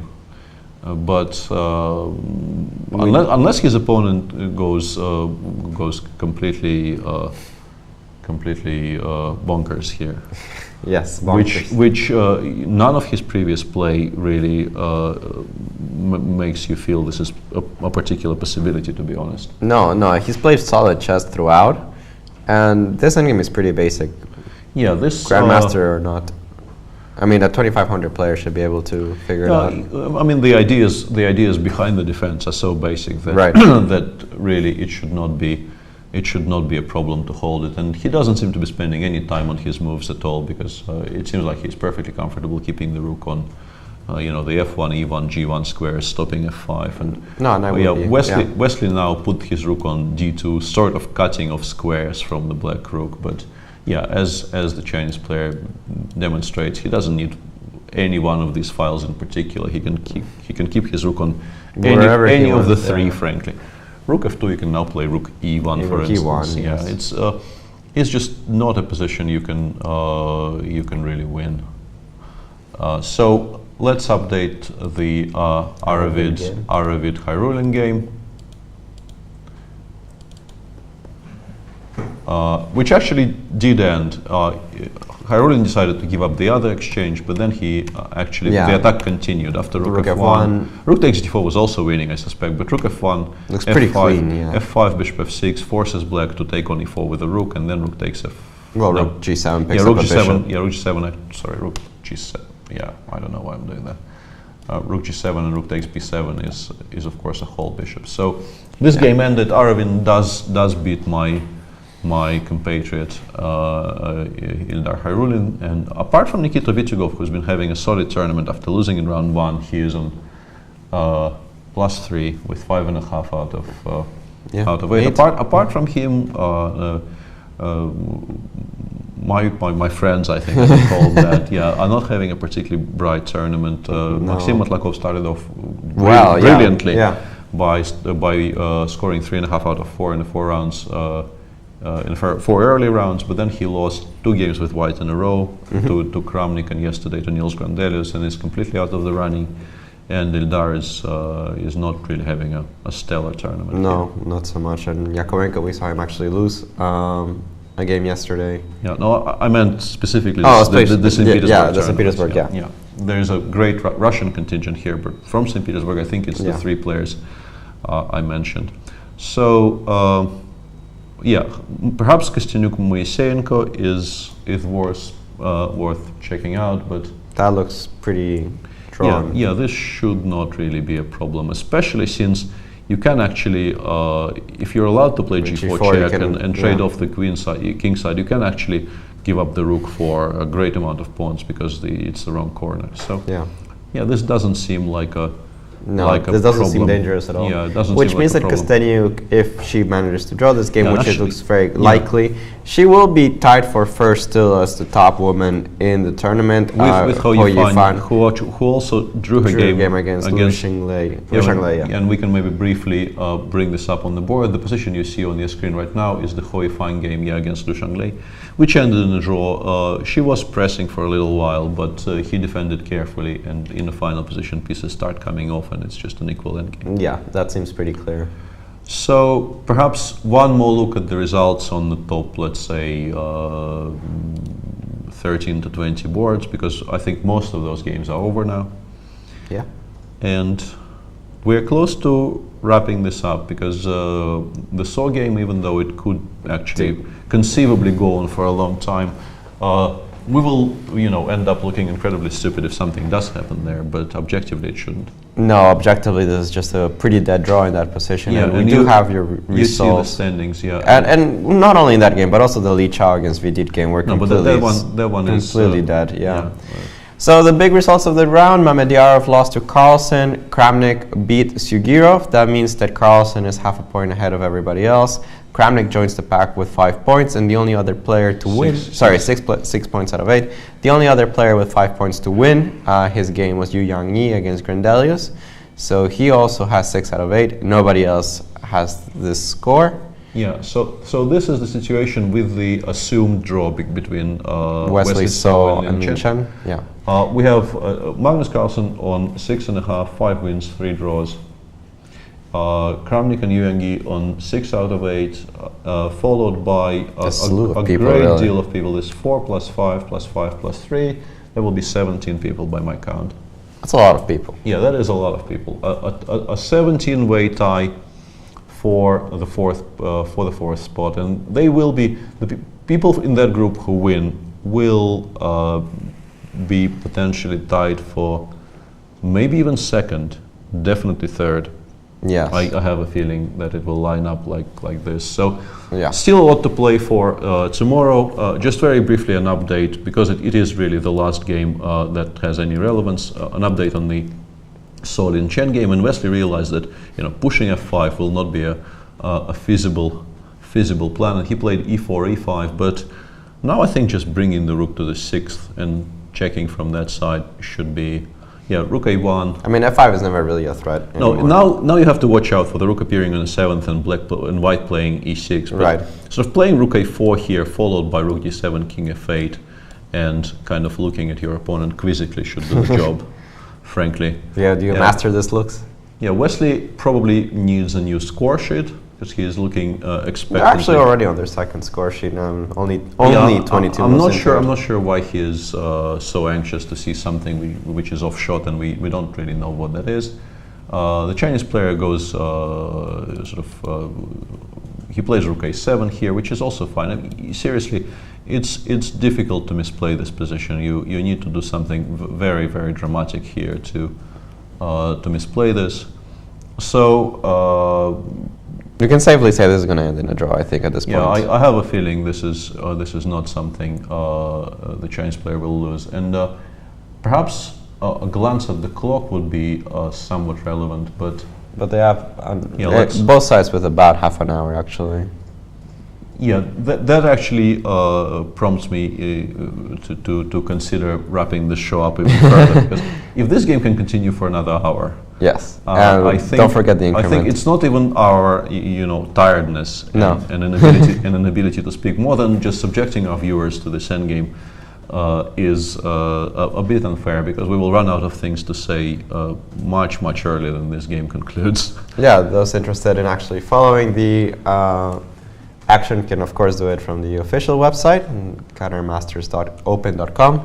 Yeah, perhaps there's even a webcam to watch Wesley looking for things you can't identify. Yeah, but I think that's pretty much it for us. Remember, once again, round tomorrow, final round of the tournament, is going to be 3 hours earlier. That starts at 12 p.m. Qatar time. So don't get caught unawares by this. It promises to be a very exciting round. A potential Kramnik, Carlsen Kramnik will be very, quite possible tomorrow. Either Kramnik or Yangyi, which in some ways is also perhaps even more interesting, because it's the exact same storyline as last year. It could be. In the case that we do have two people at the top, because I don't think there's a way for three people to... No, I don't think. No, there isn't. No, it's impossible. So if two people end up at the top, we will have a tiebreaker tomorrow following the round. Well, it will follow directly after the round, and it will of course be covered by us. To the best of our diminishing abilities. So and we're being told that it was a blitz playoff, from what I know. Yeah. But we'll get into those details if we see that it is likely tomorrow. Yeah, we're being told it's 2 5+3 games, and in the case that those end up tied, we'll go straight into an Armageddon. Yeah, so potential excitement for tomorrow if Magnus doesn't win and gets caught up by the other player on 6 out of 8. So tune in for that. Should be very, very exciting. And see you tomorrow. See you tomorrow.